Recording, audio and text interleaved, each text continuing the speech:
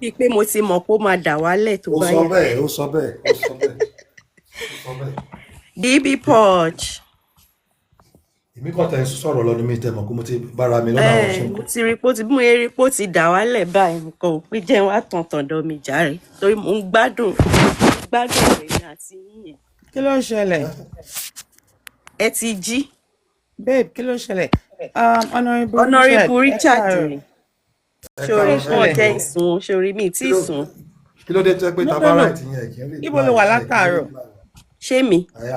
àti Joby Joes. Èmi àti Honourable Richard là ń gist orí ọ̀dọ̀ Àbíkẹ́mi àti ìgbà yẹn ni o. Oh, láti ìgbà tí mo ti wọlé yẹn. TikTok iṣẹ́ ìdà wá lẹ́yìn sí Àbíkẹ́mi ti fi wá lẹ́yìn bí wọ́n ti lọ sùn. Irọ́ ni. Jẹ́ ń gbọ́ Honourable Richard sí spotlight káwọn tí wọ́n lè wà wọn wá bí. Tó bá ṣe fẹ́ close náà dé mo á ní kán fi wá lẹ́ka ó dẹ̀ máa ní ń sùúrù ní sùúrù ní sùúrù ní sùúrù ní sùúrù. ní jẹ́ ń sọ bó ṣe ń lọ fọ́rọ̀ mi. àti GB Porch ṣé mo pẹ́ ṣẹ̀ mí ṣá. Kí ni mo ṣe sá? Ẹ má bínú mo sá. wọnú inbox mo wá ń toast yín tẹ́ ẹ̀ bá tiẹ̀ nígbà ẹ sọ fún mi pé mo ti ní boyfriend o. Gbọ́ ó sọ fún mi pé Honourable wọnú inbox ẹjọ́ ẹ má jẹ́ kábíkẹ́mi lọ mú ọ̀rẹ́ mi sọ́wọ́ o. mo wọnú inbox mo dẹ̀ ń toast yín tẹ́ ẹ̀ bá nígbà sorry Alani mi ìfẹ́ mi need anybody for now. Ẹ̀gbọ́n gbọ́ wa lẹ́jẹ̀ ẹ má bínú. níbo ẹjọ́ o ẹ ti bẹ̀rẹ̀ o. Please don't friend zone Honourable. Don't brother zone him. ọ̀rẹ́ ni gbogbo wa ẹjọ́ o. Ọ̀rẹ́ ni gbogbo wa ẹ má fi ọ̀rọ̀ Don't brother zone him. kẹfì gbàrí Smile African DNA, I'm begging you, please come up now. Let me even Smile African DNA. ìwò tún ní orúkọ Kí lẹ tún ṣe tún ṣe ń ṣàn dín ní. náà ṣan di mò ń tàǹbà ni mò ń tàǹbà. Mélòó lẹ wá ń tàǹbà ṣé ti fi dí kó nǹkan ni. Babe, ṣọmọ tí mo ti mọ Alani yìí ṣọmọ tí mo ti mọ Alani yìí ṣọmọ mo ti mọ. Mi mọ. Alani àti Risi lọ́jọ́ wà ni mo ń wò báyìí.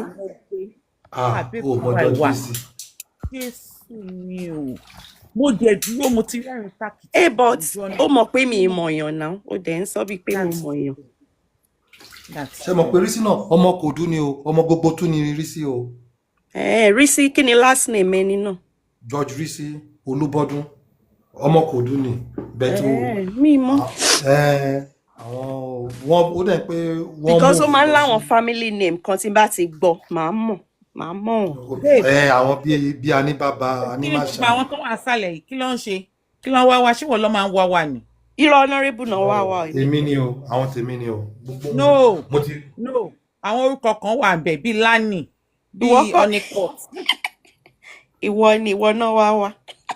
Èmi kẹwọn mọ àmọra rí. Ìwọ kọ́ ló máa ń gbé wọn sókè. ẹ jọ àǹtí Porch ṣé kí n. Ok sọpọ rẹ ni wa ó yẹ ẹjẹ àdì family kan náà ẹ ti sọpọ rẹ ni wa ẹ má fàǹtì sí. lè di family ọ̀rẹ́ ni wa. Ok ọ̀rẹ́ ni wa ó yá ọ̀rẹ́ I'm GB my name is Jibola. Ẹ bá ń bẹ Smile DNA kọ́ máa fi African DNA kọ́ máa fi gift pa mi. ẹ jọ a fẹ́ toast ra wa bí ẹ jọ. Orí page ìbílẹ̀ tí màmá wa toast. ẹ jọ kí lẹ ti orúkọ yín sí àǹtí. Jibola lórúkọ mi ẹ má fàǹtì sí ẹjọ ṣàánú mi. Àbíkẹ́ bá mi pè ní Àjíkẹ́. Àbájíkẹ́ anything tó bá wọ́n yìí. Ok orúkọ tèmi ni Àlàní ọmọ Yẹlẹ́kọ ní Kòòdù. Ẹ ní láti introduce ara yín. ń ṣe bí mo ní pé ká ṣọ̀rẹ́ ni mo dẹ̀ wọnú ìbọ̀sí yín mo dẹ̀ wá ń toast yín ẹ̀dá mi náà tó yẹ kó rí bẹ́ẹ̀ ni. Ẹ bá ti sọ fún mi ó máa ń gbọ́rọ̀ sí mi lẹ́nu. kò sí oríṣiríṣi òyìnbó tí mi kọ síbẹ̀ mo kọ gbogbo everything bí mami àti bàbá mi ṣe pàdé. Ẹ bá ti kọ Yorùbá. mo mistake tí mo ṣe nìyẹn. Ẹ kọ Yorùbá ẹ kọ Dutch. Ẹ má bínú jàre ẹ má bínú so apá bo eré lálá ní ṣe o babe má dá láàní lẹ́rùn o eré lálá kí ní ló í dé ṣe. Èwo ló kàn mí? sọ́ni nǹkan tó da ẹni sùúrù because TikTok yìí ẹ ti fẹ́ máa dẹ́rù bà mí ṣé wọ́n sọ pé nǹkan tó da ohùn mi ni gbogbo yín dẹ̀ máa sá fún mi sọ́ni nǹkan tó da ohùn mi ni. Ẹ báwo la ṣe fẹ́ mọ òótọ́ àti irọ́ lórí TikTok? Irọ́ ti pọ̀ jù. Gbogbo àwọn tá a jọ ń rojọ́ lórí platform náà tó máa rojọ́ bí èèyàn gidi wá kí wá kán wọn.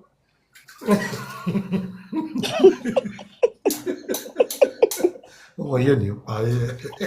Bọ́ ṣó mọ̀ pé tí mo rí ẹ lókè báyìí mo á wò pé gbà mí níbo ló ti ń bọ̀ ṣó ṣe ń ṣí láìpẹ́ mi tó sọ fún mi kó máa ṣí láìpẹ́. Níbo mo ti ń bọ̀ honorable ni o. Ọ̀dọ̀ Àbíkẹ́mi tó ti fi ẹlẹ́sìn tó ní kí lọ sùn mo wá sùn mo wá jí. Wo ọ̀dọ̀ Àbíkẹ́mi yẹn mo ti rẹ́rìn-ín bá inú ti ń dùn mí mo dẹ̀ ti fẹ́ so para mi pa ń bíbá. Mo kàn mute mo ń ya so ni mo kàn mute mo. Tó bá ń fat butter it's okay it's healthy. Oh mo reason ni. Mo dá parí bottle juice kan ṣé wàá rí juice yẹn organic juice ni ó ní carrot ó ní. For Friday night na why tó ṣe wá mu juice mo sọ fún ẹ pé kó máa mu wine.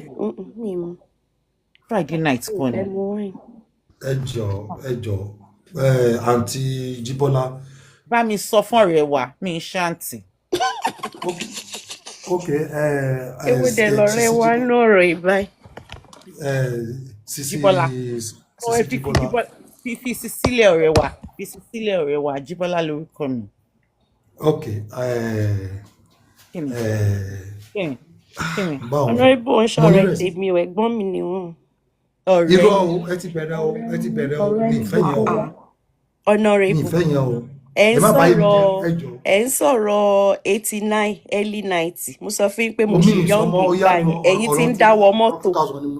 Ọ̀rọ̀ 2000 ni mò ń sọ. Ọ̀rọ̀ 2000 kọ́ lẹ sọ. Ẹ sọ̀rọ̀ 1989 early 90 mo sọ fún yín mo lọ́mọdé ṣì ní mi. Ọmọ kékeré ni mí ó yá ẹ ní sùúrù. Ìgbà yẹn ẹ̀yin tí ń dáwọ́ mọ́ òlu ẹ̀. Ìwọ nítorí pé bàbá òun jẹ́ kí wọ́n bọ́ta ẹ má máa dá lóhùn nítorí pé ó ní baby face ẹ má máa dá lóhùn. Ọmọ ọdún mélòó ni 1989. Mo ti gbọ́. Kì í ṣe ọmọ kékeré mo ti lọ wo fídíò. 89 kọ́ ló ń sọ wọ́n ní 90. Wọ́n ní 89 ṣé ó bá wa wà mẹ́ngbà tá à ń sọ̀rọ̀ ni wọ́n ní 1989 early 90 nǹkan tó sọ yẹn which means 89 90 91. 91 yẹn I was in GSS 3 ní 91. Yes. GS3 àgbàlagbà ni ẹ náà. Ìwọ kan people tó bá wà ní GS3 nígbà yẹn ṣé wọ́n bá wọn ka SS because èmi ò bá wọn ka SS. Àwa ni I think second or third set SS. Àgbàlagbà. Ta ló gbé wa lè bí wa sókè? Thank you. Àwọn ẹ̀gbọ́n mi ní first set. Because ẹ̀gbọ́n mi tí mo tẹ̀lé ní first set SS. 94. No, 93. 93. Mo rò pé àwọn tó máa ń tẹ̀lé ọ̀rẹ́ mi kiri ni. Mo ti ń bínú rẹ dé. Ẹ má bínú mo rò pé àwọn tó máa ń tẹ̀lé ọ̀rẹ́ mi. Tó bá fẹ́ toast ọkùnrin ò dẹ̀ ní sùúrù. Ẹ mọ nǹkan tó máa fi ṣe DP. Ẹ lọ toast ara yín lẹ́kùn lè ajá eku ológbò. Ẹ lọ toast ara yín lẹ́kùn lè mú ẹjọ́. Kọ́ fi ṣe DP. Sí ara wọn ni mo rò bí. Mi ò lọ ajá o, mi ò dẹ̀ lè kú o. Mr. Walibi ẹ ṣọ́ra yín o, ẹ kàn lè débi kẹ wá gbọmọ lọ́wọ́ wa o. Wọ́n gbọ́mọ kankan, wọ́n kàn ń dá sọ̀rọ̀ ni. Èwo ni pé ẹ̀dẹ̀ ń toast ọmọ ilẹ̀gbẹ́ èèyàn mi láìkí ẹ o. Èmi kàn mo gbéra mi wá sókè o. Bọ́ Alani ṣé ẹ̀sùn ni? Wọ́n ti jí Èkó náà wà. Mo mọ̀ pé kò lọ wà á. Babe ṣé mi ò fẹ́ jọ honourable sùn ẹ̀? Ṣé mi fẹ́ jọ wọn sùn? Ẹni sùúrù. Bí Tálàní ṣe wà ń ta ní wòwò ní ilé tán ní ooru ti mú Nàìjíríà o àwọn ìgbà tí mo dé airport wọ́n náà lè láǹdó gbogbo ẹ̀ ni mo gbọ́. Àlàní ò náṣìírí rárá, ò náṣìírí Ọlọ́run. Àlàní ò náṣìírí. mo sọ fún ọmọ ní wọn tí ẹ ń bẹ̀rù rárá. bí tí Àlàní ṣe ìgbà wà tí ní mo ìta láì wọṣọ gbogbo ẹ̀ ni mo rí. gbogbo ẹjọ láìpẹ́ mi rí tán Posh ṣe wọn wọṣọ. Posh jọ nítorí Ọlọ́run ṣe bó sọ pé ká di ọ̀rẹ́ jọ Bẹ́ẹ̀. ṣàmáríra lénìí àbí lọ́la níbo ní kò dùn mí. ẹ ti jọ sọ yẹn ti tẹ́lẹ̀. láti Sùúrùlérè ìyẹn náà wà alright. ẹ ti ẹ ti jọ sọ yẹn ti tẹ́lẹ̀. ok ṣé Sùúrùlérè ló wà ní. Yeah. máa kó bá yín ẹ̀yin kan náà ẹ fẹ́ rí Posh lénìí ẹ̀yin kan náà ẹ fẹ́ rí Kìkì lọ́la. ṣé tí n bá rí wọn ṣé mo fẹ́ lọ bá wọn sùn ní ṣebí No, now. mo kàn kájọ sọ sọ̀rọ̀ fún un. kájọ ṣeré ni ṣé mo fẹ́ lọ bá wọn sùn ni. Ibo Ibo ni ìfẹ́ bá mi Kìkì sùn ń no gbé? problem. Ibo ni Kìkì ń gbé? ṣùgbọ́n kò dún ní Kìkì ń gbé. Etí mú. no ṣeré mi gan fúnra mi ibi méjì ni mo dé sí Kòdú àti Kẹjà. Ẹ káàbọ̀. Kòdú àti Kẹjà ni mo. two extreme ends kò bá jáyé ìgbà tó ń ṣe títí ọ̀nà Kòdú ni tẹ máa lo bí 5 hours sínú traffic. No, bọ́ sórí Ìkòdú yẹn ti dà ọ́. Ìkòdú yẹn tí bá mo ṣáà máa ń lọ Kòdú dáadáa. Ṣebí Ajíbọ́lá wà ń bẹ̀ máa ń lọ Kòdú. Tí bá gbéra nísìnyí pé mo fẹ́ lọ Kòdú. Bá ṣe wà ní 7:10. ó ń júwe Kòdú fẹ́mi ọmọ Kòdú. Ọmọ Kòdú má bínú. No, ṣé wọn kó ti pẹ́ tó ti wálé nǹkan tí mo ní nìyẹn. Yes, ìgbà tó wálé yẹn náà títì ti dà. Ìgbà tó wálé yẹn náà títì ti dà. ṣùgbọ́n wálé Yeah, last títì year ti dà. ṣùgbọ́n náà wálé last Títì ti year. dà, títì ti dà. bó ó ti pé 3 years náà. bẹ́ẹ̀ tó mi sọ pé ìdẹ́kọ̀ last rárá year mi sí. ìdẹ́kọ̀ rárá gbà tí mo lọ ńlá Àzó mi ìdẹ́kọ̀ àzó rárá. okay. Àbújá mo dúró. Èmi gbọ́dọ̀ dé mi ní dé Kòdú. mo fẹ́ lọ Èkó mo ra ẹ̀ṣẹ̀ tíkẹ́ẹ̀tì ni o. Èkó kí ni ìgbà yẹn ni riot wà mi lè lọ. ẹ̀ṣẹ̀ ni o kí n dé Naija kí n má dé riot wà Kòdú. tó yẹ pé mi tiẹ̀ lè dé airport gan. ok last year lóòótọ́ ni riot wà July end of July gbogbo ìgbà yẹn ni riot yẹn le gan ẹ̀rẹ̀ wọn pé ó le gan l'Abuja. ọmọ mo ti fa orí ìdán ó ń dán họhọhọ ni Ẹ̀gbá olórí Àlàní ò dùn. mo ti fa orí yìí Ẹ̀gbá ṣé olórí kò ẹ̀ ń Àlàní ò dán. dùn. ẹ jọ kí lẹ ṣé nítorí pé ẹ fẹ́ ṣe mí lálejò ń sìn lẹ sọ pé kí n má wàá bá yín ní Sùúrùlérè àti Jíbọ́lá. kò ní irọ́ kẹ́ dẹ̀ má lẹ́pa. wá Tálàǹtì, ibo làǹtì wà? kò ní kẹ́ má wá ẹ̀yin ní kó wá sí Kòròdú kò sọ pé kẹ́yìn má wá sí Sùúrùlérè. ok ẹ fún mi ní ẹ jọ mi kí n jẹ chicken tó bá máa tó ti le jù Unburied. ẹ jọ àwọn pọ̀nmọ́ ẹ ní sùúrù àwọn pọ̀nmọ́ yẹn ẹ jẹ́ kó mu ta ẹ jẹ́ kó mu ta. wọn láwọn pọ̀nmọ́ tó mu ta ẹ̀yin ń kọ ẹyin tó mu ta. ẹ ṣàdélé yín kẹ́ tó lọ máa so ẹ bá ti jẹ ẹyin tó mu ta. ẹ jọ ẹ bá mi gẹ́ẹ̀tì ẹ jọ ṣé Goldberg onígò ni àbí because ọ̀rọ̀ yín dàbí ọ̀rọ̀ bàbá Sùwé. ẹ jọ GB Òróró ẹ máa mú òróró ẹ lè mú Glavin Dish. Ẹ lè mú ó máa Glavin Dish. heat yẹn ti pọ̀ yóò máa ṣe mí léṣe mi lè mú. kinní kan mi náà lè máa mú. fi ń wo kinní kan. ok wèrè lèèyàn fi ń pọ́ọ̀tì wèrè àbí. exactly. But àfi ok car AC wà nù car ok it's ok ṣá. Because téèyàn bá mu ọtí Naija yẹn ṣọ́ original ni because àwọn ọtí Naija ò ń ṣọ́ original. ọ̀nà ibi nǹkan tó yẹ kẹ́ máa ṣe ìgbà tí mò ń lọ mo ní stopover ní Paris ibẹ̀ ni mo ti ra drinks mi ibẹ̀ mo ti ra duty free mi ra rárá lẹ́kọ̀ọ́ ẹ ní Àbújá ẹ máa ra ọtí yín ní duty free kẹ́ má lọ ra ògógóró tọpo kọ́lọ́rìn mọ́ lẹ́kọ̀ọ́. Kò ń ṣe bí èmi. Hell no. Ìwọ ìwọ lè mọ ibi tó máa ti rà ṣáwọn máa mọ ibi tó ti máa ra gidi. èmi èyí tèmi ti ẹ̀tún èmi máa ń lọ Shoprite sí gan mi ilé ò trust ẹ because àwọn tó ń ṣiṣẹ́ ń bẹ̀ àwọn tó ń ṣiṣẹ́ ń bẹ̀ náà lè máa dọ́gbọ́n sí i. babe èmi sọ pé mi nílé so kò le tó yẹn. Yes ma.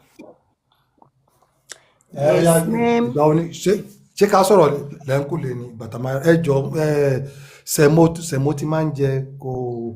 Good morning Fẹ́mi. Mo gba àwọn àlejò lórí péjì mi lẹ́nu àwọn èrò honorable èmi nìkan tán ó wá ní kí n sùn mo sùn tì. Fẹ́mi máa bọ̀ lókè. Fẹ́mi Ìgbà tí mi ò sí ń live gan ṣé mò ń sùn. Fẹ́mi ṣí kámẹ́rà ẹ̀ ṣí kámẹ́rà ẹ̀. Richard. Fẹ́mi ṣí kámẹ́rà ẹ̀ mo fẹ́ mọ bí tó wà ṣí kámẹ́rà ẹ̀ Fẹ́mi. Fẹ́mi ṣí kámẹ́rà ẹ̀ má rẹ́rìn sí mi ṣí kámẹ́rà ẹ̀ ṣí kámẹ́rà ẹ̀. Guy, Ede. Ṣí kámẹ́rà ẹ̀ Fẹ́mi ó ṣé bó ṣe fẹ́ ṣe fún ṣé nǹkan tó fẹ́ fi sán fún mi nìyẹn. Kí ló sọ fún ẹ? Ṣé bó ṣe fẹ́ ṣe sán fún mi nìyẹn Fẹ́mi. Ọ̀bọ ẹ̀. Ṣẹ́rí àwọn lẹ́jọ́ wà ní live ẹ káàárọ̀ sà. Bá mi gbé sórí ọjọ́ tí mo ń sọ̀rọ̀ pé ṣe wà ń kóòdù tẹ́ ìdá mi lóhùn àwọn lẹ́jọ́ wà ń live ń join. Fẹ́mi Richard ọ̀rẹ́. Èmi ń kọ ọ̀rọ̀ ẹlẹ́ẹ̀rí ìyọ́nọ́rẹ́bù dẹ̀ ń kọ tiwọn ẹ̀dẹ̀ ń kà. Mi rí Ọlọ́run mi rí. Mo ti fẹ́ jọ yín sùn GB Posh tẹ́lẹ̀. Ẹ káàárọ̀. Mi boss. Yes sir. Ẹ káàárọ̀ sir. Everybody. Prince. Ẹ káàárọ̀ Uncle Fẹ́mi ẹ káàárọ̀. Fẹ́mi jọ tó bá fẹ́ ṣe tíkẹ́ẹ̀tì yẹn wàá ṣe tíkẹ́ẹ̀tì mi àti Jimmy Posh. Lọ́bù. Lọ sí Àbújá. Ẹ ti jọ sọ ẹ ti tẹ́lẹ̀. Kí ló ń sọmọ mọ́ yìí gan tó kàn ń lọ tó ń bọ̀. Irọ́ ẹ kàn lè máa ọ̀rẹ́ mi ẹ kàn. Tó àlejò ṣeré lọ. Èmi gan tí mo wà ń bí ẹ bá mi sọ nǹkan kan ẹ ju Lion fún mi ẹ ju Universe ẹ fẹ́ ra tíkẹ́ẹ̀tì lọ Àbújá ṣé bẹ́ẹ̀ náà ṣe máa ń ṣe ẹ má ṣe bí àwọn kan tán láwọn ò lè dọ̀bálẹ̀ fẹ́ obìnrin o. Ó dìgbà tí mo bá parí gbogbo àwọn nǹkan tó ṣì ń hang mi lọ́fun tọ́pìkì yẹn odindi oṣù kan ni máa fi ṣe. Àtúntò ṣe lọ́dọ̀ Àbíkẹ́mi òun la tún gbé lọ́dọ̀ Àbíkẹ́mi lẹ́ẹ̀kan. Ìwọ gan ṣe máa ṣe lọ́dọ̀ èmi gan máa ṣe lọ́dọ̀. Mo máa ṣe o mo dẹ̀ fohùn gidi lẹ̀ pé èmi ò ní kẹ́nìbọ̀dì dọ̀bálẹ̀ ìdọ̀bálẹ̀ lọ́dọ̀ tèmi nǹkan tó mì ní mo bẹ̀bẹ̀ fẹ́ tó bá dẹ̀ sí rí pé mi ò wọ́ọ̀tẹ̀ tó lè bẹ̀bẹ̀ fẹ́ wọ́gọ́ wọ́ọ̀tì láti fẹ́ mi máa lọ kò ń ṣe dandan. Ìdọ̀bálẹ̀ yẹn kò ń ṣòbìnrin ènìyàn ń dọ̀bálẹ̀ fún. Àwọn ẹbí obìnrin lèèyàn ń dọ̀bálẹ̀ fún pé mo bẹ̀bẹ̀ fẹ́ o. Exactly yẹn làwọn sọ pé àwọn ò lè dọ̀bálẹ̀. Ó ń ṣeré ni Richard ń ṣeré ni. Not Richard o àwọn Honorable Richard kẹ kò ń ṣàwọn àwọn kan ló sọ èmi dẹ̀ sọ mo ní tí ilẹ̀ sọ kò ń ṣe dandan èmi ò fọ́ọ̀sẹ̀. A lè crawl gan. Mo ní deal breaker ní Fẹ́mi is a deal breaker I don't care who you are tó bá ti sọ pé ò lè dọ̀bálẹ̀ I'm sorry máa lọ ti ẹ̀ èmi náà kò ń ṣe dandan. Who are disrespectful àwọn èèyàn dẹ̀ tún sọ pẹ̀lú ọwọ́ líle lánàá mo ní ṣé bí ìlú ìṣe ṣé bí Yorùbá ṣe even lọ́dọ̀ Àbíkẹ́mi náà ó tún dariwo ó di gbogbo ẹ̀ gbàtẹ́mi dẹ̀ ti sọ tèmi mo ya mute. Ọlọ́run jẹ́ kí n bá rú àwọn ọkùnrin bẹ́ẹ̀ ṣọ̀rẹ́ ìgbésí ayé mi o àwọn ọkùnrin tó bá destroy ìgbésí ayé mi Ọlọ́run jẹ́ kí n bá wọn ṣe o because virus ni bó ṣe máa kó wọ ìgbésí ayé ẹ̀ nìyẹn tó dẹ̀ ní mọ̀ wọ́n dẹ̀ máa bá kí àwọn fẹ́ modify culture humans are just so selfish èyí tó bá suit yín nínú culture ẹ fẹ́ kó stay but èyí tí ò bá suit yín ẹ fẹ́ eradicate who does that. Ọjọ́ mo ti jàkàrà tó gbígbẹ̀yìn. Tẹ́ bá fẹ́ mú culture ẹ mú culture tẹ́ bá fẹ́ eradicate culture totally eradicate ẹ má mú ẹ má ṣá. I think it's not possible to eradicate culture. That's what they are preaching. They are preaching like oh ayé ti lajú kò yẹ kó máa dọ̀bálẹ̀ fẹ́yàwó mọ́. Wọ́n ṣe lọ gba AI kó wá bá wọn sanwó orí. I mean mo kàn wò pé is this even debatable? Time I feel lose the future helper or destiny helper. You understand? There are some sacrifices you make because of love. Yes, of Man course. is now saying that he can't prostrate, he can't go nǹkan tí flat mo sọ on lánàá his nìyẹn o face. ọ̀nkú Yeah. nǹkan tí mo sọ Wọ́n lánàá ní gangan ṣé nìyẹn o. ìdọ̀bálẹ̀ òun yẹn ló máa sọ pé kí marriage yẹn má break. Holy Ghost That's fire. not the point. Ìyẹn ò ṣe point rárá. You can't check it, Dada. Kò ń ṣe èèyàn kan ṣo ló ń sọ o. No, see, you know, till Ayesha grow long, people kept on forming carcass, unreasonable carcass. Nothing. So far, I'm fair break it gene. I'm fair break it culture, and culture that's been helping for years. I don't understand why a man will come on social media and be telling that he can't double, he can't go flat one. Ẹ wo uncle mi lẹ́nu bí oṣù mẹ́ta tí mo dórí TikTok mo ti gbọ́ àwọn nǹkan kan tó yà mí lẹ́nu tó jọ mí lójú. That's horrible. Honestly. It's horrible. Wọ́n ní sorry dé I'm okay o. Èmi gan-an ẹbí honourable mo wà ń lé gidi gbà. Just bring it on. Because we live in a Western world, that doesn't mean we should forget our culture. Do they forget their culture in the Western world? They bend you all over to do what they have in structure. So why can't we now honor our culture? And Ẹ̀yin kan náà lẹ́ni you don't need a woman to love you. You just need a woman to respect you. So what is respect? Is respect not part of culture? Àwọn kan tó fit yín nínú culture lẹ fẹ́ mú. Ẹ fẹ́ fi àwọn tí ò respect sí is being nínú sí. earned, no matter how rich you are. You know, imagine a billionaire going to a fellow Dana, they will respect him more. Because they will be thinking, oh, with all his money, he's still able to go flat on his face. Seriously. Ẹni tó sọ bẹ́ẹ̀, ẹni tó sọ̀rọ̀ yẹn, ó kàn blab ni. Tó bá dé ojú ẹ̀, níbi tó ti fẹ́ yà rẹ̀. Kó máa blab lọ. Ó kàn blab.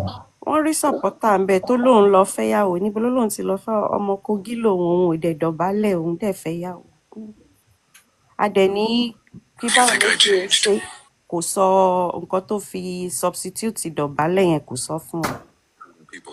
Èmi dẹ̀ bá parí ẹ̀ sí comment section mo ní it's not every family that can be bought by money. Yes, of course.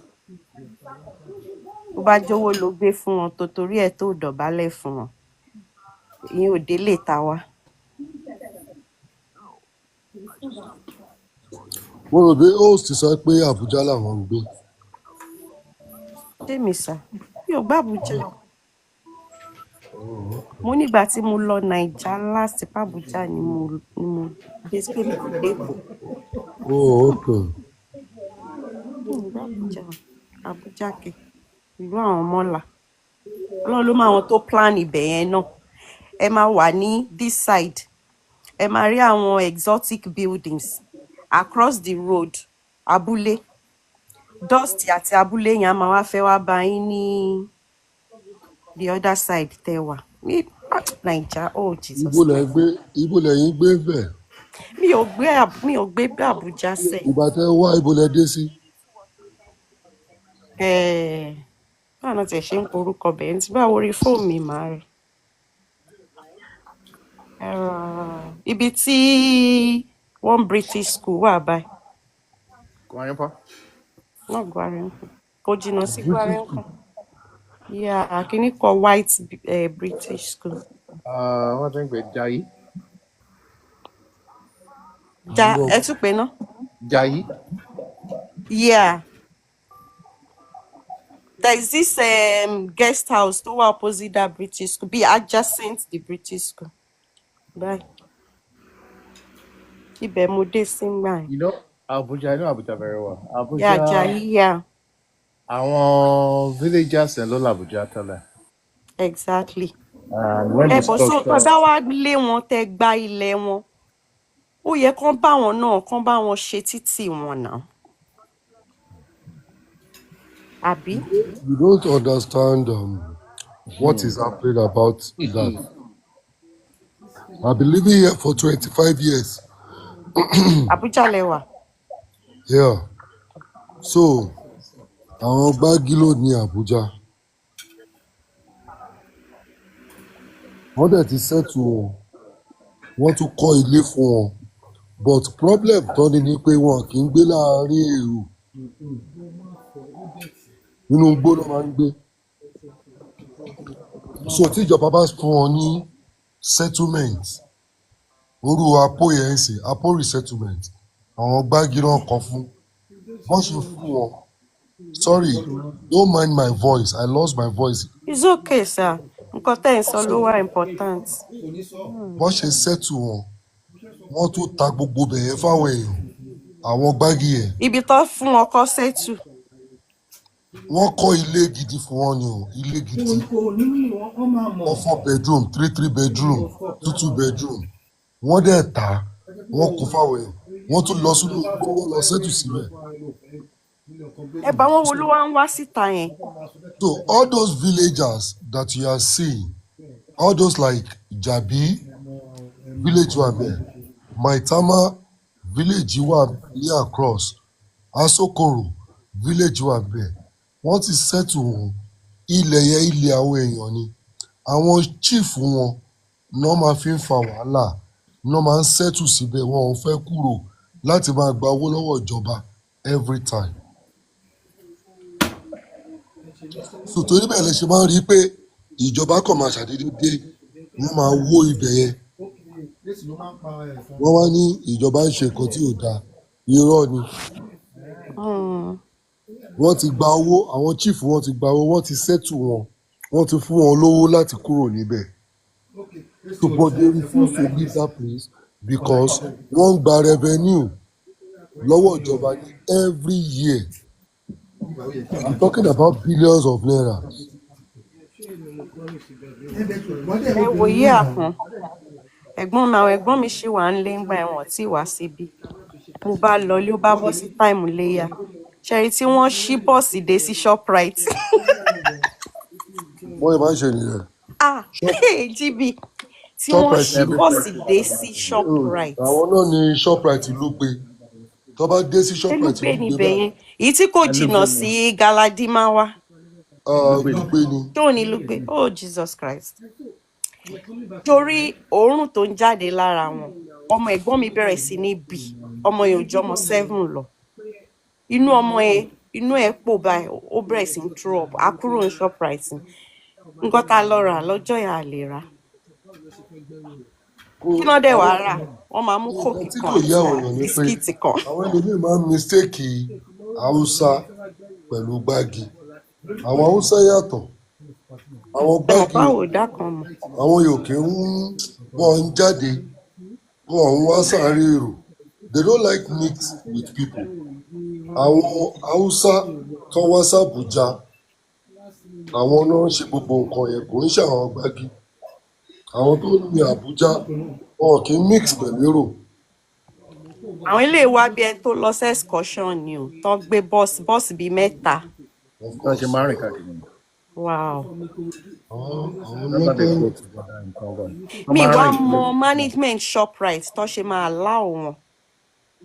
Èèyàn ni wọ́n náà. Wọ́n rọ́ wọlé bẹ́ẹ̀ yẹn. Wọ́n á jẹ́ kó máa wọlé díẹ̀díẹ̀. Wọ́n rọ́ wọlé gidi ni o. Wọ́n wá náírà tán make lórí wọn yẹn.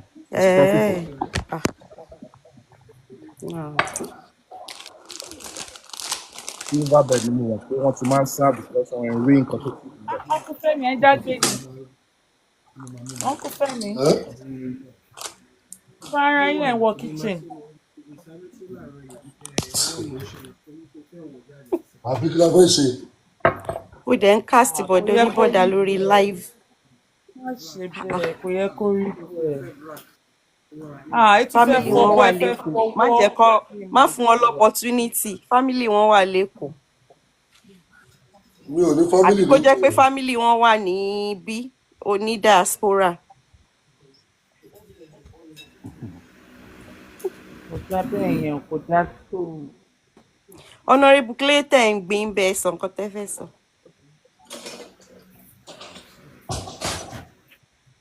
Mi ò ní. Báwo ni wọ́n ṣe sáré rí nísinsìnyí pé wọ́n ń dá ṣe nǹkan mẹ́yìn? pé kí ni èmi ń jẹun lọ́wọ́ ni mo ń jẹ mọ́mọ́ ni. ok báwo ló ṣe sáré rí ń sí pé àwọn náà ń dá ṣe ṣebí lẹ́ṣẹ̀ mọ́ ni bóyá àwọn tó kù ṣì ń sùn. mo ń jẹ mọ́mọ́ ẹni àti òkè òní.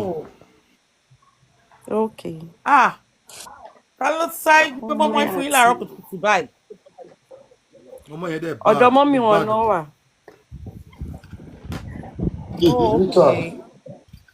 yes. wọ́n máa fún oúnjẹ léṣe ibi tó wà yẹn. ó ní kí ni. àwọn náà ti sọ tẹ́lẹ̀ pé àwọn ti fẹ́ jẹun pa. tó bá rí kùn mi fẹ́ mi. ẹ wo ẹni kọ́ bá yín gẹ̀ẹ́tì clove. kọ́ bá mi gẹ̀ẹ́tì kí ni. cloves. kí náà tún pè bẹ́ẹ̀ mi ìmọ̀ àgbóyìnbó ẹ̀ ṣàánú fún mi. ẹ máa mọ̀ kéékèèké báyìí wọ́n máa fi ń ṣe òògùn jẹ̀dí. kọ̀nọ́fùrù ló ń jẹ́ cloves kọ̀nọ́fùrù.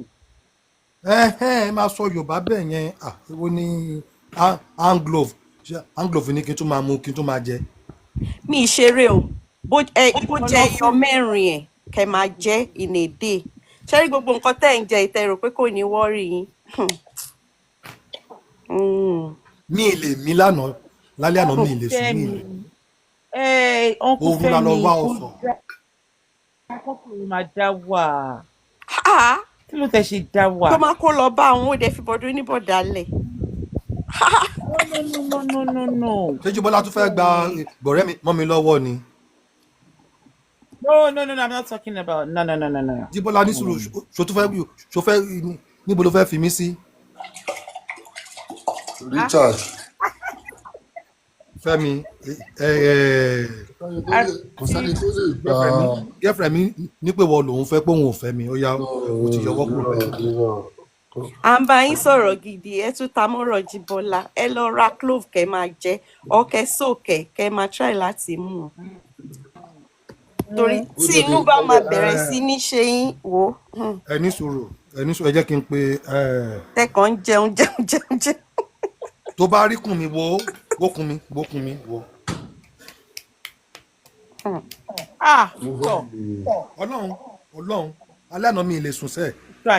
òru náà ṣe lè bá mi lọ wá ọsàn àti watermelon everybody ń kànú mi nínú ilé yìí ni òru àná wọ́n lọ bá mi wá ọsàn I can't breathe mo wà choke ni wọ́n fẹ́ bọ́ mi pa èmi mi fẹ́ bọ́ sínú ilé yìí lánàá. ẹ ṣé ẹ̀yin náà ṣé dandan ni kẹ́ jẹ oúnjẹ yẹn ni. tó bá rí oúnjẹ yẹn o lè gbójú kúrò ńbẹ̀. kò ń ṣe mí náà mi máa rí mi ní jẹ torí mo nífẹ̀ẹ́ ara mi èwo ni kí n jẹun kí n má lè sùn. ọmọ tó ṣẹlẹ̀ gbogbo oúnjẹ tí honourable rí jẹ lọ́hùn ní oríṣiríṣi. honourable ń jẹun o honourable ń jẹun o kí n rí wọn live tí honourable ṣe máa ń jẹ honourable wo ni gbogbo oúnjẹ tán rí jẹ wọn ń jẹun o. máa rí. ṣàṣà ni live tí honourable máa jẹun tán ṣetán ni jẹun lórí live. mo lọ ń jẹun kò ní pàwọn gan wọn ò lè dispute nǹkan tí mò ń sọ wọn ń jẹun kò ṣe pé oúnjẹ tán rí jẹ honourable ń jẹun but the thing is gbọ́ kí náà ń pè ní. kì í ṣe ó mọ̀ pé nǹkan tó ń jẹ organic oúnjẹ náà ń jẹ Nàìjíríà yìí kò sí ní system wọn kò ń ṣe the same thing. wọ́n ní pé a máa sóòkè àbí. 2 ways lẹ fi lè ṣe ẹ lè sóòkè kẹ máa mú like ẹ máa bu ẹ máa mú or kẹ chew ẹ maybe like 4 kẹ chew ẹ ẹ kàn máa chew ẹ. ẹ bá mi lọ rà ní ọjà àjínà o. àjínà. ó wà káàkiri kò fi kí ló sùn sí gbogbo bí ló wà. kò dúlọ̀gá wà o Fẹ́mi. ọ̀rẹ́ mi lówó. Fẹ́mi mélòó ni mo pè ẹ́ Fẹ́mi. ọ̀rẹ́ mi olówó. mo gbọ́ pé mo dé sẹ́kọ̀ọ́ ìwọ nìkan ò ń ṣayé but promise má ọ̀rẹ́ a máa sọ̀rọ̀ lẹ́ńkòdè. ẹ lọ Àbújá kẹ lọ ṣayé Àbújá. mo máa lọ tó bá ti di jọ Tuesday or Wednesday kí n tẹ kọ́kọ́ lọ sí mi 2 days máa padà mi ní pẹ́ o Fẹ́mi má gbọ́mọ fún mi o má gbọ́mọ fún mi o. mo lọ gbà sí mo wà ẹ mọ woman kan báyìí tó máa ń sun bọ̀ọ̀lì iṣu kìíní kan ó popular báyìí mo lọ bẹ̀. ẹnìkan kọ́ ló ń sun bọ̀ọ̀lì ní Àbújá ta ló ń sọ̀rọ̀ ẹ̀ṣẹ̀ fẹ́ pa mí ni. òun yẹn popular báyìí mi mọ àwọn orúkọ bẹ̀ yẹn ni. bí ó wà bí ẹ̀yìn bank báyìí níbẹ̀. ṣé gbogbo àwọn tó ń bọ̀ lè ní ó wà ní Muslim Abuja ló mọ̀. Barnes ṣé bẹ́ẹ̀ tí orúkọ ẹ̀ ní mi rántí orúkọ. ó wà ní Barnes èrò máa ń pọ̀ lọ́dọ̀ ẹ̀ báyìí wọ́n kàn hype ẹ̀ ní jàre. Uncle Yomi ti débi. wọ́n kàn hype ẹ̀ ní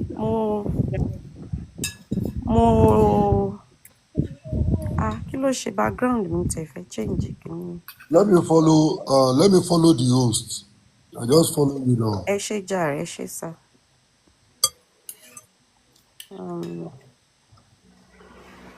mo lọ kí lorúkọ bẹ̀yẹn náà. mo fẹ́ rántí orúkọ bẹ̀yẹn o. ta ló jẹ́ ọ̀fadà. tó fẹ́ gbé wọn wá sókè. Fẹ́mi ọjọ́ mélòó ni máa lò. o lè lo 1 week now. mi lo 1 week o nínú how many days. ẹ káàárọ̀ tí mo bá request kí ẹ tó gbé mi wá sókè. no òun ló sọ èmi rò bó ti gbé yín wá sókè ni. so until tí mo ṣẹ̀ṣẹ̀ send the request. Send request Uncle Yomi. ọ̀sẹ̀ ni èmi mo accept ẹ̀. èmi mo accept request ẹ̀. bóyá ń sọ pé àwọn wọlé yẹn lè débi èmi rò bó ń gbé yín. no bó ṣe fò wọlé èmi ti wá wọn sálẹ̀ láti gbé wọn. ẹ wá o nǹkan kan ṣẹlẹ̀ lórí láìfù yìí o ọkùnrin méjì ń mú nǹkan obìnrin méjì wà lórí bẹ́ẹ̀dì kí ló ṣẹlẹ̀ ìkan fi ṣíbí mú ìkan gbé sẹ́nu straight. èmi ò fi ṣíbí mú kankan o ẹ jọ o. bẹ́ẹ̀ náà àwọn méjèèjì rẹ́rìn músẹ́ lórí bẹ́ẹ̀dì. ara ń kọ mi àgbà tí mo ti dé Jésù lè mi ìróbìnrin bá sùn o ẹ jọ o mi fẹ́ wàhálà o. bọ́tà wọn kan sunkún káàkiri ìpọkọ̀ wọn sá lọ ẹ̀rí wọn ni. àwọn wo ló ń sunkún pọkàn wọn sá lọ. dọ́kí náà débi. dọ́kí. dọ́kí bàbá mi. kí là ń sọ lọ́wọ́ náà. mi ò sí ọ̀nà ọ̀dọ̀ Àbíkẹ́mi la wà so Àbíkẹ́mi dẹ̀ ti sùn. òkè ló wà lọ́dọ̀ àǹtí dámì. bá ṣe fẹ́ àǹtí dámì kúrò lọ́dọ̀ Àbíkẹ́mi náà lọ tán sọ́dọ̀ wọn. àǹtí dámì ò sọ fún yín pọ́dọ̀ Àbíkẹ́mi làwọn ti kúrò. so bá ṣe fẹ́ kúrò ní Honorable Richard wọlé so èmi àti wọn kàn ń gist ń pa ọ̀rọ̀ Èkó kankan ẹni tó dẹ̀ ní live ti sùn so mo rò pé bóyá ti wá gbé puzzle wá ó kàn já gbogbo wa dànù ni mo ṣe wá tán tọ̀dọ̀ mi because gist wa yẹn ń dùn. tí mo dẹ̀ wá ń bẹ̀ wá ìtẹ́wàá bá wa ń bẹ̀. níbo. lọ́dọ̀ àǹtí dámì. èmi ò mọ̀ pé àǹtí dámì ṣì wà hàn. dọ́kí ẹ káàárọ̀ sà. ṣèbá àǹtí dámì náà wà lọ́dọ̀ wa kó tó kúrò dọ́kí ẹ káàárọ̀ sà. ń dà pé dọ́kí ò tí ì jí dáadáa o òyìnbó dọ́kí kọ́ leléyìí o. good morning everyone. wọ́n kọ́kọ́ fẹ́ kọ I greet wọ́n wá change ẹ̀ sí good morning kó tó ṣẹlẹ̀ ni wọ́n wá rántí clear ayé. kọ́ ló wà behind kìíní ẹ̀ dọ̀gí kọ́ ló wà ń bẹ̀. idea is needed. àbí sà àbí ẹ má dáhùn jàre tó bá jẹ́ mi mo sọ yẹn sìn wá ní. má dá sọ́rọ̀ èmi àti dọ̀kí o. mo ta sí. JB Posh ọmọ tó ṣan ọmọ tó nà ọmọ pa. ẹ̀gbọ́n mi. ẹ wojú. ọmọ tó nà ọmọ pa. ẹ wojú Honorable ká lójú lè send èèyàn. ojú tó ń sọ̀rọ̀. frankly speaking mo ká JB Posh mo rí láìfò kan. níbo Uncle Yomi. lọ́dọ̀ lady tí ó ń kọ́ yín bí ẹ ṣe máa level up. ó láwọn ibi tó máa ń lọ èmi tẹ̀lé lọ. no. ọmọ tí mo ní ó yọ mí kúrò moderator gbà tó rí mi lọ́dún ẹ̀. yes okay that's the simple. but ẹ jọ nítorí Ọlọ́run kí là ń gbé tá à ń gbin so because mo réyàn níbò míì mo wá yọ kúrò nínú moderator. ẹ má bínú lip mi máa ń dry. ẹ wọ́n ṣé máa rí wò àwọn èèyàn wọ́n sì wò pé kíkan tipẹ́ ní mo orí ti wá áàpù yìí o. no not that no. ó kàn wò pé No, tipẹ́ mo ti wá sórí I don't think TikTok it's ó sọ because ó fún ń mi rí ẹ lọ́dọ̀ mi torí pé ò kí ń lọ bẹ̀ mọ́ ó bó tiẹ̀ ṣe ti máa ń pẹ́ lọ mo ti tẹ́lẹ̀. lọ live tó gba tí wọ́n á padà lọ ẹ̀yin náà live lẹ́ ń pa ẹ̀yin lẹ́ ń kún. ọ̀dọ̀ mo Ẹ̀mọ̀ ni èmi mo ti máa ń wá báyàn rò ní. nǹkan tó ṣẹlẹ̀ nìyẹn. èmi ṣàmọ́ ẹ pé ajé ò lè rorò kó ṣojú ilé méjì. Ẹjọ́ ta ojúlé ló tí ń mo yẹn bá ṣọ́ wí. rèé ojúlé tèmi ṣọ́ rèé. so tó bá jójú ilé tẹ̀ ń ṣọ́ leléyìí tẹ́lòmí ò bá yọ yín tẹ́lòmí bá tiẹ̀ yọ yín kúrò àsàmàfù alálàńlálá. so kẹ́ẹ̀ náà dá wọn nù. àwọn àbúrò Yeah, mi òun náà mi rò pé ọ̀rọ̀ kan débẹ̀ ni. I don't think she felt bad about it. No, I saw you there and I came in. mi So ò rí I yín o. got this same discussion. No, I came in. But nígbà tí mo rí pé nǹkan tó ń sọ ojú pé bẹ́ẹ̀ ṣe máa level up bẹ́ẹ̀ ṣe mọ̀kàn pé ẹ ó máa ń kó àwọn èèyàn bó I ṣe ń don't level up. Yeah. I don't belong to such No, ó kàn ń kó platform. àwọn èèyàn bó ṣe ń level up ni. Kò sí nǹkan kan tó ń jẹ́ level up lórí kìíní. What is the meaning of that level up? What Nobody is tó it? kọ́ mi level up tí mo fi débi èmi tí ò mo ó wà Ní yìí. sùn sùúrù èmi ò mọ̀ pa ẹ̀. no ẹ máa gbọ́ ọ fi ń gbàyàn ni because electronic ẹ máa level up ní ọ̀dọ̀ òun ó ń fi yín gba coins ni. It's as simple as that. And I will give you the simple summary. Téèyàn bá ní kí n fún frankly speaking ní 100 coins nísìn ní orí láìfẹ́. Now, a sọ wípé mo fún frankly speaking ní 100. But at the end of the day, 70 ló máa bọ́ sí frankly speaking lọ́wọ́. 30 á lọ sọ́dọ̀ host. Now, àwa tó sọ pé kí frankly speaking náà fẹ́mi náà ní 100. Now, àti ná 200. How does that even work? 60 ni host yẹn fúnra rẹ̀ gbà nínú the 200. So 140 péré ló bọ́ sí ọwọ́ àwa méjèèjì. So now tell me, kí wá ló wá ń kọ́ wa? So ṣé ẹ mọ̀ pé each coins tí a bá fúnra wa host máa ń gbà ń bẹ̀? Oh, definitely. Owó ló wá pa lórí èmi ò mọ̀. I don't know. Àti bẹ́ẹ̀ yín sọ ẹ̀. Kò sí nǹkan kan tí wọ́n ń kọ́yàn pé ní àti level up, nothing. The simple thing about level up is honourable tí ń gbọ́ kó síta náà. Honourable gbogbo kìíní ilẹ̀ gbé síta yìí. Bàbá kí lẹ sọ? Èmi ò rí nǹkan Gbogbo kan. iléeṣẹ́ lẹ gbé síta yìí. kò sẹ́ni tó rí nǹkan kan àárí nǹkan kan. Kí ẹ má bàa rí púpọ̀ náà ni mo ṣe tètè sọ̀rọ̀. Àti ẹ̀ rí nǹkan kan. Ṣé wọ́n sọ pé àwọn rí? Ìwọ tún wá gbé wọn sórí big screen. Èmi kọ́ ò ṣẹ́rí. Ṣẹ̀rẹ́ ní tó ń ṣe yín, èmi kọ́. Ẹ gbé mi kúrò ní báyìí. Ó tún gbé wọn sí big screen. TikTok máa ní kí ẹ jẹ́ honourable bọ́nsìn. If care is not taken. Irọ́ o. Àwa náà dé TikTok o. máa ń ṣe many times. Ó máa gbé restriction. Ẹ fẹ́ fi mí kàn màbí? Ẹ fẹ́ fi mí kàn? Ẹ fẹ́ fi mí kàn?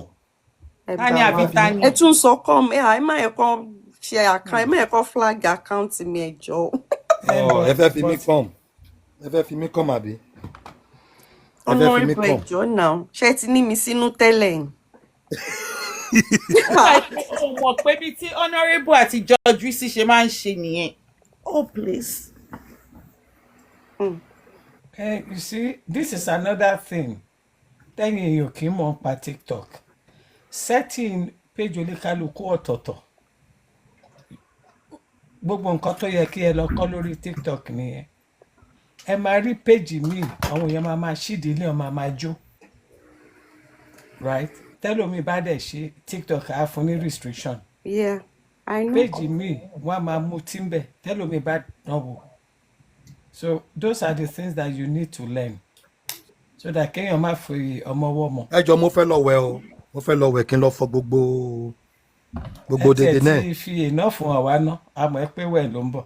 So okay, ìgbà tí mò ń yọ clipper yẹn ni oko mi wà ń ta. Rí nǹkan kan o, the only person Frankly tó rí speaking, náà ló sọ̀rọ̀. ó dẹ̀ ń fi àwọn nǹkan bèjì ó dẹ̀ fi ń ṣeré Àwọn láàárọ̀ ò rí kùtùkùtù. nǹkan kan. Ṣé mo àwọn ṣe kan títí gbádùn ẹ ni wọn ṣe tẹ́lẹ̀ ni? sọ̀rọ̀ síta. Ẹ̀ ń gbádùn ẹ̀. Ẹ̀ ń gbádùn ẹ̀. Kò dáa o. Kò dáa o. àwọn kan Màá gbádùn dẹ̀ ni wọn fẹjọ́ ṣe ẹ̀sùn. sọ̀rọ̀ síta. Màá fẹjọ́ ẹ̀sùn Àbíkẹ́mi, màá fẹjọ́ ẹ̀sùn pé yes, òun wá àwọn nǹkan Tó tó fi ti ń ń gbọ́, ṣeré. torí pé wọ́n ti fúnra wọn dárúkọ Àbíkẹ́mi bẹ́yìn. Tí máa sọ bẹ́ẹ̀ ńkọ́, ṣebí ìyáálé ẹ̀ ni. Ṣebí ìyáálé ẹ̀ ni.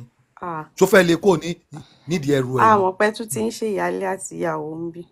Tó fẹ́ lè kó ní ẹjọ́ kẹ́nìbọ̀dì má la Àbíkẹ́mi Yes, kó you nídìí can ẹrù ẹ̀. see it. Honourable Ṣẹ̀gbọ́n Queen Esther ni yes, I can see it. Yé ẹ rí gbogbo àwọn ìbejì. Ó ga o. Èmi ò rí nǹkan kan. Honourable ẹ má dáhùn boxers nìkan ni wọ́n rí so tí wọ́n bá wá wò dáadáa ni wọ́n rí nǹkan tó wà lábẹ́ boxers yẹn. Ẹ jẹ́ kí n lọ wẹ̀, ẹ jẹ́ kí n lọ. Gbogbo ara mi báyìí kìkì yìí tì ní Nàìjíríà ìmágbára ẹjọ́, ẹ jẹ́ kí n lọ wẹ̀. Màá mí tì yín létà. Ṣẹ̀ṣẹ̀ ń lo ṣé Nàìjíríà lẹ́bọ̀ ni wà ní. ẹ káàárọ̀ ẹ kálẹ́ o. Ta ló ń jẹ́ Bóni? Ẹ káàárọ̀ ẹ kálẹ́ o. Ẹ káàárọ̀ ẹjọ́ kẹ́nìbọ̀dì má fi sexy voice bá mi sọ̀rọ̀ o. Ìwòwò ni mo wà o. Ẹjọ́ ẹ ṣọ́ra yín o. Honourable Ṣẹ̀ṣẹ̀ ń lo TikTok gbàtẹ́mọ̀ pé fẹ́ bọ́ ṣòkòtò bọ́ ní ẹ̀ẹ́dẹ̀ jẹ́ kí yóò kẹ́ pa kámẹ́rà yìí tẹ́ wọ́n jẹ́ kó lo ẹ̀fọ́ ojú kòkò kúkò láàárọ̀ kùtù. Ìyá ẹ má bínú mi mọ̀ pé. Wàláì mo rí. nǹkan méjì lèèyàn lè ṣe. Ìyá ẹ pẹ̀lẹ́. èmi ò fẹ́ jẹ́wọ́ látẹ̀kan èmi ò fẹ́ jẹ́wọ́ látẹ̀kan. aláìṣe ló rọ ọ̀dànù sẹ́gbẹ̀ẹ́. Ẹ fẹ́ jẹ́wọ́ pé kí ni? mi ò fẹ́ jẹ́wọ́ nǹkan tí mo rí ni mo ṣe tètè parí nípa. ẹjọ́ ẹ jẹ́ kí n lọ wẹ̀, ẹ jẹ́ kí n lọ wẹ̀. Táyọ̀ mi tètè sọ̀rọ̀ lọ́jọ́ kẹ́ tètè mú rẹ̀ ìgbà tẹ́ tún fẹ́ wá ẹ jẹ́ kí n lọ wẹ̀. ẹ tún wá gbé sí dáadáa ìgbà yẹn gangan mo rí. Ẹ rí nǹkan kan, ẹ má dẹ́rù bà. Ní mo rí èmi ò ń parọ́ àwọn èèyàn mọ̀ mí kí n parọ́ mo rí ó dẹ̀ pẹ́ tí mo ti rókó bẹ́ẹ̀ yẹn fún láì. Bóyá kí lẹ rí kí ni nǹkan tẹ rí gangan kí ni nǹkan tẹ rí. Ọlọ́run. Ẹ rí nǹkan kan ṣó tóbi ni àbó kéré àbí bó ló ṣe rí. Ṣé ló súnkì ó súnkì ni. kò tí ì jí ni kò tí ì jí ni kò ì jí. Ṣé bí ọkùn Yọ̀mí rí náà wọ́n ní sẹ́kùn wọn rí náà. Your next door neighbor. Ọkùn Yọ̀mí ò máa rí nǹkan kan. Ẹ káàárọ̀ mo ti sọ̀rọ̀ yín lẹ́yìn. Kí lẹ ní mo ṣe? Tẹ fi ń sọ̀rọ̀ ẹ gan. Kí lẹ ní mo ṣe tẹ fi ń sọ̀rọ̀ àbúsí. Mo ṣàwọ́ pé dọ́kídà. Mo lè sọ pé kí wá lọ tún Nàìjíríà ṣe. Ẹ ní get over ọ̀rọ̀ yìí báyìí. Mi get over o. Dọ̀kí ti padà. Torí ìgbà tí èmi àti Honourable ń sọ̀rọ̀ táwọn náà ń sọ nǹkan tó ju wọ́n rí Naija, mo wá ní ìyẹn ni next door neighbor ní kí wá lọ ṣe. Kí wá lọ tún Nàìjíríà ṣe. Dọ̀kí kí ló já yín bọ́? Bí a kì í sọ pé slip of tongue nígbà yẹn ṣe lè máa lè get over protest fún mi ní o. Dọ̀kí is protesting on my behalf. Queen Esther ṣe wà bó kí yín o. Pé kí ló ṣẹlẹ̀? Oh, Anu, how are you? Ìpè kọ́kọ́ dé bí ẹ gbé mi sókè. Ríra lè ní. Mo. Yeah. Wọ́n mú ẹ sálẹ̀. Wọ́n mú ẹ sálẹ̀. Wọ́n Anu sálẹ̀. First born mi. Anu. Ṣé yàtọ̀ sí pé náà? Mo pé ìyá yẹn tó bọ́ TikTok. Anu. Mo pé ìyá yẹn bọ́ TikTok bó ṣe ya wọlé nìyẹn. Ó wá kọ àjíbí pọ̀ bó ṣàìtẹ́ ni ẹ kọ àjíbí pọ̀ch. How are you? Ó ti sá lọ. Anu ọmọ Jíbọ́lá. TikTok live náà ni. Ó ń bù yẹ ó ní TikTok live yìí náà ni. What do you want us to do with our lives?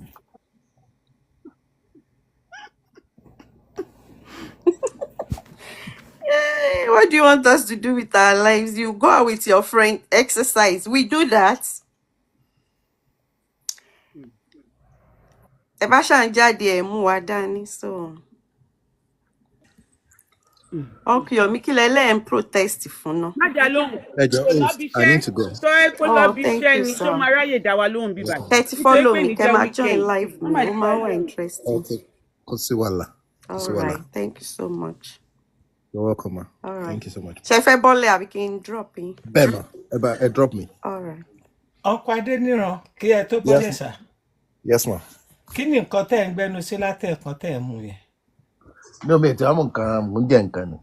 Mo ń lá nǹkan. ok ń jẹ́ nǹkan ni ok ló bá tán. Wọ́n náà lá nǹkan. Àwọn lá nǹkan. Wọ́n lá nǹkan. Wọ́n Ẹ̀yin ti ganu mọ sí nǹkan. nǹkan. Àgànà sí nǹkan. Ẹ ṣe ògo. Uncle Fẹ́mi jẹ́ la mọ̀ pé wọ́n ganu sí nǹkan o. Ibi tí Uncle èrò Adéníran máa ti pọ̀ ń bí. ganu sí. Honourable Richard, Uncle Yomi, Dọ̀kí. Àwọn èèyàn máa yá wá láìpẹ́. Àwọn alágbára. mo ń fura sí GB Posh àti Dọ̀kí. Èmi nìkan tán. Kí ló dẹ̀ kàn yín? Kí lẹ̀ ń fura ọkàn mi ò sí? dẹ̀ ń tàn mí jẹ. Kí ló wá Àti Dámì ti kí wá dé. ló jẹ́ tí No, yín no, no, bẹ̀ Dámì lásán. tẹ́ ń fura? ọkàn mi ò ń They tàn are, mí jẹ. they are adults. No. torí bí No, GB no, Posh no. ṣe máa ń pe Dọ̀kí ohun ọ̀tọ̀ọ̀tọ̀ ni. mo ti sọ fún Ẹ̀yọ̀mí. Ẹ̀yin lẹ sọ yẹn o. Ìjàgbàdo nógò. ìyẹn wá la máa wá find solution pé Kí ni Dọ̀kí sọ? kí apá àgbàdo yẹn kúrò nínú ìgò ká kúkú dà sínú abọ́. Tàlàgbàdo nù. No, inú ìgò ló máa wà forever.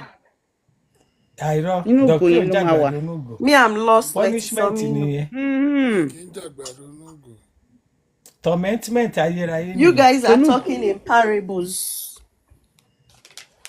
irú honourable ń sìn honourable máa ń jàgbàdo nínú ìgò dáadáa. Ṣé Honourable Alani? bẹ́ẹ̀ni honourable Richard Alani. Àwọn ọlọ́nà àgbàdo onúgbò lórí gbogbo mídíà yìí. àwọn ni à. Lórí gbogbo TikTok àwọn ọlọ́nà àgbàdo onúgbò. Àwọn ọlọ́ni. àwọn ni. federal. Ẹ báyìí tó ti sọ̀sọ̀kúsọ tó ti mọ̀. Àwọn ọlọ́ni gbogbo àgbàdo onúgbò ni. Richard òkè sọ̀sọ̀kúsọ. ìsọkúsọ ló máa ń sọ Fẹ́mi. Richard. Ìsọkúsọ ni mo fi mọ̀ wọ́n. Ìsọkúṣe náà máa ń sọ. Ìsọkúsọ ni mo fi mọ̀ wọ́n. Àwọn àti ìrísí. Ìsọkúsọ ni mo fi mọ̀ wọ́n. George Rísí. Rísí ìyàwó wa.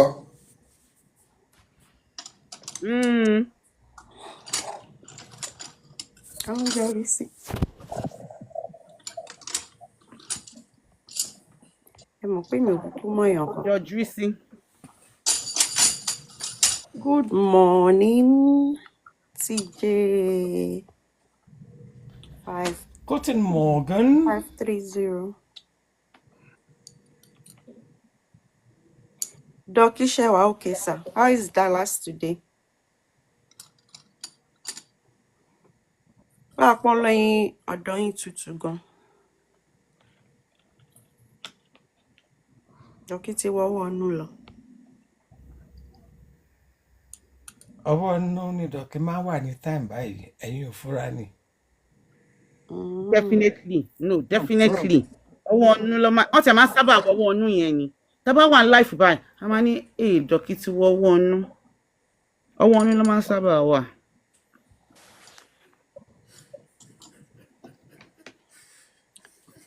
Mo pé mi ò notice àwọn nǹkan. kí ni nǹkan tẹ̀ ń sọ ká tó dé o. Oh my God.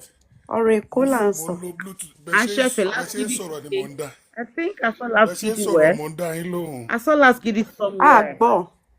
He was Mo ní bẹ́ẹ̀ ṣe appreciating ń sọ̀rọ̀ mò someone. ń dá yín I saw lóhùn. him somewhere. Dallas ń tutù. Last Ó ń tutù seriously. Yeah. last gidi. Ọ̀rọ̀ Èkó là ń sọ. so kí lẹ̀ ń sọ nípa Èkó jà. Honourable ń sọ experience wọn. Okay. Mo wá sọ kọ́ tó sọ, mo ti mọ nǹkan tó fẹ́ sọ, mo ti bá wọn sọ, wọ́n á ní mo lájẹ. Wọ́n ní mo lájẹ, báwo mo ṣe mọ̀?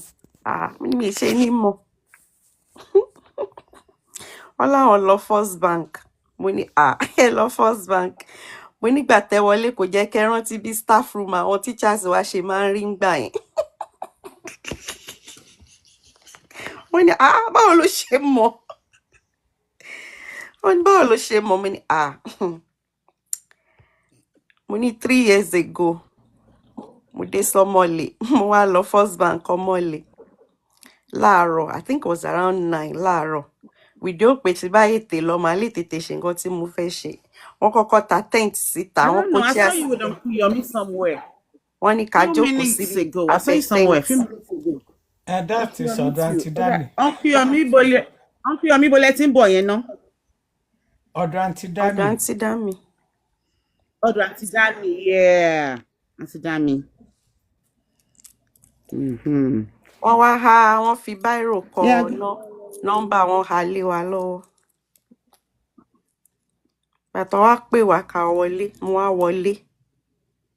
Mo wá ń wò kiri because mi rántí pé inú First Bank lè ever rí bẹ́ẹ̀ yẹn. Mo wá rò pé bóyá security ṣì máa direct mi pé kí n tó wọ ibì kan, màá ṣẹ̀ wá wọ inú banking hall. Mo ṣáà dúró mò ń wò kiri. Mo wá lọ bá security yẹn pé where am I going? Ó ní where are you going? Mo ní First Bank. Ó ní you are inside First Bank. Mi ìdẹ́kun gbà tí mo bẹ̀rẹ̀ sí rẹ́rìn because ṣe ló dàbí staff room. Wọ́n tò àwọn table yẹn báyìí pẹ̀lú chair, wọ́n wá jókòó sẹ́yìn ẹ̀. Just like báwọn teachers wa ṣe máa ń jókòó láyé ìgbà yẹn. Báwo ni First Bank wá dà báyìí? Because mo ti lọ sí Access Bank. Ìyẹn jọ bank. In fact, àwọn tún gbé tablet fún mi. Kì í ṣe facial recognition ló fi open account mi. Gbogbo ẹ lọ pem. Mo dẹ̀ dé First Bank. Ó dàbí staff room. Mo bá bẹ̀rẹ̀ sí rẹ́rìn. Ìfún àkọ́ tí mo lọ ṣe gan wọn rí ṣe. Mo yá yọ̀ǹda account wọn fún wọn. Ẹ wà alright.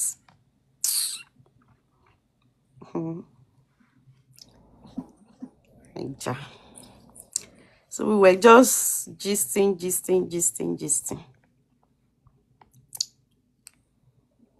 About Lagos, Lasgidi. So bí tá ti wá ń sọ lọ, mo tún wá sọ̀rọ̀ your next door neighbor.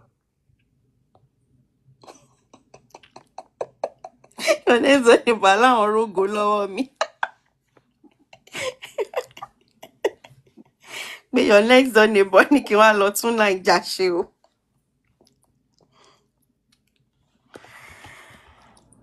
Oh my.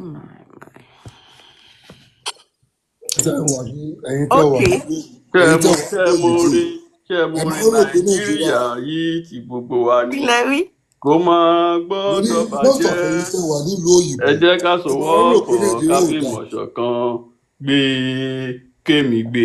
Ẹ la máa rò pé Nàìjíríà ò dá. Èmi ò rò pé Nàìjíríà ò dá o. Èmi kàn rò pé we need to do better ni because a ti máa ń take nǹkan for granted jù. A máa ń fi ẹ̀mí èèyàn ṣeré. Ìlú tẹ́ wà ẹ́, do you know how many years they are? It's not about how many years they are, sir. What effort are we even making that we are ever going to get there? But we should appreciate the country first. Jẹ́ kí wọ́n sọ̀rọ̀ tán náà. Bọ́ fún Yomi èmi lèmi náà ń sọ̀rọ̀ lọ́wọ́. Tó bá jẹ́ yẹn lẹ fẹ́ sọ. Ṣebí ẹ jẹ́ kó sọ kọ̀ọ̀kan ni, ẹ jẹ́ kó sọ kọ̀ọ̀kan so that I might enjoy the conversation. Let's know what angle the person is coming from.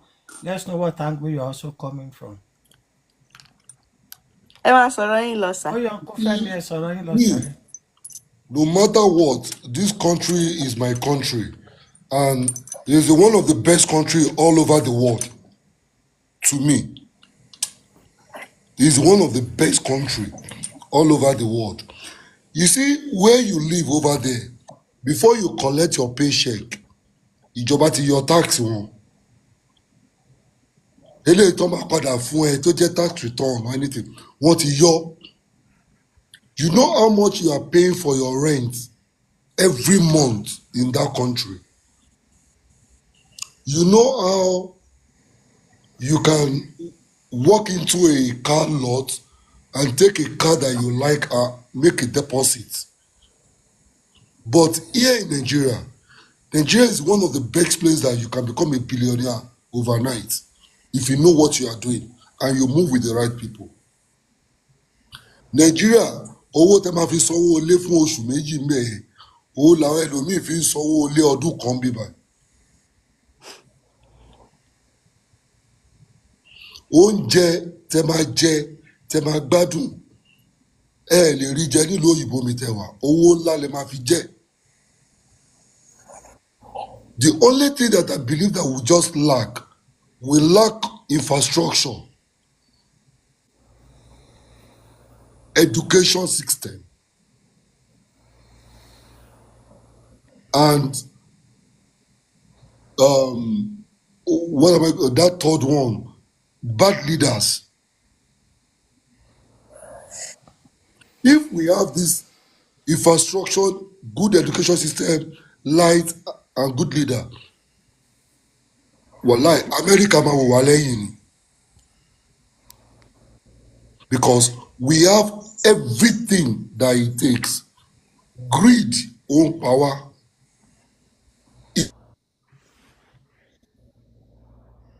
is in our system.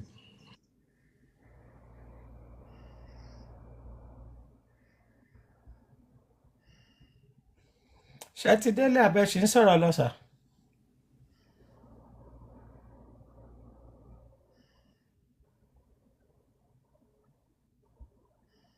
Hello, ṣé mi ni àbọ̀wọ̀n ni wọ́n sọ̀rọ̀ mọ́? Ọmọ mi, ó lè jẹ́ network. Ọ̀rọ̀ àbẹ́yà network wọn. Ǹjọ́ kéèyàn kọ́kọ́ máa interrupt wọn o so that kí a lè kẹ́kọ̀ọ́. Uncle Fẹ́mi, ibo lẹ wà? Uncle Fẹ́mi. Kò tiẹ̀ kò show network rárá. Kò tiẹ̀ blink, kò ṣe anything. Nigeria is one of the best country. Network ti já wọn dànù. Ṣé ẹ mọ nǹkan, frankly speaking, ara nǹkan tí máa ń sọ nìyẹn sìn. Nigeria just happened to him even while he was talking. Wọ́n ti padà dé o. Wọ́n fi ọmọ ẹ stop. Kí ni ìtumọ̀ yẹn? Nigeria just happened to me. Stop now. Wọ́n ti padà dé. Kò ṣẹlẹ̀ lọ́dún ẹ̀yìn náà ni. Àìmọye. Thank you, jàre ọmọ mi. Thank you. I appreciate it. Thank you. Ẹ̀yin tẹ́ máa ń gbé lóyìnbó lẹ máa ń ta ìlú yín lọ́pọ̀. Bóyá ẹ ní opportunity láti lọ sílùú òyìnbó. Ọ̀fẹ́mi ẹ má dá wọn lóhùn jàre. Ẹ wá di èèyàn tí ò mọlé mọ́ torí ìlú ẹ̀ bíi. Last Gidi second Uncle Yomi. GB Punch wọ́n ní ẹ má interject. Àní ẹ jẹ́ ká sọ̀rọ̀ ní kọ̀ọ̀kan. Let him finish his submission. Èmi ò travel, ìlú yìí ni mò ń gbé. Gbogbo àwọn family mi mo ń gbé l'Amẹ́ríkà, but ó lójú ẹni tó máa wá láti Amẹ́ríkà tó lè fọwọ́ sọ pé go and sit down there. Kí náà iṣẹ́ òun náà ń ṣe? Ṣé kọ́ lọ fà bọ́kọ́ gba $20 per hour? This country is the best country. If we can come together and build the country, you are running away. You are there on social media talking down on Nigeria. What have you contributed to the country, to the society? When I see people talking about Nigerian on social media, ilé yóò ṣe kíní kan, kí ni ìwọ fúnra rẹ ti ṣe? Ẹni tó ń sọ̀rọ̀ yẹn, ẹ fún ní just common 50 million naira. Ipe kó lọ pè ní consistency ẹ̀. Wàláì 45 million naira ó máa kó sápò ni. Ẹni tó ń sọ̀rọ̀ yẹn ṣé mi? Torí mi ò sọ̀rọ̀ lẹ́ǹkan àbí ta ni. And frankly speaking, sorry, when we are having conversation, let's talk one after the. You see now, most time when discussion is like this and we are talking over each other, we will lose vital point. Tí àwọn èèyàn bá ń sọ̀rọ̀, àwa là ń sọ̀rọ̀, àwọn èèyàn ń gbọ́ wa. People could read between the lines. People could pick out emotions. People could sort out sentiment logic and fact. You get my point? And the reason why I said, let us talk one after the other. Tán bá ti sọ̀rọ̀ tán, another person now has a view tiẹ̀. Now, the only thing he has said is he is not living in the diaspora, yet he's talking a lot about the diaspora. Now, most of Ṣé wọ́n ti land the ní people... torí ẹ̀yin náà ti ń make some èmi kàn béèrè question ni o but ẹ̀yin náà ti ń tán bá ti sọ̀rọ̀ land lọ tán jẹ́ báyìí ká àmọ́ mọ̀. bóyá wọ́n ti land o. You can go ahead, Mr. Yomi. Please go ahead. Okay. Now, most of the people in the diaspora tó ń sọ̀rọ̀, Nàìjíríà náà ti kúrò. Nǹkan kan ló lé wọn kúrò ní Nàìjíríà. And me, I love it so much when people in Nigeria only see àwọn tí wọ́n ń fọ abọ́, àbọ̀wọ́n tí wọ́n ń fọlẹ̀ nílùú òyìnbó. But àwọn tí wọ́n ń ṣoríire nílùú òyìnbó, they will never see them. Right? Because where he started from, and he said a lot of if. And they said nearly never kill a bird. Now, téèyàn bá wá ń sọ̀rọ̀ ẹ pé ìlú òyìnbó tẹ́wà yẹn ẹ mọ̀ ìgbà tán ti bẹ̀rẹ̀ ni. To me, that narration is wrong. Ṣé ńgbà tí ìlú gba independent ni ìlú yẹn bẹ̀rẹ̀ ni? Okay, America wọ́n ti gba independent. Iṣẹ́ Lasgidi nìyẹn. Lasgidi àwa fún wa ní yet America gba independent. America is now 200 and kìíní kan. Ẹ jọ̀ọ́ ṣé dá 200 and kìíní yẹn ṣé kò sí ìlú wa ni? I don't know. Do you now want to say, okay, Nigeria is just 65? No. My mother was born in 1930. I do not want to talk about my grandfather. So, those narrative tí wọ́n jù síta yẹn, ẹ lè máa yá jẹ, kẹ lè máa fi console ara yín. Now, ẹni tí ó tó gbowó oṣù tó ti yọ tax ń bẹ̀lẹ̀ yìí rí. Ẹ̀rẹ́ni tí ò ṣiṣẹ́ tí ò ṣàbọ̀ tíjọba ń fún lówó. Ẹ̀rẹ́ni tí kò tiẹ̀ jáde tíjọba ń fún ní benefit, wọn ò ní ẹ̀bà rí. Ẹ̀rí ẹni tí ogun ìdílé tí ogun ìdílé lé ní Nàìjíríà tí kò lè rọ́wọ́ mú lọ sẹ́nu, tó dẹ̀ délùú òyìnbó tó ń bọ́ ẹbí ní Nàìjíríà tó ń bọ́ ará.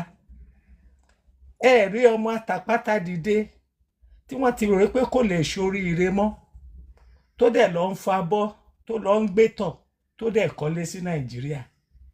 Ẹ̀rí yẹn. Ẹ̀ẹ́dẹ̀ rẹ́ni tí ó ti kọ́lé sí Nàìjíríà tó dẹ̀ lulé yẹn tà tó fi wá sílùú òyìnbó. Àárí yẹn. Right? Now, but in Nigeria, if the security could be there, if the infrastructure could be there, Nigeria could have been. Ẹ má jẹ́ ká sọ if. Nínú ọ̀rọ̀ tó ń sọ látẹ̀kọ́ mi ò tí ì rẹ́yìn kankan tó bẹnu àtẹ́lu Nigeria. But in your own submission, you have painted the whole people in the diaspora. Gbogbo ọ̀nà ń fabọ́. But meanwhile, Nigeria yẹn, tó ọmọ wa bá jẹ minister, àbí tó bá jẹ kinní kan, ọmọ wa ni.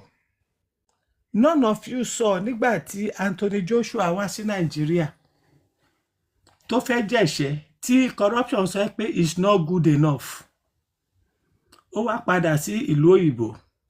Ó di champion, everybody in support ẹ̀ kinní kan. We will never see that.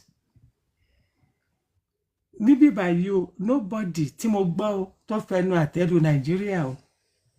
But he has highlighted àwọn nǹkan burúkú kan tó gbowó yẹn. Now nílùú òyìnbó, táàksì tí wọ́n ń yọ kan tó gba sálárì, àwọn èèyàn rí nǹkan tó fi ń ṣe nàún.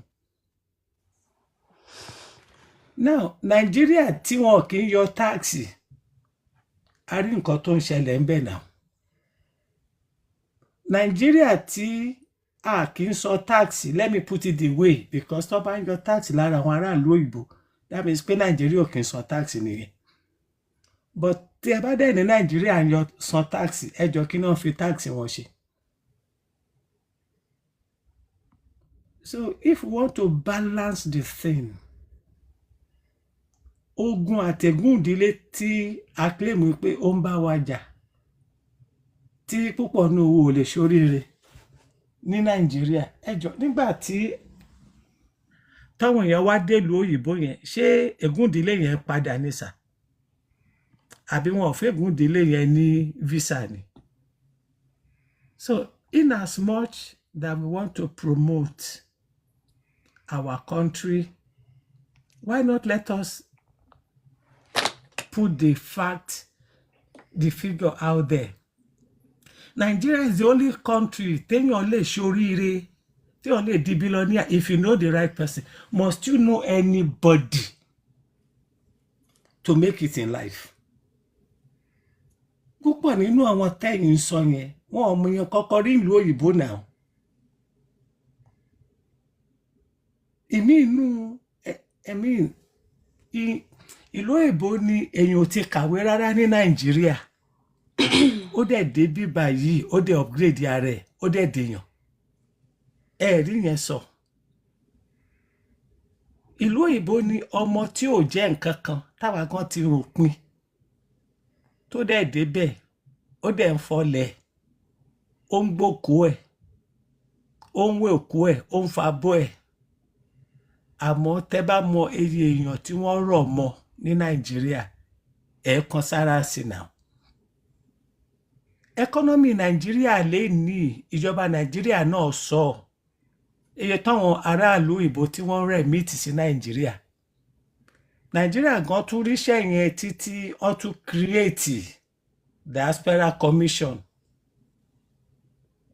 So tá bá ń sọ̀rọ̀, ká yọ ìlara kúrò ń bẹ̀, ká yọ ẹ̀gàn kúrò ń bẹ̀, right? Èèyàn mélòó ní Nàìjíríà ni ó di millionaire overnight? Bí àwọn ò tiẹ̀ délùú òyìnbó, a mọ àwọn èèyàn nílùú òyìnbó. Ará àwọn èèyàn tí wọ́n máa fún ní 10,000 naira tán dẹ̀ máa bú sẹ́kùn náà. Mr. Yomi, 10,000 péré. Point of correction. Okay. You said àwọn wo ló di millionaire overnight in Nigeria? Èèyàn mélòó, how many percentage, sir? Well, anywhere I don't know where you live, but wherever anywhere you live. Èkó ni mò ń gbé, Èkó ni mò ń gbé. Wherever anywhere you live. Èkó lájọ́. Okay. Ẹ̀yin tẹ́ wà ní diaspora, wherever anywhere you live, àwọn tó ń tọrọ jẹ wà ń bẹ̀. Àwọn tó ń sojú títì wà ń bẹ̀. All over the world. All over the world. Ìlú tó lówó jù all over the world. Àwọn tó ń tọrọ jẹ, tó ń sun títì, tó ń sọ abẹ́ bridge, wọ́n wà. Because irú àwọn èèyàn kan wà pé no matter how bí ìjọba ṣe lè ṣe fún wọn, they are just lazy, they just want to beg. Àwọn kan wà, no matter how you bless them, wípé go and establish business, they will still go to somewhere to beg. Owó yẹn wọ́n máa lábìṣẹ́. Lifestyle wọn nìyẹn. Lórí social media mo ti rí èèyàn tó yẹ pé ó tọrọ owó lórí page kan, wọ́n dẹ̀ dá almost 1 million naira fún. Kò pé 3 hours, I saw that person on another page begging for money. Ó ti di lifestyle. Àwọn tó ń di millionaire overnight wọ́n pọ̀. Àwọn tó dẹ̀ ń kúṣẹ̀ overnight wọ́n pọ̀. Bí wọ́n ṣe ń bí àwọn kan làwọn kan. Ẹjọ́ Mr. Femi, I'm sorry, I don't want to interrupt you. I'm very sorry. Please, I just check your page right now. I think you're a contractor, you build driven houses.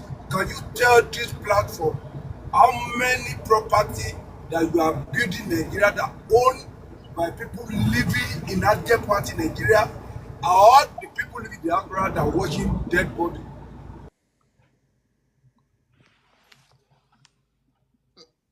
Hello, Mr. Larry.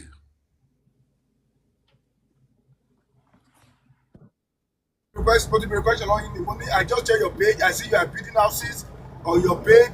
So, how many customers that live in that dead poverty in Nigeria that you are building house for them, and there are many clients living in the diaspora, even though in Ghana, that are your customers, that you are agents. Thank you, how many of them? Thank you, my brother. You see, most of my projects, àwọn ilé tí ó kan, àwọn ilé tẹ̀tẹ̀ rí bẹ́ẹ̀ wọ́n ti parí, mi ò kàn post ẹ̀ ni. I build most of the property to man build block of flats ni máa ń ṣe jù. Block of flats ni máa ń ṣe jù. Àwọn tí mo dẹ̀ ń ta ilé fún, mi ò pé mo ní customer àwọn kan tó wà ní diaspora. Most of the people that buy my property, they live here, they are civil servants in Nigeria here, in Abuja here. Because I build affordable, I sell affordable houses. Àwọn olùgbé ìsanwó fún mi stormeta payment. Ká mú yẹ kúrò.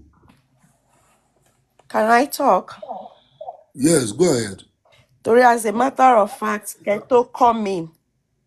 I was the one talking. Oh, yeah, sorry. And I was narrating my Speaking, I would like to talk experience. after you, please. Okay. I was narrating my experience. And where we started from was Honorable Richard gisting me about his experience right now in Nigeria. And I was talking about my experience. Mi dẹ̀ rò pé mo sọ nǹkan tó wà derogatory. I was saying what I saw, the experience I had. Okay, mo bọ́lẹ̀ ní airport, mo fẹ́ lo bathroom. Èèyàn dúró sínú bathroom, ó rò toilet roll dání, tissue. Ṣé fẹ́ ká fọ́ gbogbo ẹsẹ̀ ṣí àní? A máa fọ́ náà ni because àwọn ti fọ́ ti. Fẹ́mi ó jẹ́ ṣọ́ra ẹ̀. No, àwọn fọ́ tí wọ́n sọ ẹ́ kí mi náà fọ́ tèmi. Díẹ̀ ni. Ó rólù tissue paper dání sọ́wọ́. Tissue paper tó yẹ kó wà nínú bathroom kí n róòlù quantity tó bá wù mí láti lò. Ó mú dání sọ́wọ́, òun ló ń róòlù ẹ̀ fún mi tó gbowó lọ́wọ́ mi tí máa fi nu ìdí mi. Water tank tó yẹ kó mi wà nú ẹ̀ kí n tẹ̀ kó flush. Wọ́n ti dismantle ẹ̀. Èèyàn kan ló gbé bucket omi halfway tó gbé dání báyìí tí máa fi flush. Ìyẹn ò kí ń ṣe ìjọba kọ́ ló ṣe ìyẹn.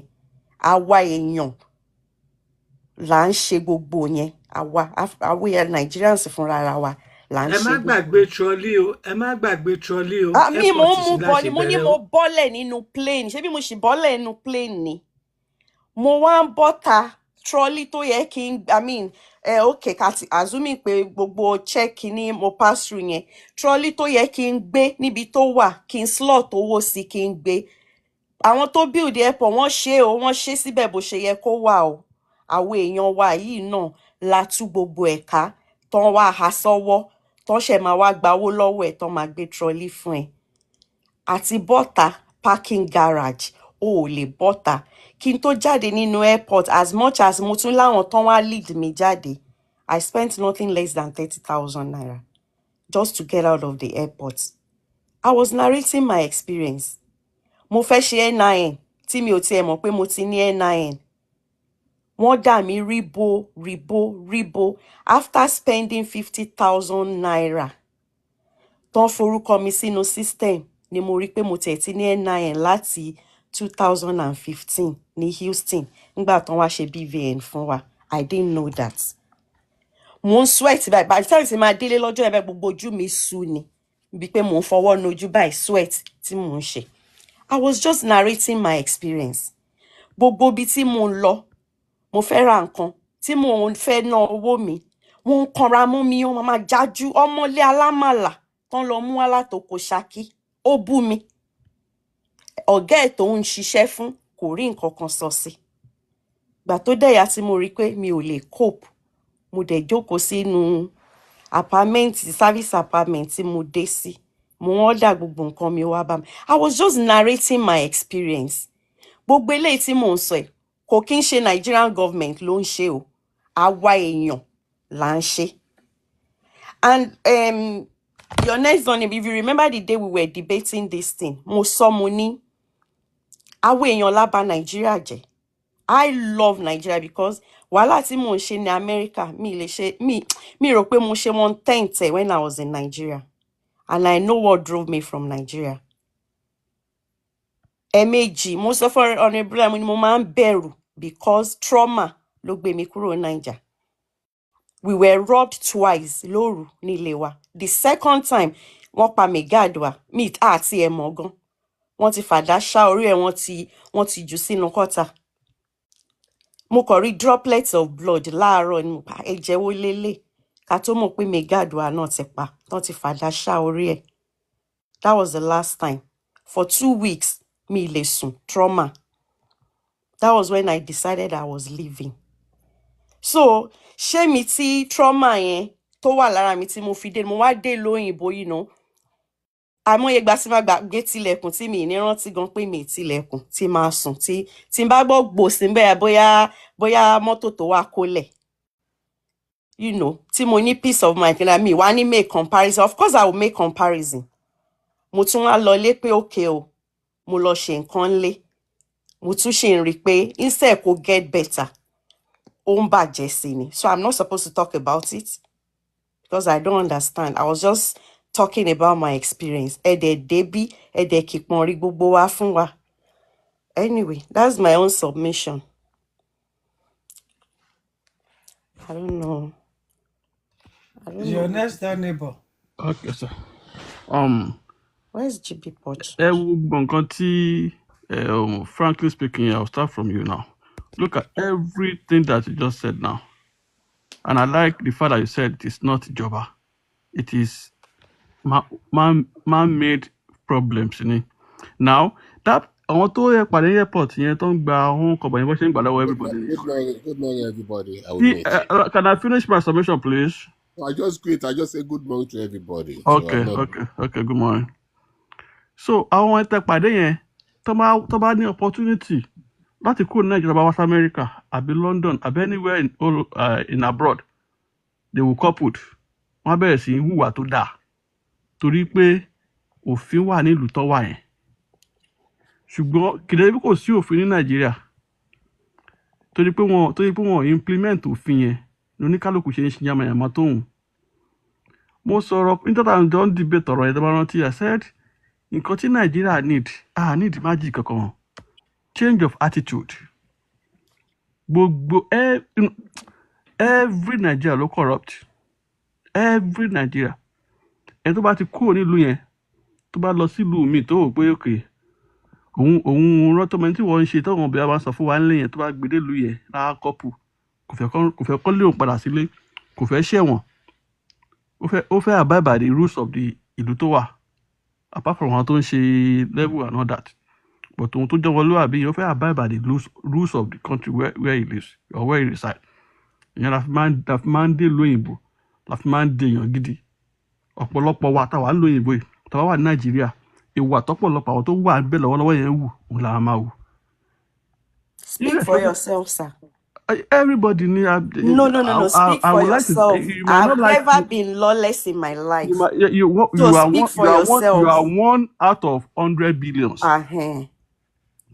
You are 1 out of 100 billions. 1 out of 100 billions. Now back to Nigeria. Àwa fúnra wa, the individual ló ń ba Nigeria jẹ́. Ìjọba ò help o because of pé kò sí òfin. 2 things. Tí òfin bá wà Nigeria, òfin wà tó bá lè enforce òfin yẹn. Tí wọ́n dẹ̀ take care police. Tí ọlọ́pàá fọ́lọ́pàá ní sálárì tó yẹ kó fọ́lọ́pàá. Tó fi ń dẹ̀ wà. Tí wọ́n ní tí Nigerians ní change of attitude. èèyàn á rò pé bóyá newborn ní Nàìjíríà ṣe máa rí ni. That country remain, in my own submission, in my own understanding, in my own beliefs, that country is one of the greatest countries of the world. Kò sí bẹ́ẹ̀ anybody ṣe fẹ́ sọ. I will never. I'm not saying everybody. I'm not saying you're condemning Nigeria now. What I'm saying is, I will not be part of anybody that say, Nigeria will die. Ọ̀pọ̀lọpọ̀ tó wà ń tọrọ $20,000 lórí TikTok yìí o. Ẹ máa rò pé bóyá wọ́n ní ìdówó yẹn ni ọ̀pọ̀lọpọ̀ ò ní ìdẹ o. Ẹ tó ní ìdówó sí lórí TikTok o, kò rówó fi ra data. Àwọn tó wá ti fún wọn lówó yẹn nísìnyí wọ́n bọ́ sí ilé ọtí wọn kàn bọ́ sí bí ọjà wọn lọ ra. Your next door neighbor, sir. Your next door neighbor. I would like you to counter me after I finish, sir. Okay. Àwọn tó ní ìdówó yẹn, wọ́n wà níbi kan tí wọ́n rówó fi ra data. Ọ̀pọ̀lọpọ̀ Nigerians ọ̀lẹ ló pọ̀ jù láàrin wọn. Nǹkan tó tí Nigerians tó wá sí lóyìnbó ń ṣe, ọ̀pọ̀lọpọ̀ wọn ò lè ṣe. Back in the days, I remember one ẹ̀gbọ́n níbàdàn. This guy was ẹ̀gbọ́n yẹn wọ́n arrested gan. And he had tọ́ba ní kó gbà ẹ̀wọ̀n ẹnìkan wọ́n fà pé kó gba taxi kó máa wà níbàdàn ní Mọ̀lété challenge to Mọ̀lété. Ó ní òun wá wa taxi nígboro Ìbàdàn tó gbé mọ́ òun. Ìgbà tó rí opportunity wá sí America, ẹ̀gbọ́n yẹn Uber ló ń ṣe ní New York. The same person tí ó lè wa taxi lábẹ́ ní láti challenge ṣe Mọ̀lété níbàdàn. Òun ṣe Uber l'America. Kí ló tó wá ń ṣe? Ó lè ṣe Nàìjíríà náà kó rówó kó ṣe fi tẹ́kẹ̀ rẹ̀ tí ó bá tó nǹkan kan gbà yẹn. Ṣùgbọ́n kò lè ṣe nítorí pé pride wọ́n mọ̀ mí, èmi arẹ́ mi kóhun lòún wa taxi. Ṣùgbọ́n ó lè wà ní New York. So ọ̀pọ̀lọpọ̀ ò fẹ́ ṣiṣẹ́ ní Nàìjíríà ni problem tó wà ní Nàìjíríà ṣe pọ̀ tó bó ṣe pọ̀ tó báyẹn. Ọ̀pọ̀lọpọ̀ wọn ò fẹ́ ṣiṣẹ́, wọ́n wá gbẹ̀mú, wọ́n gbẹ̀bọ̀. Nǹkan tí mo ṣe a little bit disagree with máa tọ́ sọ wípé Nigeria is a place where you can wake up in the next morning and become a millionaire. Àwọn tó ń ṣe àwọn tó ń fraud, àwọn tó ń fi ọ̀nà èrú kó ọrọ̀ jọ, àwọn ló máa kàn sùn, ló máa retí pé tomorrow I will be somebody. People don't want to work in Nigeria. Every Nigeria dreams of billions, dreams of owó tó pọ̀, but wọn ò fẹ́ ṣiṣẹ́. I'm talking about Nigeria that lives in Nigeria now. I'm not talking about Nigeria that have left that country to abroad. Because tó bá iṣẹ́ ń bí o lè jẹun, tó bá iṣẹ́ ń bí o lè gbélé. Ẹnìkan sọ lẹ́ẹ̀kan pé homeless wà Nigeria, homeless in Nigeria. Kó lọ sí Manchester area ní Boston kó lọ homeless. Kó wá sí Baltimore bí kó wá wọ́n kàn tó ń pè homeless. Hunger wà Nigeria. Kó wá sí America bí amọ̀pọ̀ngà wà. Kí ni táwọn gbé ní on food stamp. Ẹni tí ò lè ṣe Nàìjíríà máa jẹun, ẹni tí ò lè ṣe Nàìjíríà máa gbélé. Tó bá wọn bí ẹ̀dá kó má lè ṣe l'Amẹ́ríkà kó fẹ́ gbélé. Wọn bí ẹ̀dá kó má lè ṣe l'Amẹ́ríkà kó fẹ́ jẹun. Ebi apakú àbí kó jẹun jọ ọ̀tá ẹ̀. Bí Nàìjíríà ṣe worst tó yẹn, people are still hitting, people are still surviving. Tọ́ọ̀dẹ̀ tó ní níṣẹ́ ṣe èèyàn mélòó ní wáyé báyìí tó wà lábúrò ló lè dúró 3 months tí ò ní ṣiṣẹ́. Kò sí tó lè dúró 3 months tí ò ní ṣiṣẹ́ níbi tí bills gbé ganu sílẹ̀. Àwọn ìkọ́dẹ̀ wà Nàìjíríà yẹn láàrin 3 months 4 months kò ní ó máa gbẹ́nu sí káàkiri ni. Nǹkan tí Nàìjíríà need ká change attitude wa, ká change bí a ṣe ń ronú ká change ẹ̀. Ká mọ̀ yí pé there is dignity in labour. Kíyàn mọ̀ pé okay tẹ́ pé 20,000 ni mò ń ṣe iṣẹ́ lóṣù tí mò ń gbà kí n cut mi according to my size. Kí má ṣe kọjá àyè mi. Ọ̀pọ̀lọpọ̀ Nàìjíríà ń ṣe kọjá àyè wọn. Ní nǹkan kékeré ní ò ṣe lè tó wọn. Nàìjíríà ló ń ba Nàìjíríà jẹ́ kí n ṣe ìjọba wà ń bẹ̀ because tẹ́ pé àwọn èèyàn wa tẹ́ pé àwa fúnra wa a lè change ways wa ni. Ní di puppet for olóṣèlú, ní máa lọ tọrọ owó nínú lórí, ní máa ṣe ọ̀ráìsà fún ọmọ yahoo, ní máa ṣe ọ̀ráìsà fún olóṣèlú kankan torí pé a fẹ́ leave. But a ti believe pé a gbọ́dọ̀ cut corner láti make Nigeria. Nǹkan tó ń ṣe ọ̀pọ̀lọpọ̀ Nigerians nìyẹn. That's my submission. Uncle Yomi Ejo, indulge me 1 minute, Ejo, sir. Okay. So your next door neighbor now. What you just said, I agree with you 100%. Is it now us on this TikTok, especially some of us here, that needs to hear this thing you just said? Or the people living in Nigeria? Ẹjọ́ má bínú tí Sister mi bá sọ ẹjọ́ ẹjẹ́ sọ ẹjọ́. No, Uncle Yominio. Your next door neighbor, that question is for you, sir. Everything you just said now, changing our mindset, knowing there is dignity in labor. Yeah, you just got up there. Sister mi bá sọ pé mi náà fẹ́ sọ̀rọ̀ tán ni mi náà fẹ́ sọ̀rọ̀ mo fi mo. No, àwọn èèyàn wà ń bí ẹjọ́, but I'm the host ẹjọ́, ẹ má bínú, sir. Ẹ má bínú. But all these things you just said, we all know there is dignity in labor. We all know we need to change our mindset. We all know that you have to work, no matter what, is more honorable than begging for money. We all know this. But shawata wa ń bí by majority of us here. Shawala need láti gbọ́ nǹkan tẹ́ ń sọ yẹn ni. Àbáwọn tó wà ní Nàìjíríà tá à ń sọ wípé wọ́n ń filé ayé sú wa tá bá lọ Nàìjíríà. Ṣáwọn náà ní láti gbọ́ ni àbáwá. It's in two ways. Àwa tí tá wà báyìí tá à ń gbọ́ yìí tá a bá gbọ́ torí pé wọn tí mo sọ kì í ṣe nǹkan tó strange anybody nǹkan tí gbogbo á mọ̀ náà ni táwa náà bá ń sink ẹ̀ sí ọ̀dọ̀ tí pé look, this is not life. Nǹkan tó ń ṣe ìkọ́lẹ̀ yẹ kéèyàn ṣe kéèyàn rò pé òun live life. This is how to live life. This is how to do it. This is how they are doing it somewhere else. Bá ṣe lè pass it across nìyẹn o. So how do we pass it across? Is it not true what we are saying here?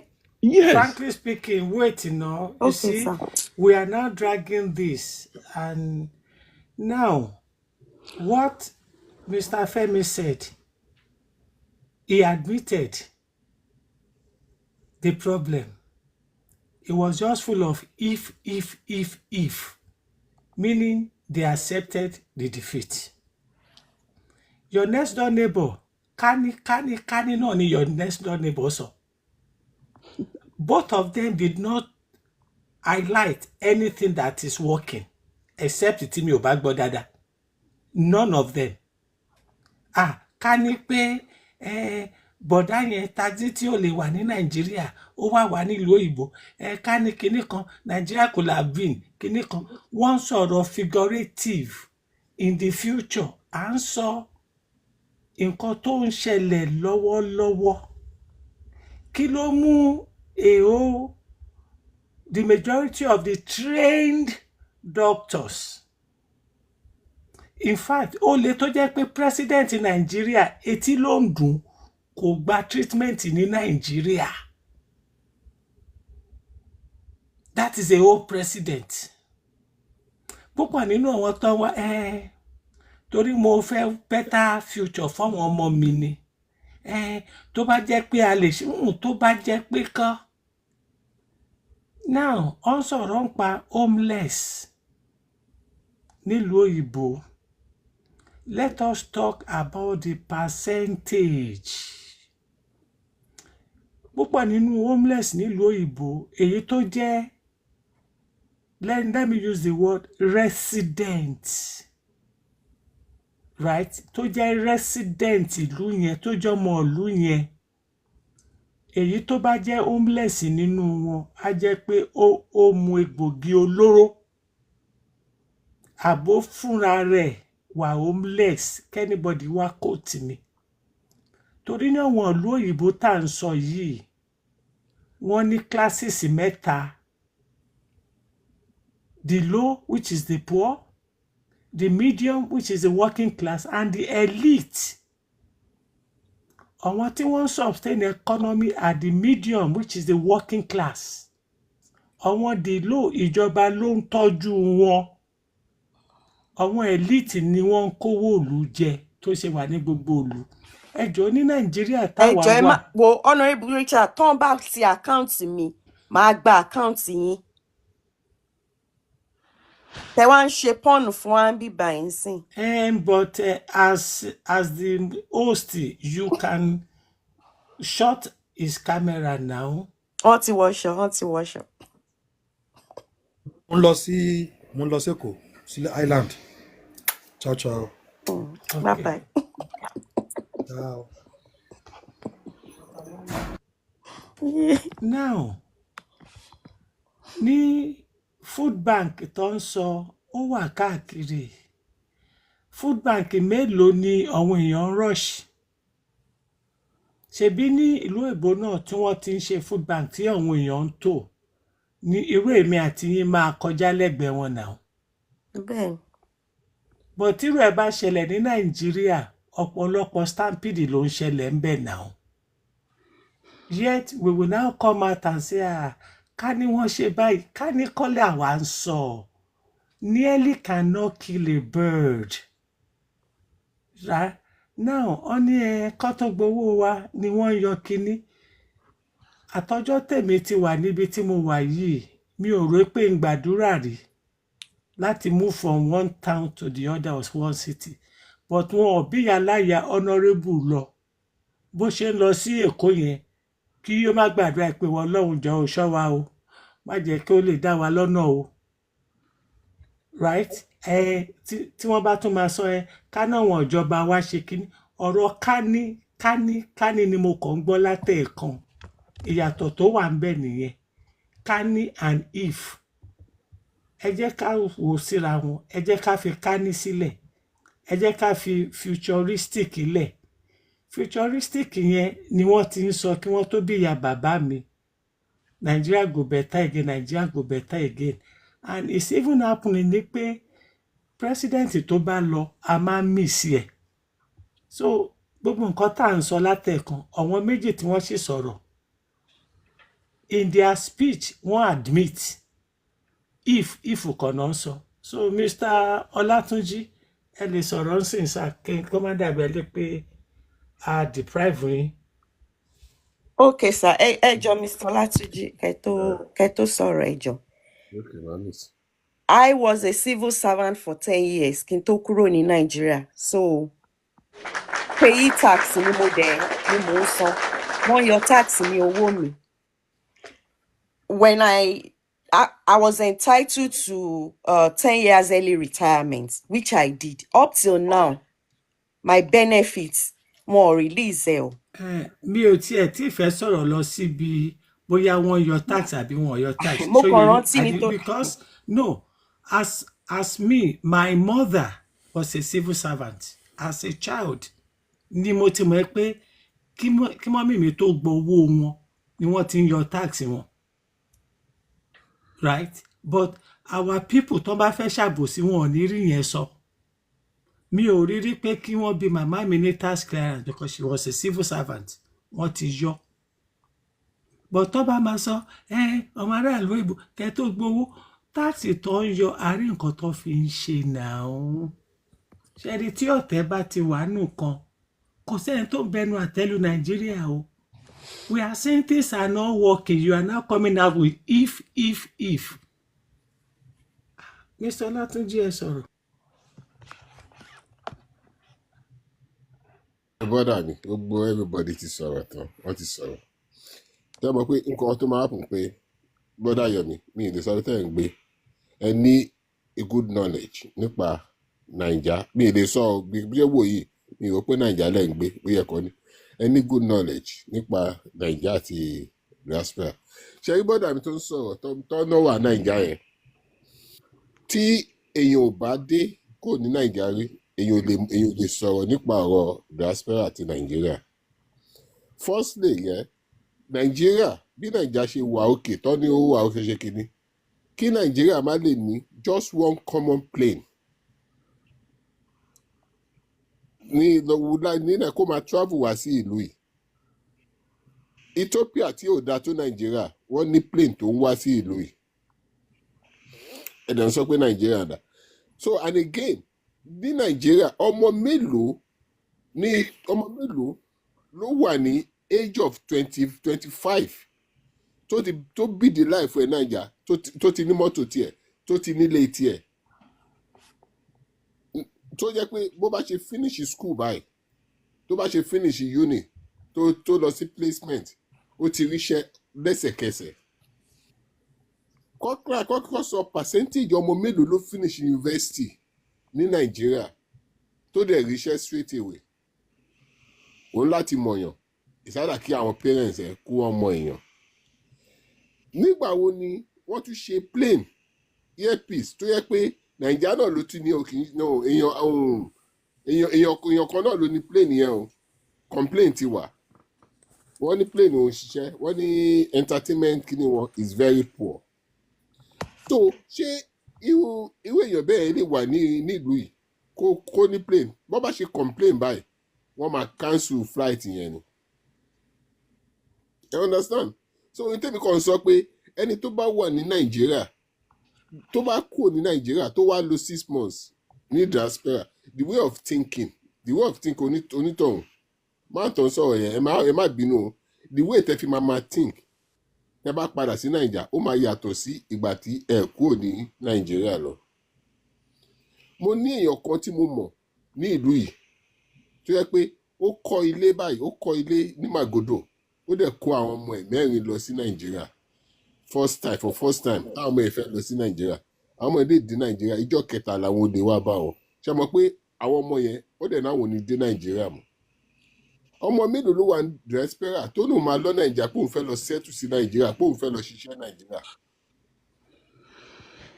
no security no kíní èèyàn kọ́ ilé ó kó fẹ́ káwọn family ẹ̀ lọ àwọn olè dẹ̀ wá síbẹ̀ ilé yẹn ń sìn bàbá ọmọ àtàwọn kíní wọ́n ti ní àwọn ipa wò ní débi yẹn mọ́ láéláé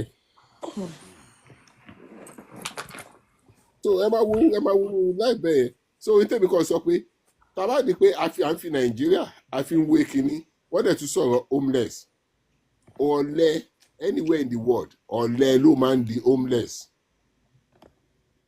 ẹni tó bá ya ọ̀lẹ tí ò lè ṣiṣẹ́ tó bá mu drugs àbí drugs most ní diaspora àwọn tí wọ́n máa ń di homeless nígbà míì pé ọwọ́ ara wọn ló máa fi ń fà tíjọba bá fún wọn lówó ẹ̀ ní sanwó ilé ìjọba ẹni tó ń ṣiṣẹ́ tó ń sanwó ilé tó ń ṣe kinní tí ò dẹ̀ mu drugs kò lè di homeless náà ìwọ tó yẹ pé tó bá sanwó tó bá mu drugs tó bá ń ṣe kinní wàá di homeless tó irú nǹkan tẹ nísìn àǹtí mi tẹ̀sán yẹn mímọ̀ pé ọmọ yín á ti tó bíi 20 bọ́ bíi 20 something ọmọ yín á ti máa ní plan tiẹ̀ láti ra ilé tiẹ̀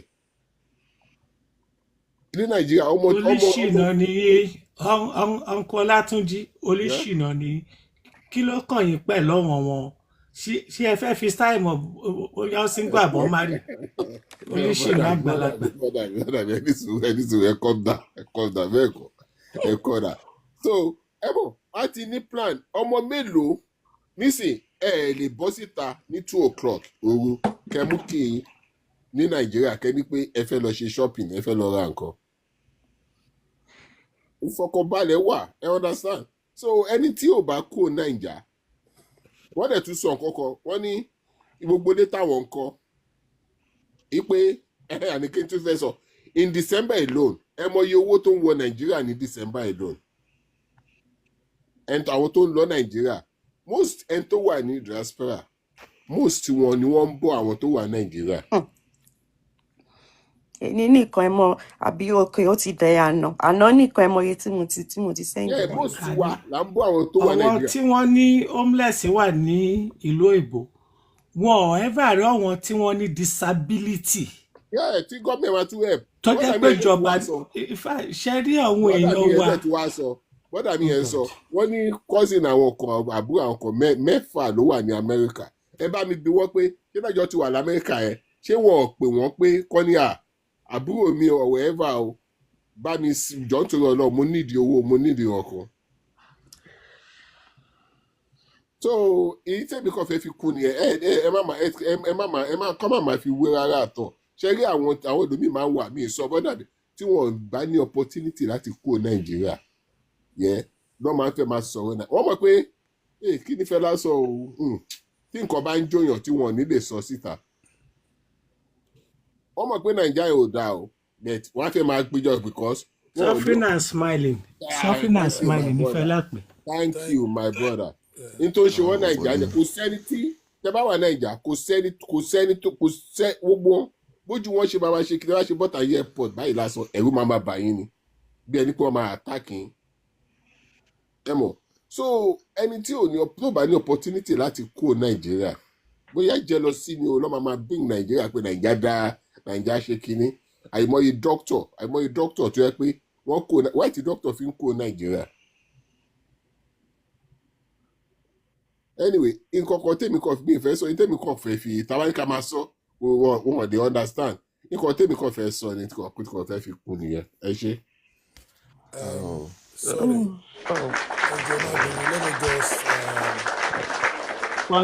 I think you have to moderate it, so nǹkan kan lè máa sọ̀rọ̀ àní máa sọ̀rọ̀ lórí ìṣẹ́gbọ́. Okay. I will. Let me just. tí ọkọ kun ẹ̀ tí sọ̀rọ̀ léra wọn lórí Mo sófà kàn fẹ́ kí sódà ní sọ pé èmi ló kàn ìwọ ló kàn moderate ẹ̀. Let me just chip in one or two things. Ṣé lè bí ṣe máa ń sọ? Mo máa ń gbà wọn kankan tó máa ń it saddens me when I listen to some things. And before I go ahead, I am unapologetic Nigerian. Then tó bá ń sọ̀rọ̀ ó depend láti ibi tó ti wá. Nígbà míì tá bá ń sọ̀rọ̀ máa ń dà pé Nàìjíríà tá ti wá ọ̀tọ̀ọ̀tọ̀ ni. Because àwọn èèyàn relay àwọn experiences kan bí tó jẹ́ pé in my wildest dream I've never come across it in all my life. But one thing remain constant. A lè máa fi Nàìjíríà wé ìlú òyìnbó, whether UK, whether Europe or America, a lè fi wé. We cannot expect Nigeria to become America or UK, or we expect UK to become Nigeria or America to become Nigeria, because there's difference in culture and what have you. Teba Wodada, the kind of life that we have in diaspora is a conservative life, which is synonymous with the Europeans. The kind of lifestyle we live in Africa, or Nigeria to be specific, is communal life. So the elements that govern each style of living will differ. In any case, having said that, ẹnìkan sọ̀rọ̀ the number of years, I think the same person tó sọ̀rọ̀ the number of years tí America ti wà àti Nigeria. Yes, ẹnìkan sọ pé ẹ má jẹ́ ká don't let us put it into consideration. No, it's a thing to put into consideration, and I will tell you why. I don't want to talk much of Europe, but let me talk about America. If you go deep into the history of America, you know that they've also had their fair share of excruciating experience. This same America Tansoleni, some time ago, a neighbor will go to the government and say that, my neighbor is a witch. The next thing you say, the neighbor would have been arrested, taken to court, condemned to death, and his property will be shared into two. Half will go to the state, and half will go to the neighbor who snitched on him. This is the same America that we had cannibals. And so many, I don't want to go into all of that. They've gone through their own problem for them to get to where they are now. Now, let us shift the same scenario. Then Yomi said that, ngba ton wa 200 years yen, ṣé Nigeria no sí ni? No. You don't bring that comparison. Because If not for the emergence of the white man on the west coast of Africa, we would have been developing at our own rate. And these people you now talked about, we know what democracy is all about before them. We had our own thing going for us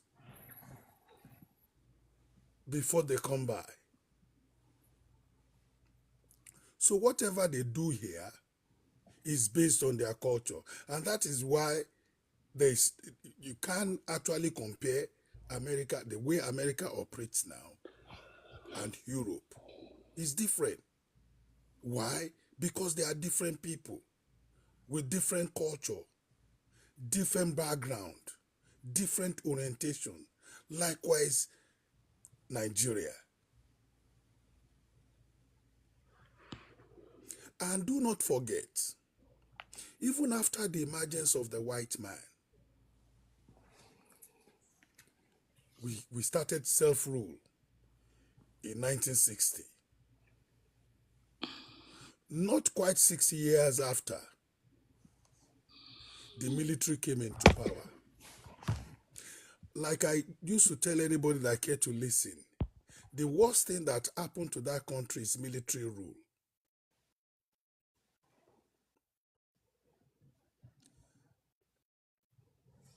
Some time ago, if you're a university graduate, once you graduate, you have a job waiting for you. 6 months after that, you will have an official car. That same Nigeria.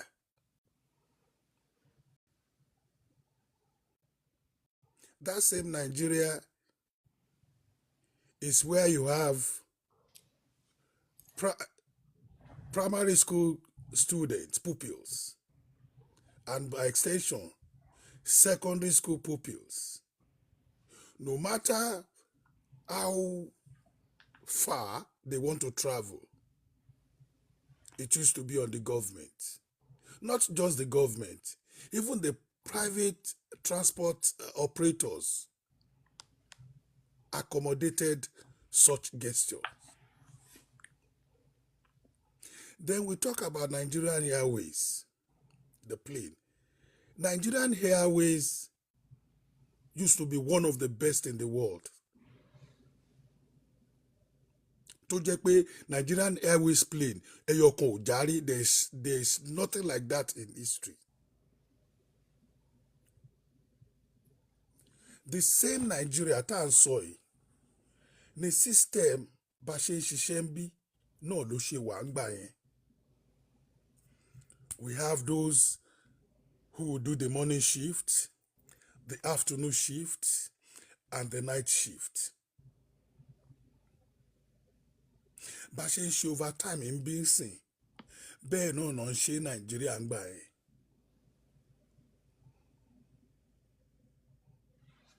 What I'm saying in essence is, we would have grown at our own pace, and Nigeria would have been better if we never had the military rule. During military rule, most of the conglomerates, not in Nigeria, like Dunlop, Peugeot, Volkswagen, Leventis, Kingsway, UAC, CFAO, and a whole lot of others. Why? Because each time they broker a business with this government today, in another 6 months or 1 year, the next thing will be my fellow Nigerians. So the instability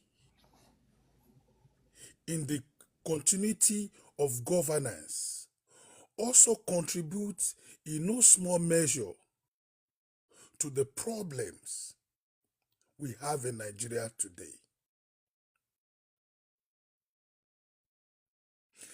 And when you talk about tax, like Yomi said, and frankly speaking, civil servants nìkan ló ń sọ tax ní Nàìjíríà àtàwọn conglomerates.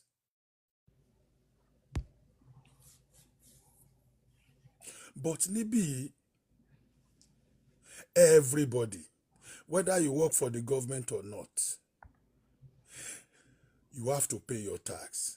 And don't also forget that gbogbo ìlú òyìnbó tá à ń sọ, they are not devoid of corruption. No. Ipe ibi tá à ń gbé àwọn saint là ń bá gbé, kò sí corruption, kò sí jìbìtì. Of course, gbogbo á mọ̀ now. Àfi tá bá fẹ́ parọ́ fúnra wa. Corruption wà ń bí, jìbìtì wà ń bí. In fact, ibi tá wà iná ti legalize jìbìtì. So, when we talk, we try as much as possible to avoid comparison. Kò sí bí Nàìjíríà ṣe fẹ́ di Amẹ́ríkà, àbí tí Amẹ́ríkà fẹ́ di Nàìjíríà. Then, ẹ má gbàgbé, what we have in diaspora is the opportunity.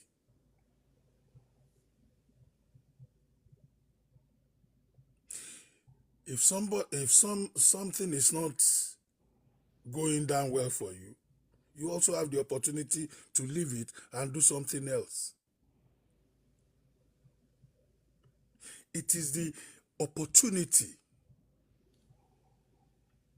that is lacking, the enabling ground that some years back, I think somebody somewhere in, I think, Lebanon had a problem, health issue, and it came to UCH Ibadan.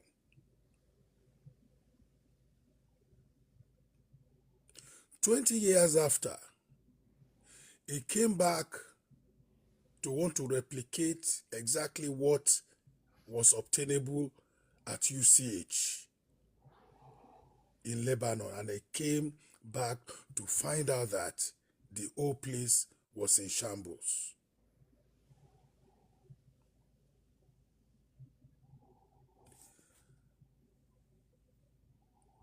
We have the government problem, the government issue.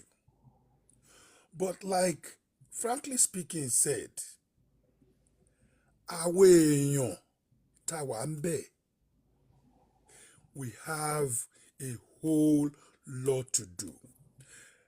And nǹkan kan tí tún máa ń gbọ́ lẹ́nu àwọn èèyàn, government ò ṣe léyìí, government ò ṣèlú, government ò ṣe gbá, wọn ò ṣàwo. Anywhere in the world, kò ń ṣe government ló ń tún lù ṣe. Kò ń ṣe government ló ń develop lù. It is the private sector. If there's problem with the private sector, if the private sector is not striving, there will be problems. It is just for the government to give an enabling ground for private entrepreneurs to strive. So, each time when we bring in comparison, there are several factors we have to look into. And we cannot, the issue of cultural differences cannot be overemphasized. Thank you.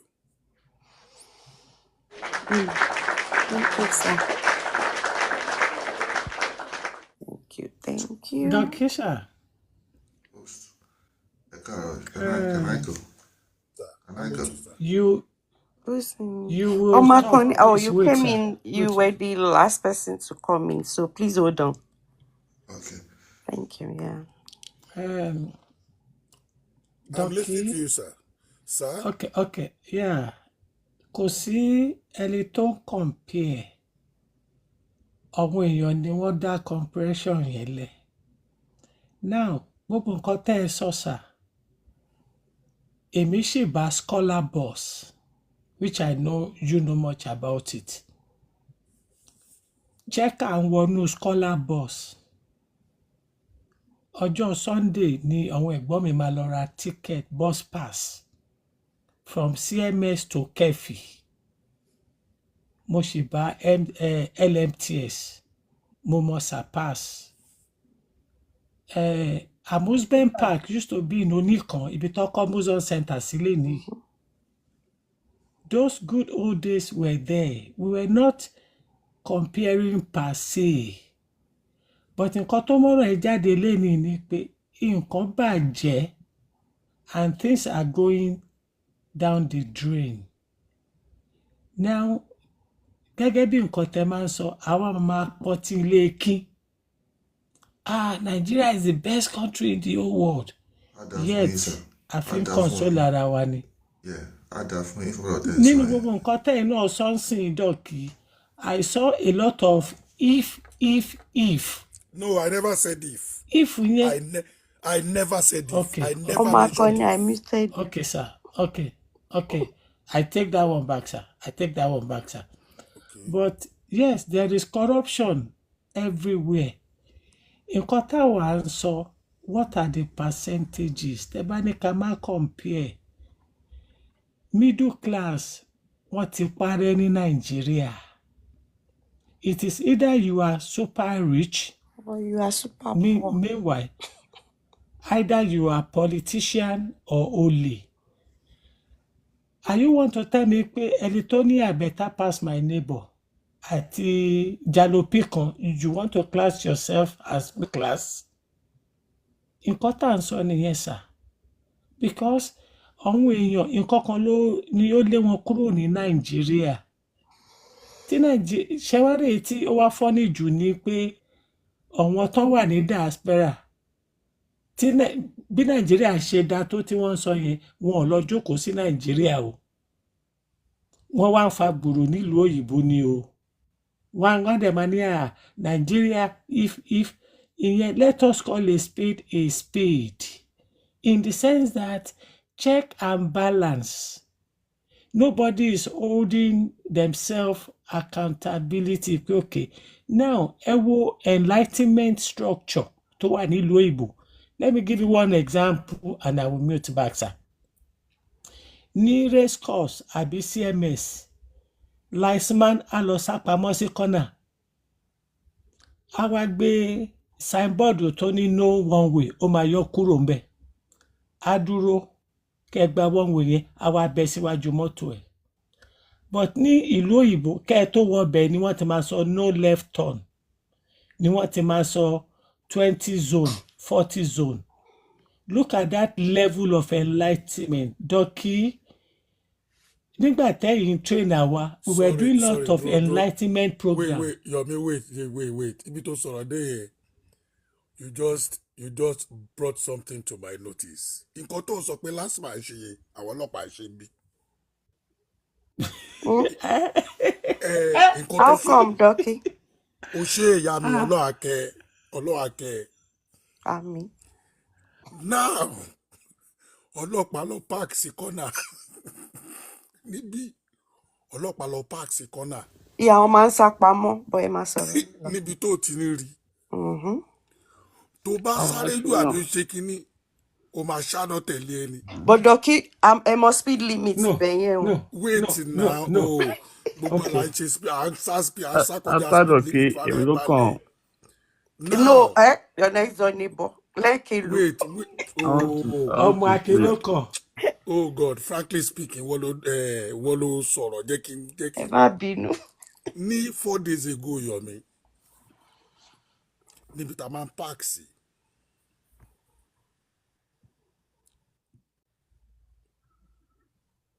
Tó jẹ́ pé everybody ló ń park síbẹ̀.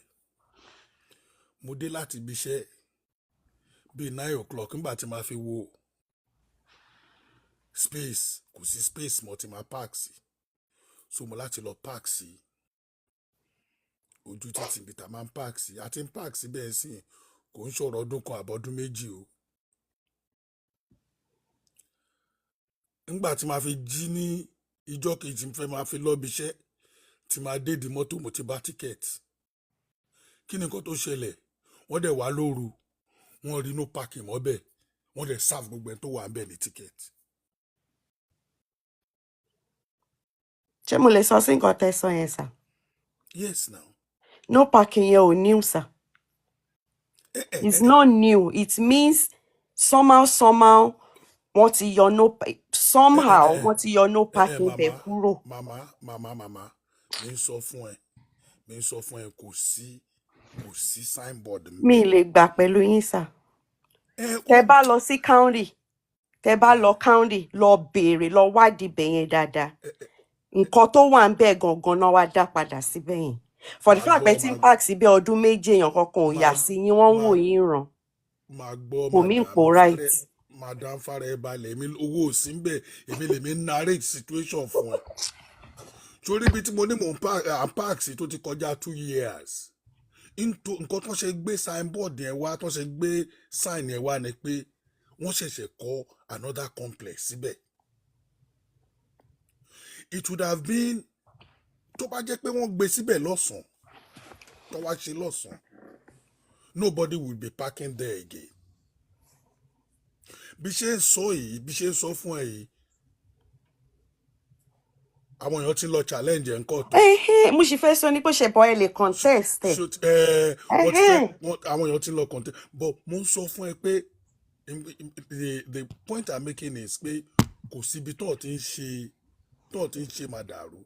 Ókè tó bá máa rí nígbà tí tíkẹ́ẹ̀tì ń kárí 11:45 p.m.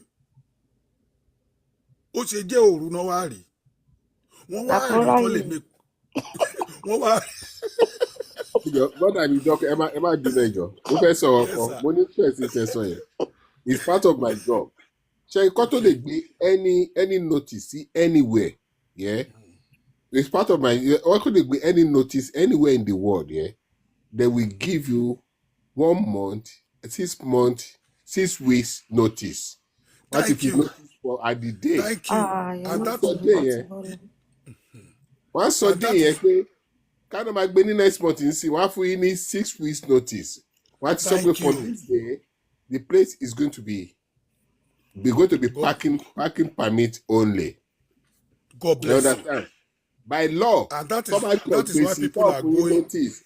By law, that ticket is full because kó tó lè fún yín ticket wọ́n máa ya permit yẹn ibi tó fún yín permit sí wọ́n dẹ̀ máa ya ní tẹ party wọ́n láti fún yín ní notice tẹ bá lọ court tẹ bá lọ challenge ẹ win. Thank you. That is why we are going to court to challenge it now. Yes. Tó bá jẹ́ apartment complex possibility wà kí management apartment complex yẹn kàn ti gba notice kàn má sọ fún àwọn residents wọn. No wọ́n máa display notice wọ́n láti fún ọ ní anywhere in the world display notice wọ́n láti. But wọ́n á contest wọn ní sun right. Yeah, wọ́n tó máa happen pé display notice right. I understand n tó kàn lè happen pé wọ́n lè ti fẹ́ parọ́ pé àwọn ti fi síbẹ̀ for very long time invisible but tẹ́yìn bá ní proof pé ìjọ tẹ ti ń pààkì bí yo bẹ́ẹ̀ bá níyàn bí tẹ́ bá yẹ pé ẹ pọ̀ ni tẹ́ bá lè sọ pé gbogbo yín o pé ìjọ tẹ ti pé notice yóò sí bí báyìí tí gbogbo yín lè ti bẹ́ẹ̀ tó bá yẹ pé èèyàn bíi méjì bíi mẹ́ta ẹ understand ẹ láti ní proof ẹ understand proof là ń dà ọ́ máa ní ẹ mọ̀ bẹ́ẹ̀ ó láti jẹ́ display notice okay anywhere in the spa tó bá máa ti ọ̀nà wọ́n máa ti fún yín notice now ẹ ti máa yín notice a week pé this road is going to be closed you understand so tó bá fún yín ní ticket láàyè pé wọ́n ti fi notice the 6 weeks notice right ẹ nílò láti protest ticket yẹn. So the bottom line is pé àwọn náà wọ́n máa ń ṣọ́yọ̀ sáàbù ń bí. So pé lásìmọ̀ lọ ń sá síbi kan àti kinní kan they all want to make money. Dọ́kì ṣe lè ever win ní last man ní Naija pẹ̀lú ẹ contest ẹ win ẹ ní sanwó yẹn. Èmi á win ní last man ó depend lórí ibi tó ti wá ọ èmi á win last man jọ. But well èmi ò gba comparison yẹn tẹ́ bá ní wọ́n ń jalè bí náà mo agree for irú àwọn comparison tẹ́ mú wá yẹn. mi ò compare mo kàn ń sọ situation tó ṣẹlẹ̀ tí mo mọ̀ tó ṣẹlẹ̀. like pé last man máa lọ sá síbì kan náà ọlọ́pàá náà sá síbì kan bí. ọlọ́pàá máa sá síbì kan sign wà wọ́n ti sọ speed limit pé 45 ni ibi tí 50 wà wọ́n ti kọ síbẹ̀ ṣùgbọ́n àwa sì máa fẹ́ tẹ̀fẹ̀ nira ibi tó gbé 40 sí a máa máa ṣe 70 ọlọ́pàá dẹ̀ bá yín sá pamọ́ torí àwọn náà ní target wọ́n ní iye tó gbọ́dọ̀ mú wọlé. Exactly. So ẹ̀yin náà bí tó bá kọ 45 ẹ̀ ṣe 45 wọn ò ní gbà lọ́wọ́ yín dubiously. Exactly. Níbi àwa pẹ̀lú ọlọ́pàá ní highway tó pé 70 ni àwa pẹ̀lú ọlọ́pàá jọ máa ń ju 80. tó bá yín jẹ́ 510 ẹ wà okay. Over, yeah. But àwọn onímọ̀ kan lọ yọ sáìnì kúrò kán lè mú yín kán gbowó lọ́wọ́ yín. ọlọ́pàá mi níbi tí speed limit jẹ́ 40 tó bá sá 42 ó lè dẹ̀ dúró.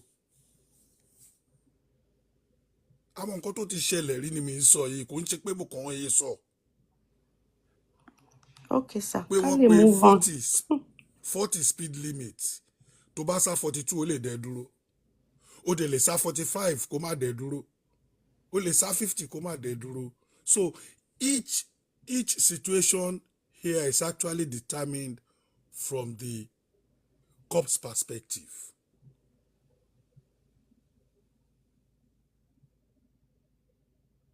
Dọ̀kísà. Thirty land, sir. Yes, sir. Okay. Yes, sir. Jọ̀kí ẹgbẹ́ ń wá já ẹ̀sìn kankan ẹgbẹ́ ń já ẹ̀sìn kankan ní orí ọ̀rọ̀ traffic law. Ṣàbẹ̀ pé ẹni tán bá fi sí 40 tẹ́ bá ṣe ń sá 45 ọlọ́pàá lè máa dá yín dúró. Bẹ́ẹ̀ni. I witnessed this in court. Ibi tí wọ́n fi 20 sí èèyàn yẹn wá gbàyàn. Ó wá ń sọ fún jọ́ọ̀jì pé 20 yẹn lòun sá. Ṣàbẹ̀ nǹkan tí jọ́ọ̀jì sọ. Jọ́ọ̀jì nítorí pé wọ́n ní 20 does not mean you must go that 20. Ìyẹn tún kan. The speed limit is 20. This is ọ̀rọ̀ kọ́tò. Jọ́ọ̀jì ò fún ní allowance 5 orí ẹ̀yìn. Ó ní torí pé wọ́n ní 20 ní speed limit does not mean pé o gbọ́dọ̀ sá gbogbo 20 yẹn tán. Because ó ní ká ní òwò sá 20 tí wọ́n claim yẹn ni that person could have been saved. Ipe nǹkan tí kìíní ẹ̀mí pé maximum tó gbọ́dọ̀ sá ní 20 does that mean you must sá gbogbo 20 ni? That was the judge interpretation. An American judge, Uncle Yomi, àbí UK judge? American judge. In fact, ó tún ṣẹlẹ̀ pẹ̀lú Judge Judy. That was the second time. Kò bá jiyàn ipe kò go that limit to 20 yẹn. Only but must you sá tán? Discretion, common sense. That was from the judge. Ó lè jẹ́ residential area or school zone. That is what I am saying. Ó jẹ́ school zone or That is what he's residential. saying. Yomi, I agree with you. But ṣó mọ̀ pé tó bá tún sáré náà tó bá tún tó bá tún sá Tó bá eré tún náà slow jù, wọ́n tún máa tó bá fún tún slow ticket. jù ọlọ́pàá dá ẹ dúró náà. Bẹ́ẹ̀ Honestly, tó bá ní 20, tó bá ṣe Now, 18. ṣé mọ̀ pé ṣé mọ̀ nǹkan gbogbo ẹ̀ náà la mọ̀ pé torí ẹ̀ ni wọ́n ṣe ní speed lane àti normal one. Nígbà míì tí wọ́n bá ń drive tó bá ní 20 tó bá sá 10 wọ́n á bẹ́ẹ̀ wí. Tó bá ní 20 tó ń sá 20 tí nǹkan kan ò ṣẹlẹ̀ kò sí ẹni tó máa sọ̀rọ̀. Mo ń sọ̀rọ̀ tó ṣẹlẹ̀ ní court. The judge ò sọ pé no 20 kan ló yẹ kó sá. Ó ní yes òun gbà pé 20 ni but the law ní pé dandan ló gbọ́dọ̀ sá 20 ni. Èmi kọ́ mo sọ. Yeah, if it's busy. Tó bá jẹ́ Ó busy. tún repeat ní orí Judge Judy said. Judge Judy said the same thing. Ṣó mọ̀ Yomi gbogbo ẹ̀ náà the law is being Discretion. is being determined from the executive point of view. Okay, mo ti rẹ́ ẹni tó ní tí kò ní insurance tó gbé mọ́tò ẹ̀. mo dẹ̀ ti rent tí ò ní insurance tó yẹ pọ́kọ̀ fún ticket.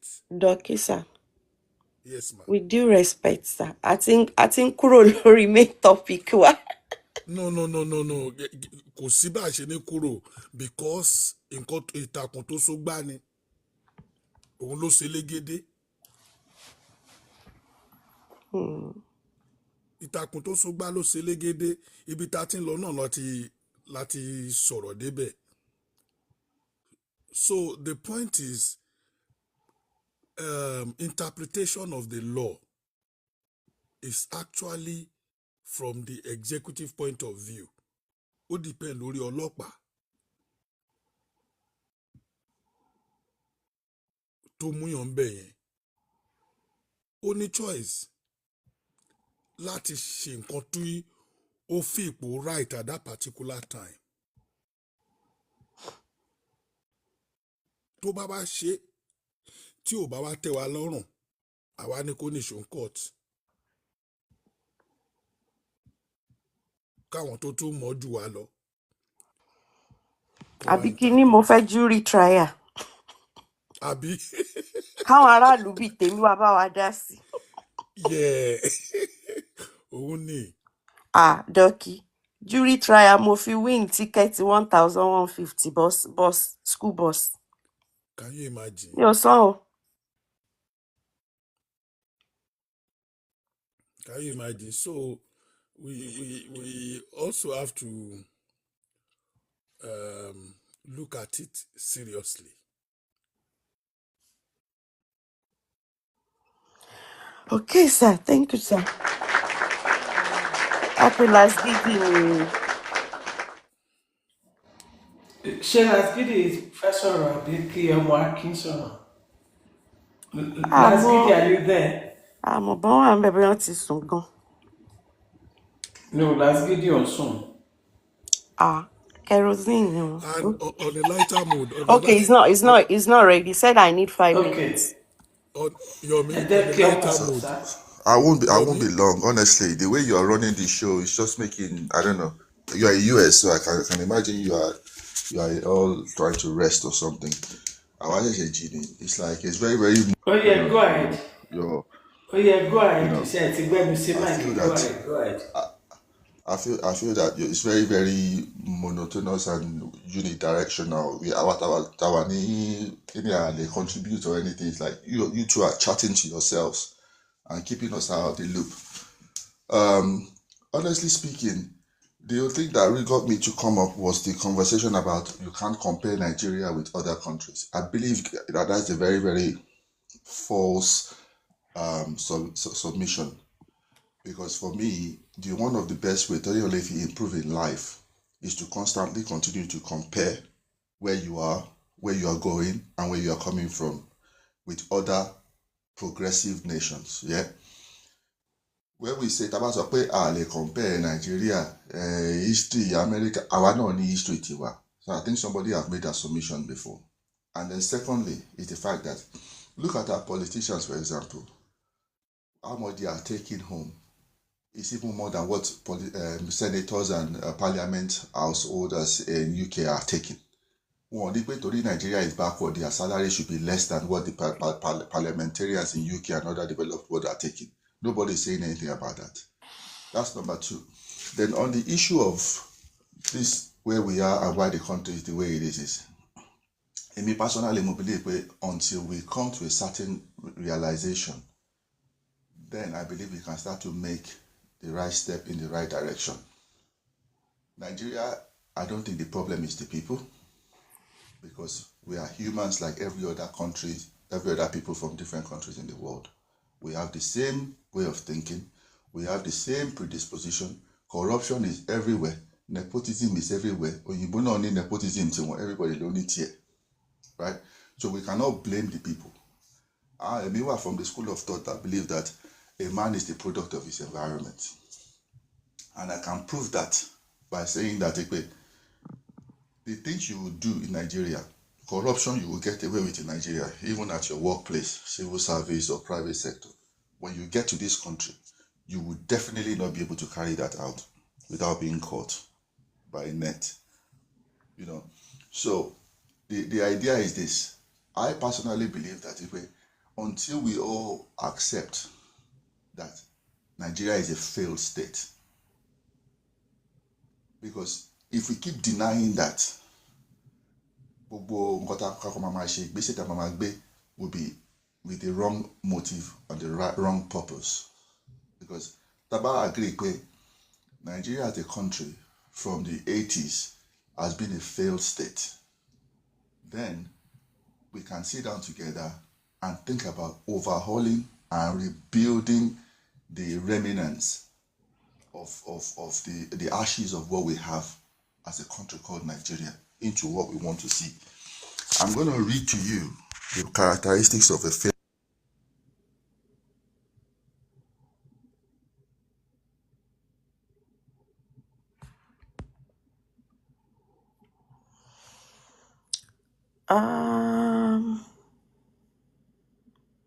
Characteristics, He's muted. His live paused. So Nigeria must have happened to him too. Oh, he's back. Am I muted? We didn't mute. He said your live was paused. Nigeria just happened to you, Live sir. paused. It's not from us. Okay. So, honestly speaking, just give me 1 second. Let me do something. Please, give me 1 second.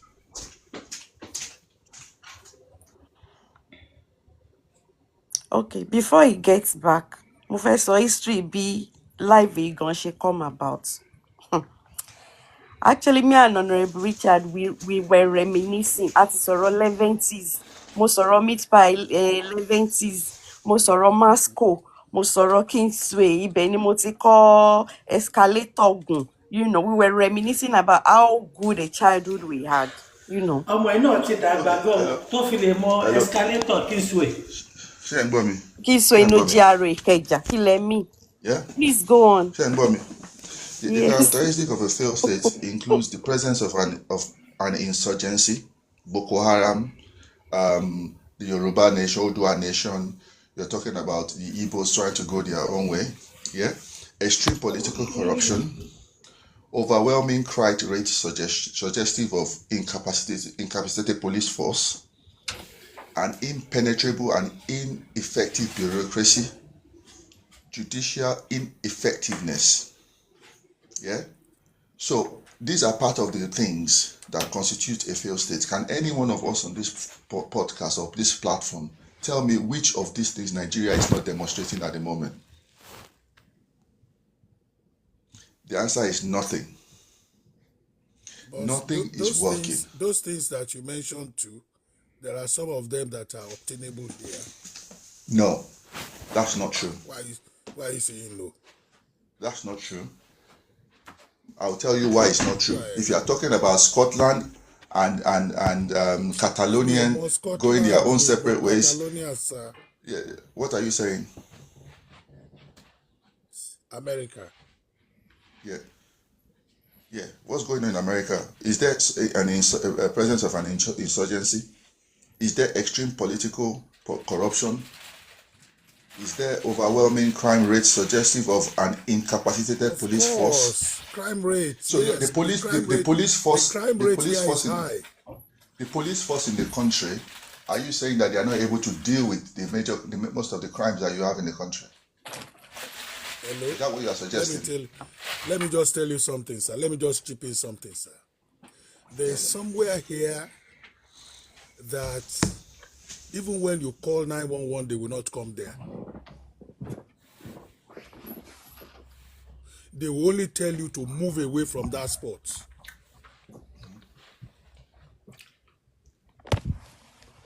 So that's the people in the United States. Honestly speaking, being in Europe, this is the first time I'm ever hearing that from anyone from the United States. Oh, you see? Yeah. And the reality of it is that, but the prevalence though also matters. So if it is one, so the prevalence matters. So if there's one in every 900,000 calls to 911, that is statistically insignificant.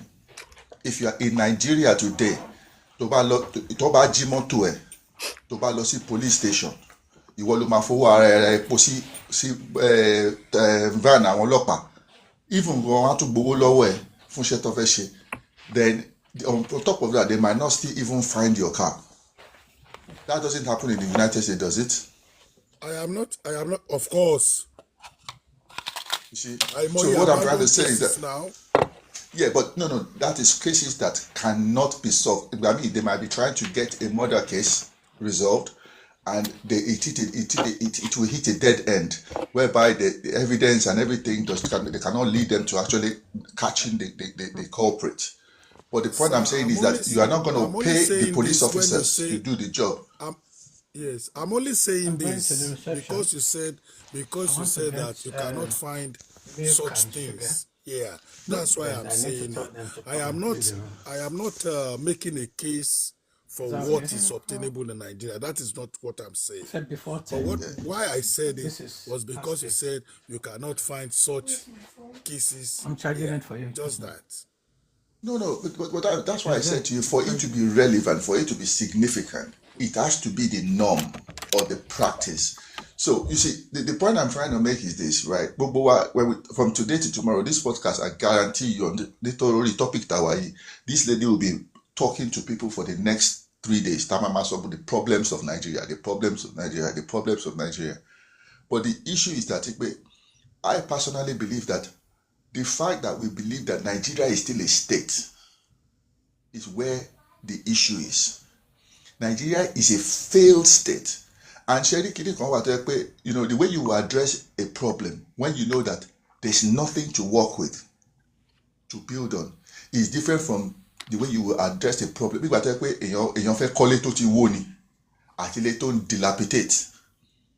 When you want to build a house, or you want to repair a dilapidated house, you will do your dilapidation survey, you will know things, you don't need to bring everything down. But when you are dealing with a house that's demolished and fallen, then you can start to build new structure, you can get the architects involved, you can start to from foundation and do something even grand or better than what you had that fell, And this is where the problem is. Okay, I haven't said that, sir. I haven't said that. What would you suggest? I think that Nigeria, there are a lot of brilliant Nigerians out there. Look, I can mention just a few. Professor Lere Seledu, he was part of the committee that wrote the constitution of today's Brazil. A lot of lawyers, erudite individuals, they are breaking grounds outside of Nigeria. Liberia, Sierra Leone, Nigerians were part of the people that wrote the constitution of those countries, right? And built the country that they are now, legally. And in other spheres, I think we need to understand that what we have now is not fit for purpose. Everybody needs to sit down together and come to a decision of how we are going to build a system, a structure that is going to work for everyone, and put instruments in place to make sure that works. Because you would like a lot of people decided on a platform earlier that law is in Nigeria. There are law in Nigeria, but where are the instruments of law that helps to uphold and enforce those laws? That's where the problems are. Where is the judiciary that will stand for the people that are supposed to, who is checkmating those judiciary? That's where the problems are. Now Nigeria is leading to a one-party system under the political gimmick of this current Jagaban. You understand? I give the guy his credit. He's a genius in my own books, because he has really built a political strategy and empire for himself, regardless of how good he is in, administration or whatever. But he's a genius. I think we need to revere him. I won't sit in a room with him or poke him with a stick, but I think he's brilliant. He's a brilliant individual. The idea is this. There needs to be a forum of people who knows what it is to build a nation. Brilliant in what aspects, sir, please? Brilliant in their field of life, in science, in law, in economics, in culture, whatever your sphere is. Please, whatever your... Be precise, please. Be precise, please. basically the STEMs subject, the STEMs profession, science, technology, engineering, mathematics, those people that are out there, Nigerians that are doing great things in the diaspora, that are contributing to their discipline in the world as it is, to put them around the table, form a conference, talk about it, see what we have now, see what we can do away with, see what we need to, revamp and get us and put structures in place that will set the country in a new course and a new path in line with modern times.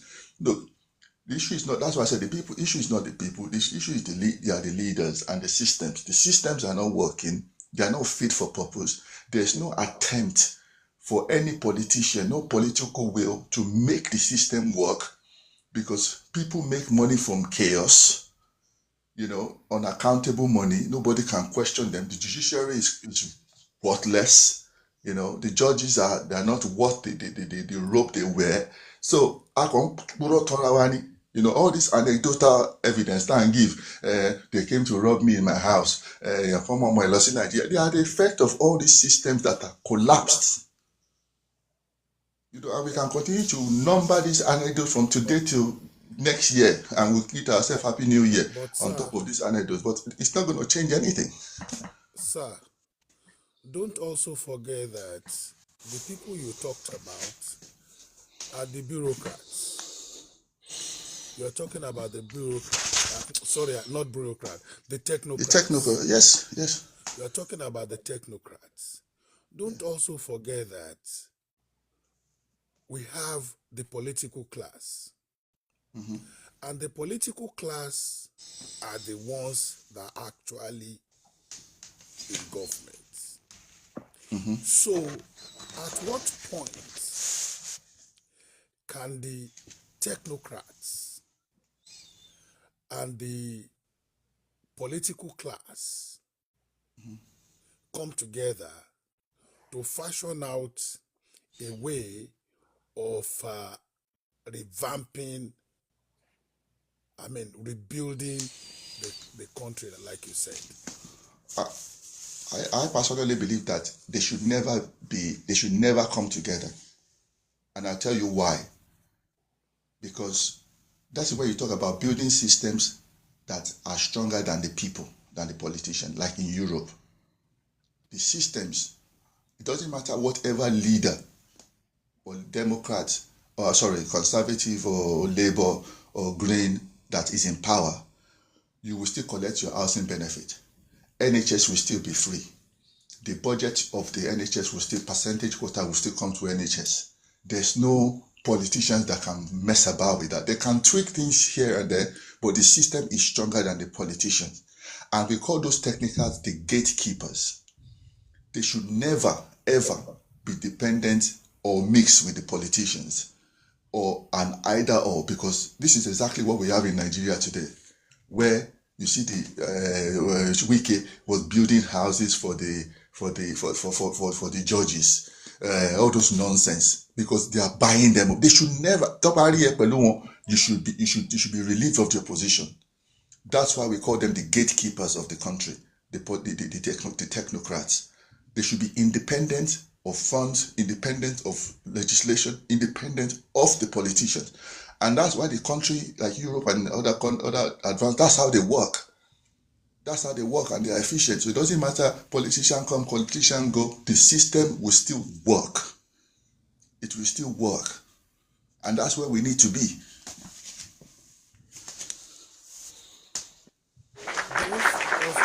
Don't also forget that there's no way, like you rightly said, there's no way we can talk about the technocrats and not talk about the political class.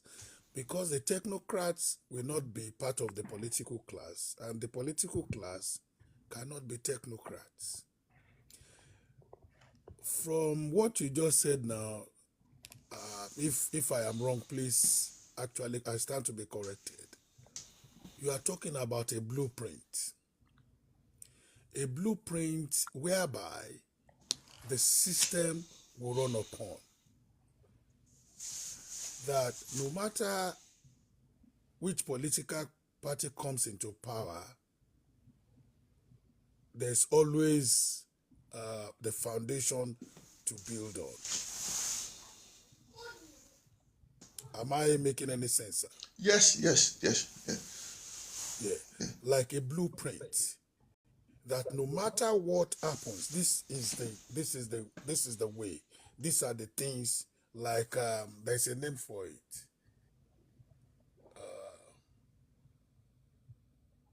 Like the bureaucracy. Yeah. Bureaucracy, which we believe the civil servants are taxed with it, because politicians will come and go, but the civil servants remain. They are the custodian of all of these things that you mentioned. I also stand to be corrected. From my view, I think the technocrats would come in, or can only come in, as part of the private sector. Please, could you... Not necessarily. Okay. Not necessarily, because we know what private. Say for example, I am a socialist to a certain extent. I don't think that the only way you can elevate a person above the animal status, like lower animal status, is to make sure that they have certain dignity in their lives. You know what, Omakoni? Yes, ma'am. If I just allow you go on, then I know you I will won't give be other people a shot. just hold on. Yeah, I would. Yeah, Just hold on. Yeah. I won't be doing justice to myself, because the other time you came in, you were the last person to came on this platform. There are people before you that have not even spoken, and you complained about us taking over and just interacting, and you made a statement that I refuse to, respond to, but you are equally doing the same now. I want you to open the floor to everyone. I And don't just want to have a I tete-a-tete. was not talking just because Madam, of Doki. Madam, But you are doing the same now. No, So, I expect you to open the floor to Mr. Yomi, Swaggy. Let them have the chance to talk to me, and I talk to them. Not just one person like Doki talking to me. This is what I'm saying. you can't tell me how to run my platform. I know. I'm sorry about that. I'm sorry about that. I'm sorry about No, that. you can't tell me how to Now, run my platform. if you listen to what she's saying, you have just been guilty of the same thing you accuse us of. She did not open the platform while me and Doki were going back and forth. Yeah, I Now, understand. it's now you and Doki now. You are now enjoying the flow. And others are watching I'm you. not So really, because I'm a person that, you see, as you came in now, I like the vibe of your voice, separate from another person. I know it's her platform, she can choose to run the way she likes, but obviously, what those guys that are not talking, what they felt when I was there, I can imagine it. They might just be listening. They might just Before be listening. you came in, my viewers were 30-something. Okay. All along you were talking, my viewers dropped to 18. In fact, my friend that just came in brought it to 18. My viewers dropped to 17. Yeah, I think you should cut me off then. You should just drop me, or you should let someone else have a word.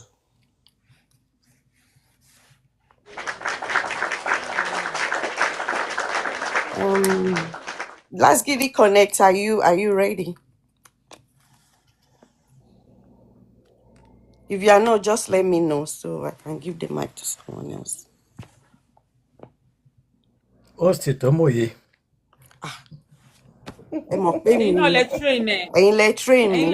My mentor is here. Almost school that me they walk over me, so I won't take that.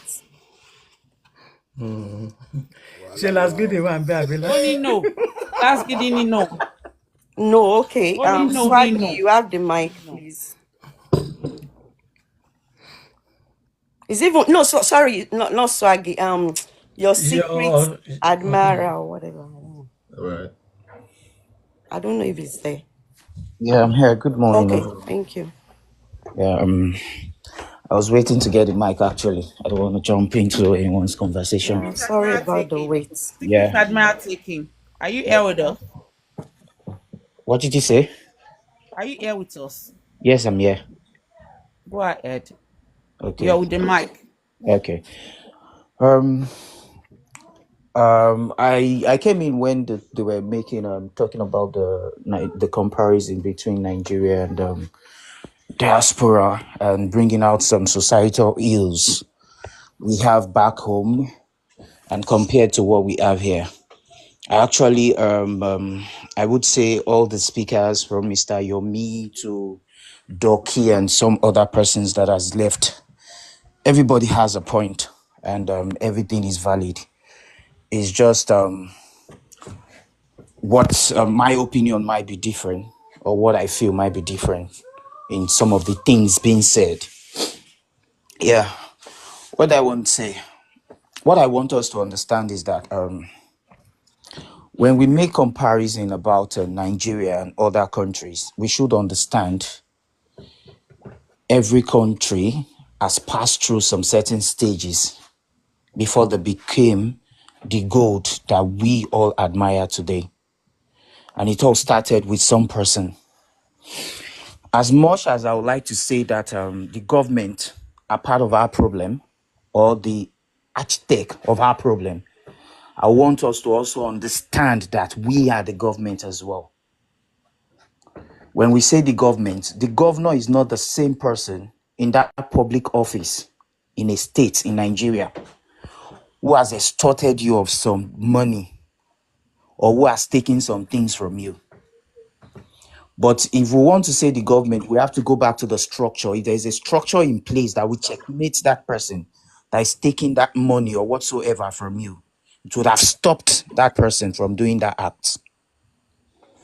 And I made a comment which might be offensive, but it's just how I felt in the comment section earlier when I said some of the people in diaspora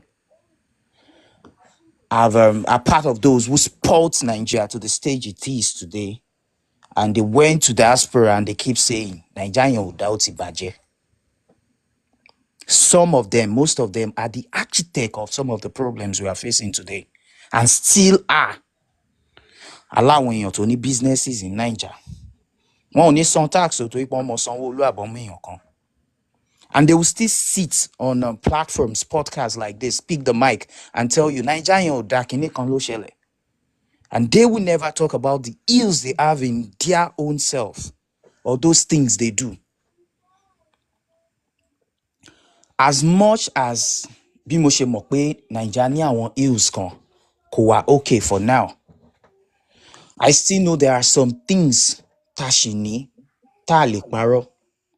I know about the people in UK. There are some areas in UK. To see the doctor can take you lengthy times, lengthy days, yes, months. But in Nigeria, Tabani Tonrawao, to some extent, is accessible. Do I want ills, I want Ibaje kan wa lawon bi kankan to ye ka ni. Uncle, ẹ má bínú nǹkan fẹ́ béèrè question kan ni o. Ẹ má bínú sir. The statement you made now is not true. Okay. It's not true. If I come now. Yes, no. Okay. Let me clarify it to you. I will lost my school, my school of thought. Okay, go if ahead. I'm interrupted. Ẹ má bínú sir. Bóyá kẹ́ kon note nǹkan tí mo ń sọ.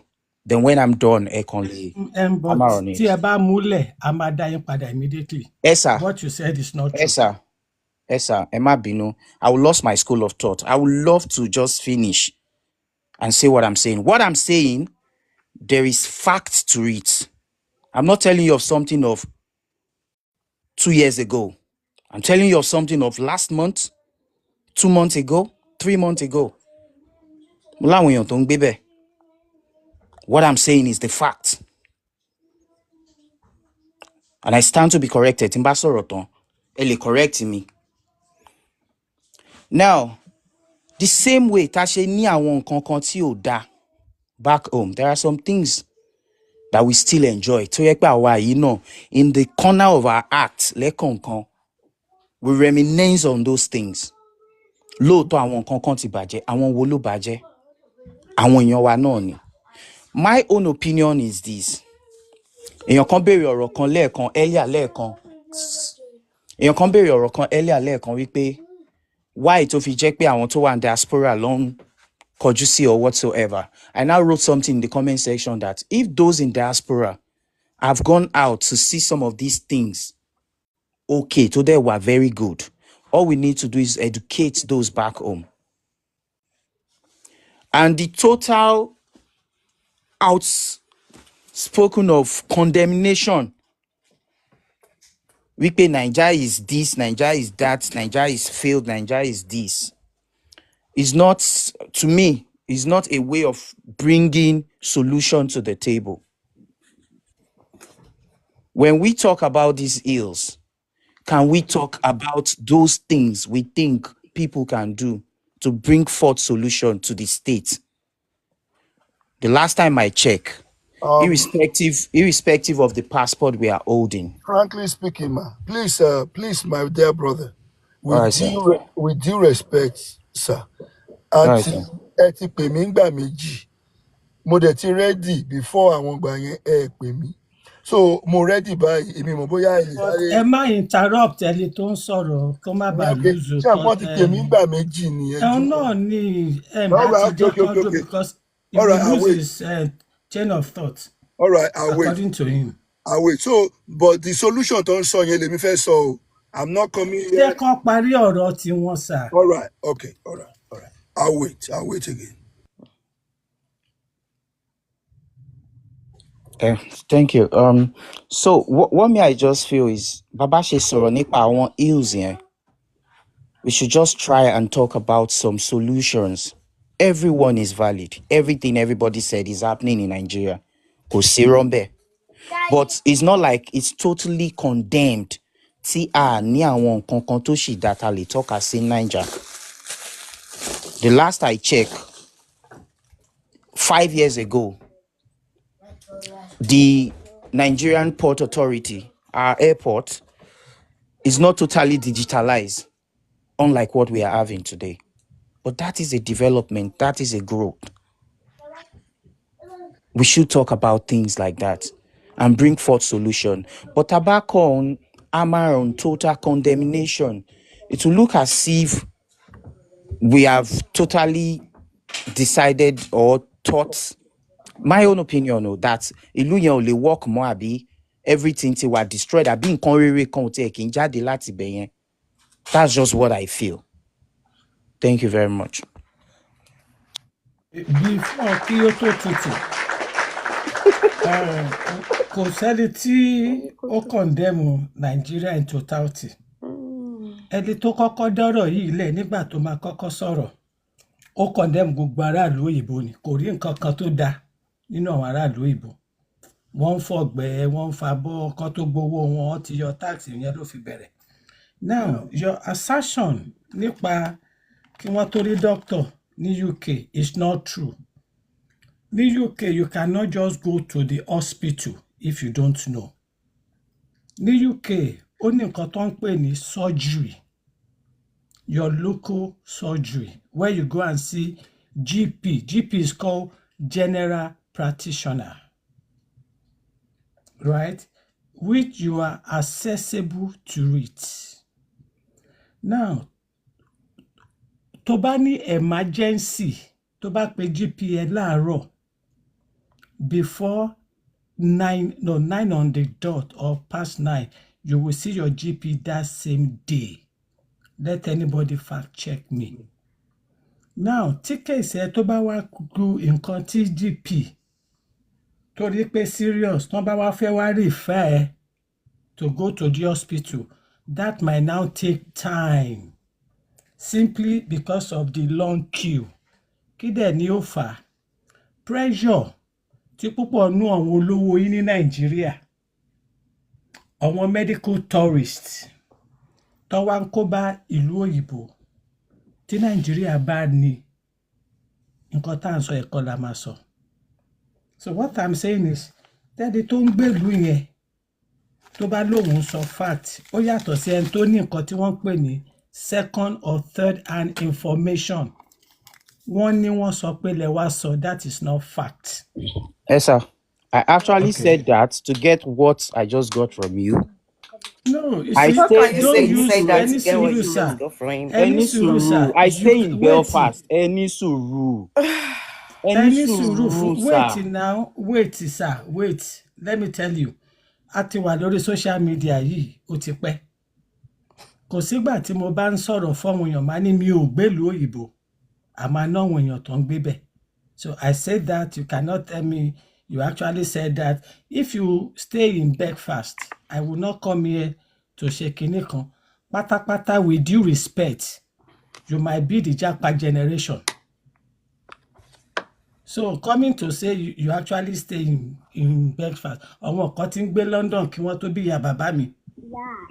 To correct that, sir. Gbogbo wa ni Japa. If home is sweet, everyone will stay back home. Everyone is Japa abroad. Now, Everyone. let me now correct you again. Japa ó yàtọ̀ sí Andrew I'm checking out. Ìyàtọ̀ tó wà ńbẹ̀ nìyẹn. So orúkọ tó ń pè wọ́n at one point or the other ni ó yàtọ̀. Just like nísìn gbogbo wa ni wọ́n bí. But people like you will call some people millennium. You will call some people Gen Z. So ní gbogbo wa kọ́ la kúrò. Táàgì tán fólé kálukú ọ̀tọ̀ọ̀tọ̀, that is what I am saying. Tẹ́lẹ̀tẹ́lẹ̀ àwọn èèyàn tán wà ní ìlú òyìnbó wọn kì í pariwo if you want to come to the UK, if you want to come to the UK, wọn kì í ṣe. Àwọn Japa sí ni ẹ máa gbọ́. See me, if you want to come to the UK, if you want to come to the UK. Àwọn ni wọ́n máa kọ́kọ́ dé orí live stream.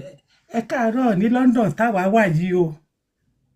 So I'm not saying gbogbo aláwa ní diaspora batches oríkálukú ọ̀tọ̀ọ̀tọ̀, and then orientation oríkálukú náà ọ̀tọ̀ọ̀tọ̀.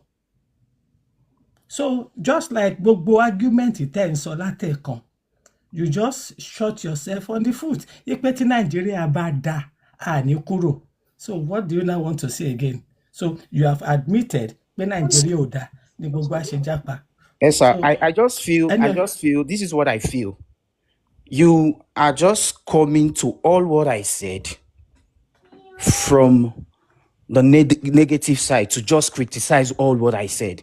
If you listen, now listen to me, sir. The only thing I am correct. No, I will. Okay, now, let me just I will now mute for you now. I will now mute for you. In case on top bank bowa, the only thing Timo correct is your assertion about Tabaferi doctor. Only to should be mélòó kan. That is the only thing Timo dúró lé lórí. I've not said any other thing. So you can then talk. Yes, sir. Thank you, sir. What I said earlier, if I could have been, so others will talk. I don't want to make it an argument. I only came to hear my own submission. I'm not putting up an argument. What I said earlier, I made a confirmation that we know some things are bad.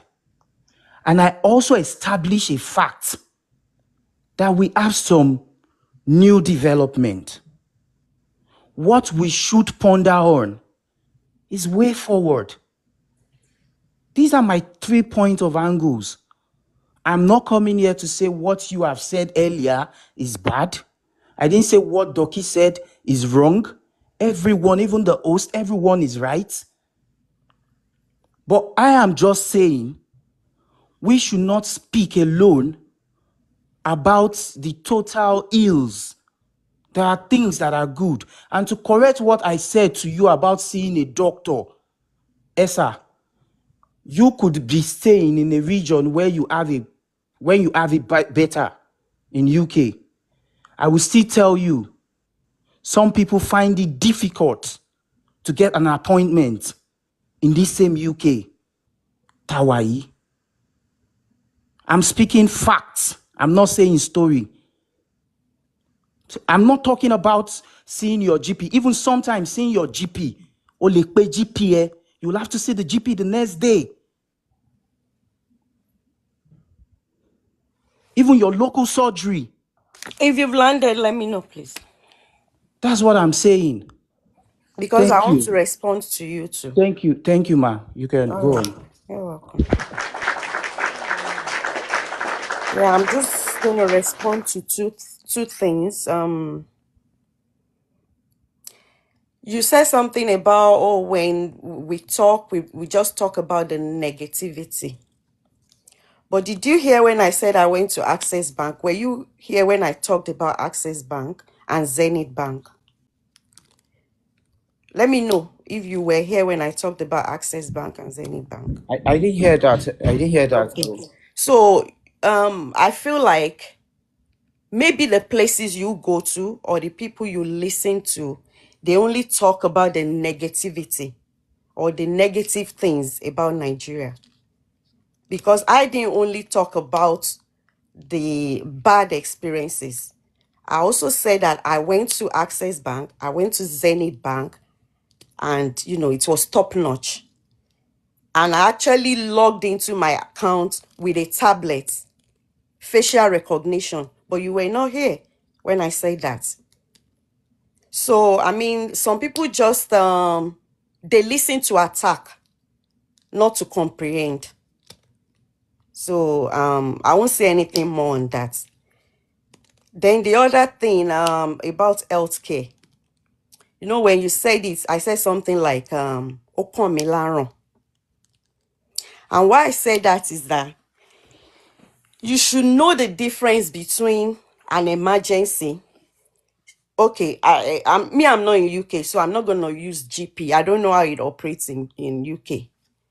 There is a difference between having an emergency, trying to see your primary healthcare practitioner, and actually needing an appointment to see a consultant, maybe not to see a specialist, depending on the area of healthcare you need help with. If I start coughing now uncontrollably and I'm able to get to my phone and dial 911 in less than 5 minutes or at most 7 minutes, an ambulance, a fire truck, it's 3 sets of vehicles that is going to land in front of my house. An ambulance will come, a fire truck will come, a police car will come because I have an emergency. When they get here, they check me. I don't need to go to ER, or they see that I need to go to ER, or at least they will give me first aid. If I need to go to the ER, that's the emergency unit, they'll take me there. That is an emergency. If you don't have an emergency, I just feel like, ori command for me, to bat for me, dear Umalo, otin she me for some time. I think I need to see my doctor. If I go on my app and tap on me Bawa Lola, because it's not an emergency.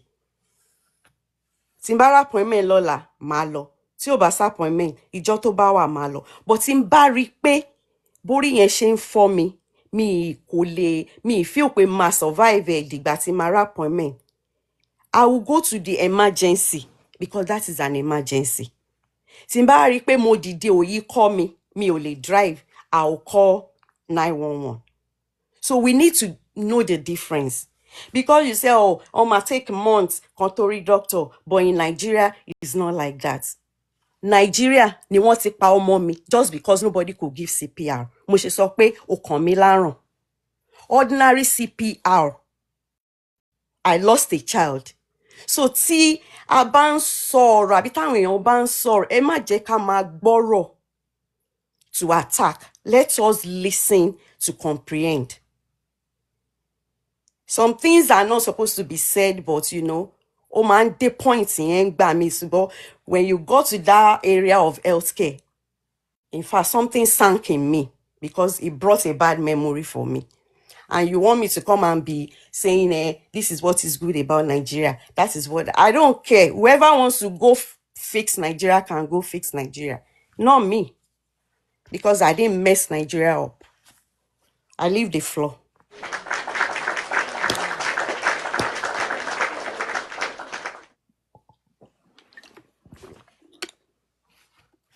Last Gidi, are you there? Yes, ma. Can you hear me loud and clear, please? Yeah, I can hear you. All right. Well, I sympathize, for hearing that. Yeah, and no, I don't need sympathy. Okay, all right, No. So sometimes, tí ẹ bá fẹ́ prove point kan, àwọn nǹkan tí yóò yẹ kéèyàn I mean, àwọn kan tí ó yẹ kéèyàn keep èèyàn máa sọ to prove some points, and I really appreciate you, man. Sherry, I've been listening for a minute now, and then I will just go straight to the solution, because a lot of people, they've come up, they are saying we are just talking about, or they are saying people are just talking about the problems, the sickness, how bad the country is. They are not they are not talking about the solution. For anybody that wants to know the solution to that country called Nigeria, or any other country that is struggling, number one, from the solution, you will know what the problem is. So we are tired of talking about the problem. The number one solution is this. I will start with a proverb. They say the best way to know a bad fish is to smell the egg. Wọ́n ní tí a bá fẹ́ mọ ẹja tó bàjẹ́, orí láti máa mọ̀. Tó bá ṣe bí òwe níwájú ẹ̀yin àgbà, ẹ má bínú, kọ́rọ̀ ó lè yé ara wa ni. What am I trying to say? I'm not saying that I'm blaming anybody.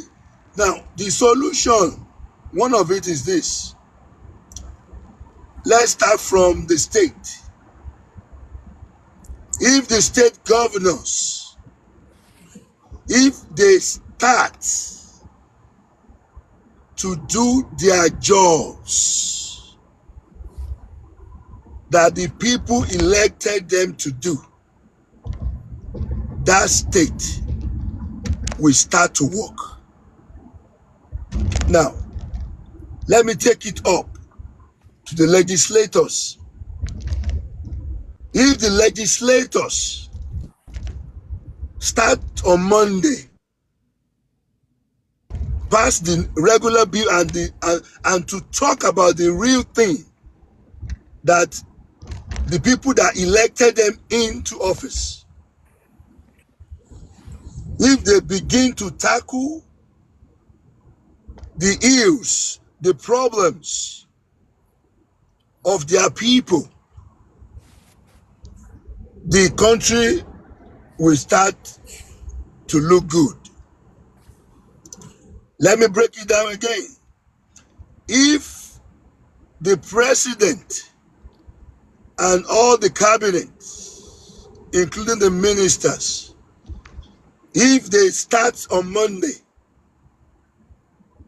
to be doing the needful, the reason why they were elected to office, those that were elected, the reason why some were appointed, the appointees, if they are doing their job accordingly, that is another solution.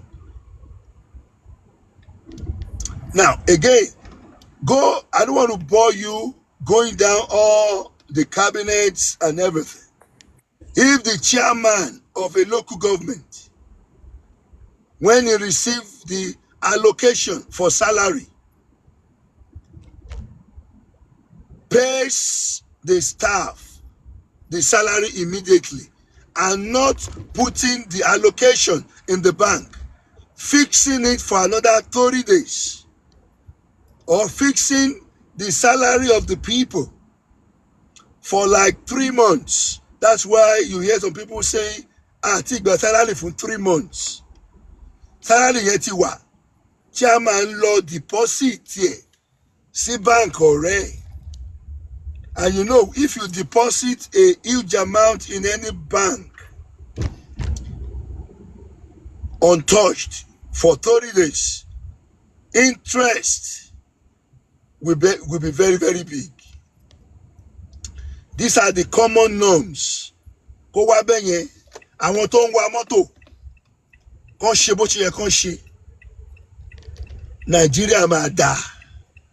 èèyàn kan sọ pé àwọn èèyàn tó wà nílùú yẹn ló ń bà á jẹ́, ẹnìyàn ò parọ́.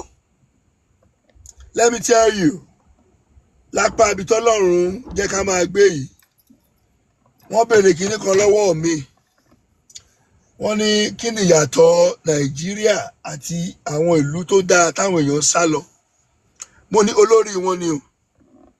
The question is, what's the difference between Nigeria or any struggling country and those countries in the Western world? Their leaders, Prime Minister, President, they care. They think about the people of that country. The moment Nigeria begins to think about its own people, that country will be good. Somebody mentioned earlier, that brother was saying they should bring all the people in the diaspora, bring them together. So you want them to come to an office and they will rob them in that office. That kind of meeting will never hold. Pé gbogbo àwọn tó wà ní diaspora kan wálé, wọ́n ṣe meeting, ibi tó ti ṣe meeting yẹn ni wọ́n á ti rob gbogbo wọn. Now, kí ló lè jẹ́ káwọn ti diaspora ò wálé?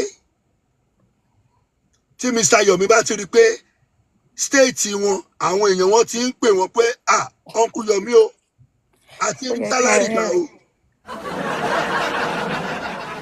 Pé Uncle Yomi, àti rí salary wa gbà déédéé o. Ayé ti dáadé o. Wọ́n ní máa pè mí lójoojúmọ́ kí n send owó. Ẹ ṣé my dear sister. Ẹ̀yin tẹ́ wà, àwọn tó wà ní Nàìjíríà yẹn gangan, wọ́n sọ pé Aunty frankly speaking, ṣe lè believe pé mo gba salary mi láì tò sórí line. Mo lọ sọ́jà, mo rí nǹkan ra. Aunty frankly speaking, wọ́n á gbé báàgì wọn ní the following year. Wọ́n á wá dára ibi iṣẹ́ lẹ̀. You are so wrong.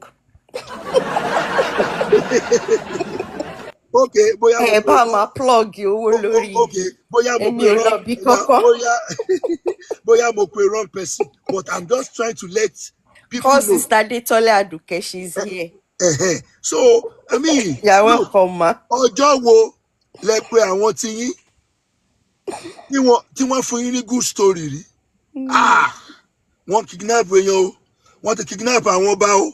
I mean, so look now. Àwọn náà lọ fi story gbowó lọ́wọ́ wa o. Thank you. Jẹ́jẹ́ wa la jókòó. Thank you. You will come up with a story that ẹ ti jẹun láti 1994. Báwo lẹ ṣe wá ń live? So, Cherry, I'm just trying to make it simple. I can go memory lane, but mo ti ṣe ní last time. I don't want to bore anybody. That is the solution to that country.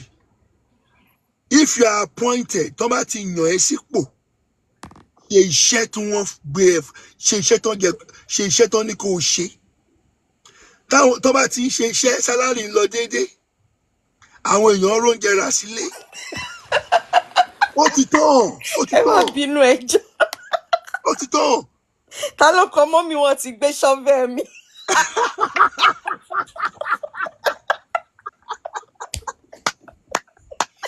Àwọn èèyàn fọ́lì. Oh my goodness.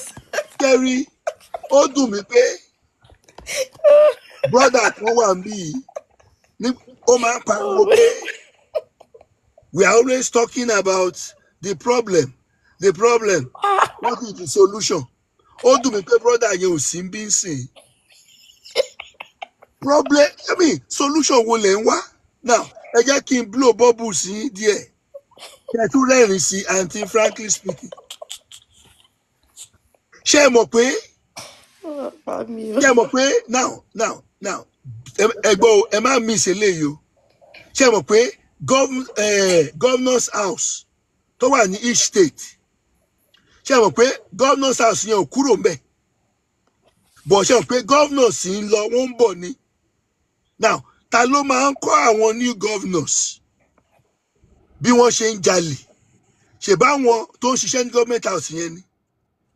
Those are civil servants. Àwọn civil servants ló ń kọ́ politicians bọ́n ṣe ń jalè now. Yeah, that's true.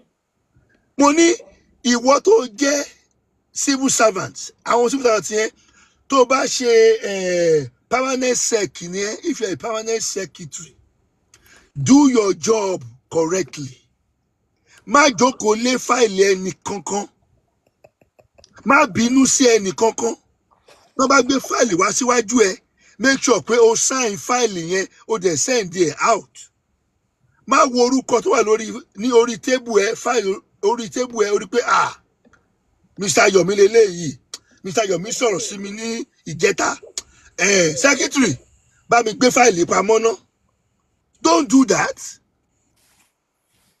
Orí fáìlì Mr. Yomi, treat the file and send it out.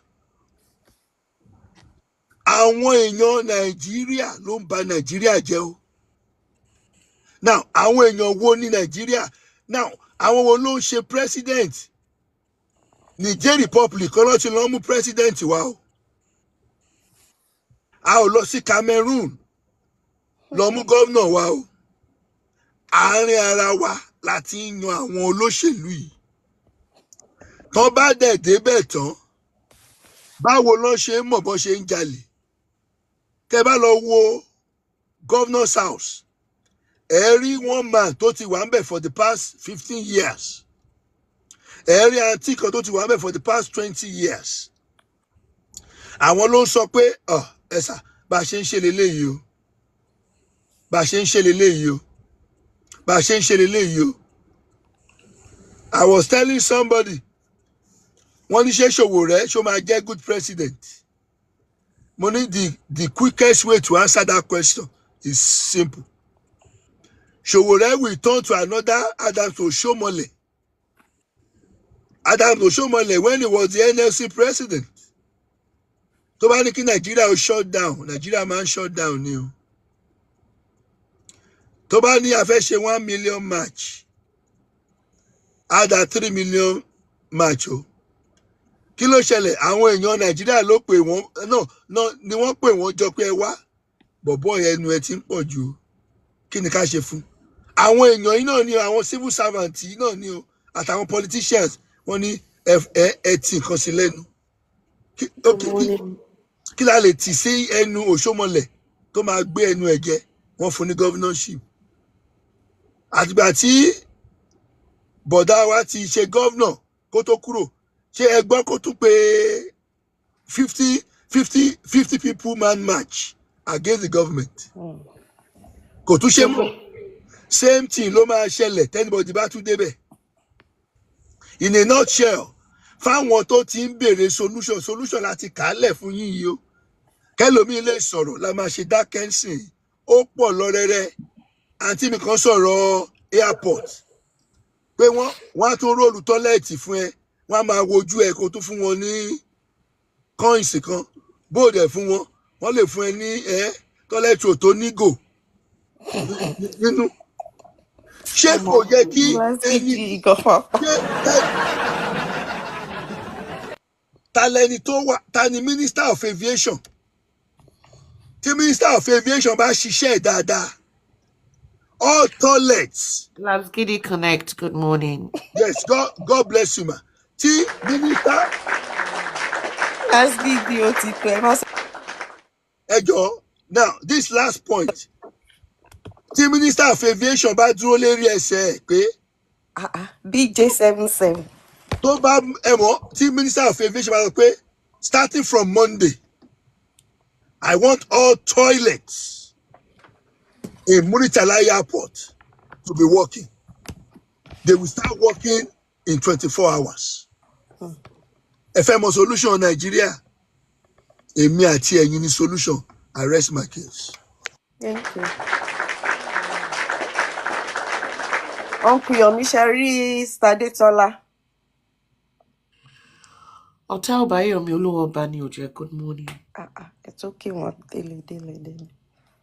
Good morning, sis. How are you? Swaggy and Iron Maid, I'm gonna plead your indulgence. Please forgive me, pardon me. I can't keep Stadetola waiting. Please. Enjoy má bínú. Ẹ má bínú. You are welcome, ma. I don't lose my thrill of Ó rà pọn kò yọ mí ti wọ́wọ́ ọnú lọ. Àárín wọn dáhùn. Ó mú yàn lọ́wọ́ ẹ̀ bá ń filẹ̀. Carol, good morning. Good morning, everybody on the panelist. Comment section in FYP. Good morning, sis.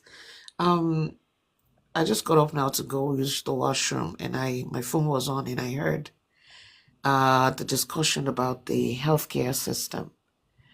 I just wanted to the best of my knowledge, correct a notion. When you call an emergency and the ambulance, the police, and the firefighters come, you're calling it based on the fact that, yes, you need the emergency. And also, you cannot call an emergency to ba niwe, to ba insurance. Yes. No, ma. In America. Can I finish, please? Okay, ma. Yes, ma. Tí ẹ bá ní proper ìwé, mi sọ sí tí Trump ti débi tó wà o. Tó bá ní ìwé, tó bá ní, yes, tó bá ní bó ṣe máa sanwó ẹ̀. Those things are not free o. That's my point. They charge as much as like $2,000. And I know what I'm talking about. You can't just call it. That's for America. In Canada, I know of a lady, of an auntie. One ní ìwé tẹ́lẹ̀ wọ́n gbàwé wọn lọ́wọ́ wọn. She now had a medical whatever thinking. Ẹni yẹn ò lè rí doctor bí ṣe ń bá yín sọ̀rọ̀ yìí o. Torí pọ̀ ti gbàwé ẹ̀ o. Yes, ma. Ẹ má bínú, ma. Ẹ má sọ̀rọ̀. Ní Canada, where healthcare system is practically almost free, this auntie cannot see a doctor. One day, the last time I saw her, but there was something on her side. I think it was where left or right hand side. Kini yẹn wú sẹ́gbẹ̀ wọn báyìí bí ball. Ibi tí mo sọ de mo ní kó jẹ́ kí n lọ fi ìwé mi pé kí n tẹ̀lé wọn lọ wọn dáhùn. So it's not everywhere. It doesn't. You have to have some, because all these things cost money. Almost some bills. Yebe. Charity Nigeria. The problems we have in Nigeria is, well, quote and unquote, you and I. What is so? It's the citizens themselves. I lost my mom in November. Doloi. My mom has been, she's had diabetes for like over 30 years. She had heart issues as well. My mom has been placed on medication. Mom see me man logo religiously. This past December, my mom was supposed to come and visit. My sister now called me. And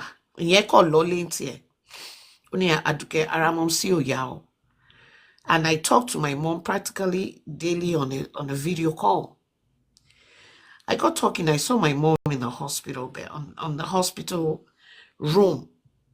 Number one, bed don't for mom see me cause private hospital near the hospital that my mom was, she lives in Ikorodu. That's where the K-leg came from. And when idiots to be one,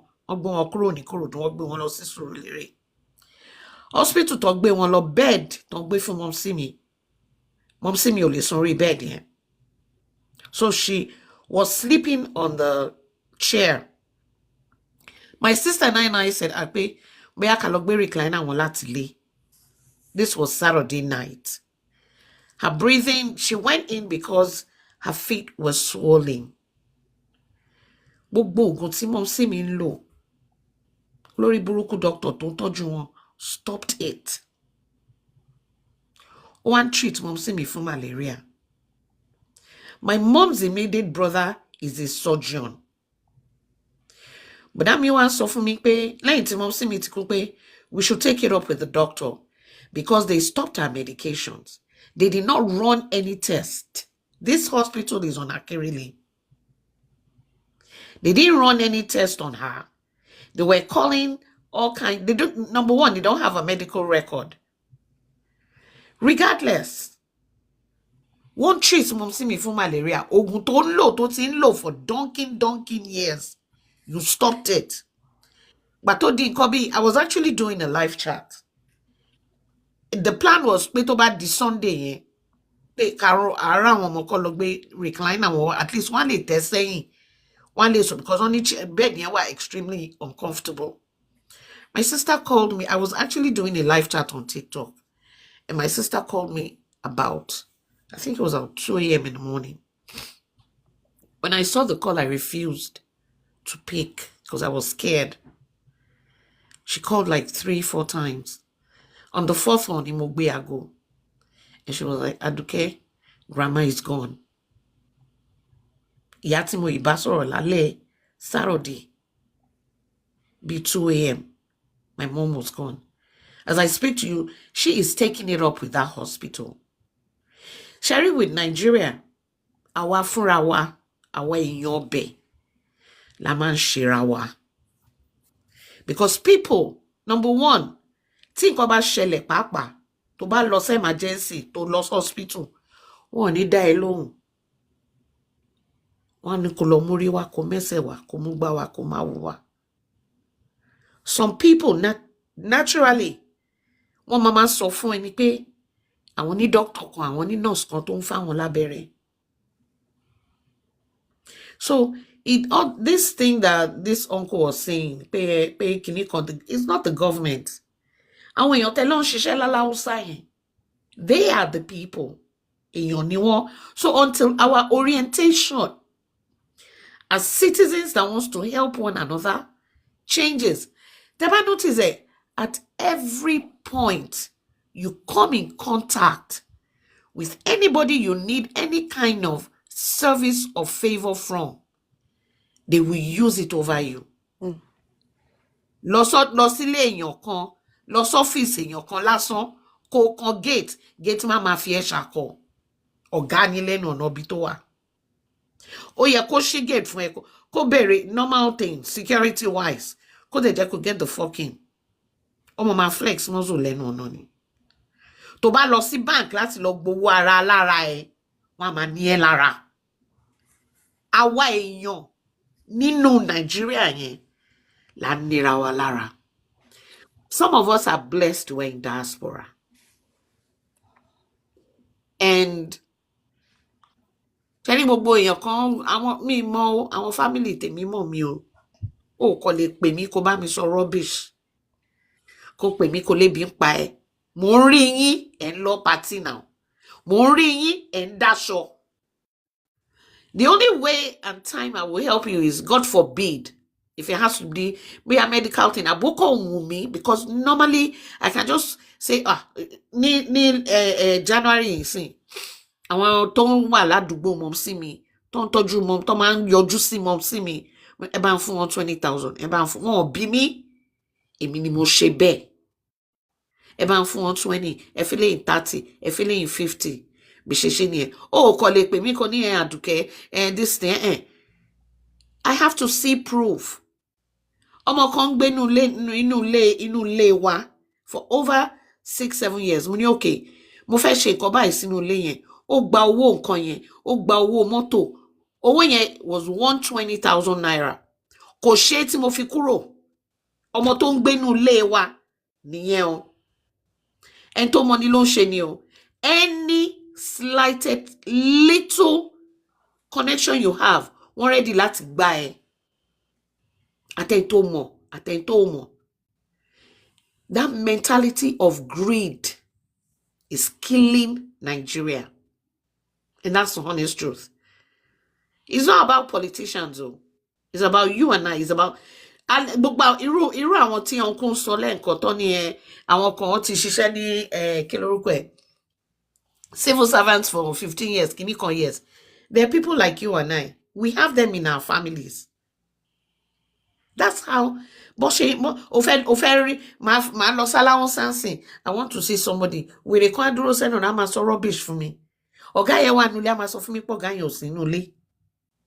But tima si debe tin sare yo boya be 5k fun. I'm a ke pele ma welcome my ekabo ma kini koma. We know how it goes. Se ba won eyan wa ni won. Yoruba si Yoruba la jon so. So until our orientation changes,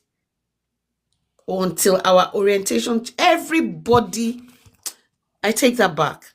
80% of Nigerians are ready to buy you if you let them. But they are ready. Any little slightest opportunity to make money off of you, they are ready. Yet they forget. Because you know what? Majority of them, ile our parents me say, mo ti pa ni, èmi lè mi ti pa, mo change locks, mo ti pa. It's a thing tí mo lè fi hàn síbẹ̀. But wọ́n máa freeload off you. Ìwọ náà ló máa end up láti máa sanwó iná tó ń lò nú ilé náà. Ìwọ ló máa end up láti ṣègbà because wọ́n ò mọ nípa responsibilities. Once they start living with you, if you're not careful, wọ́n máa dọ̀gálé ẹ lórí inú ilé ẹ ni. So pay me bí ṣe ti pa yẹn. Tó bá di sọ́mà tí máa lọ sẹ́kọ̀ọ́ máa ṣe country home mi nìyẹn sìn. I will do what I want to do, get back and come back. Ibi ìwọ̀n bí ẹrẹ. Gbogbo bills ló wà lẹ̀ tó máa san. Ṣáwọn ọmọ nǹkan tó ń jẹ́ bills lẹ́kọ̀ọ́ ni.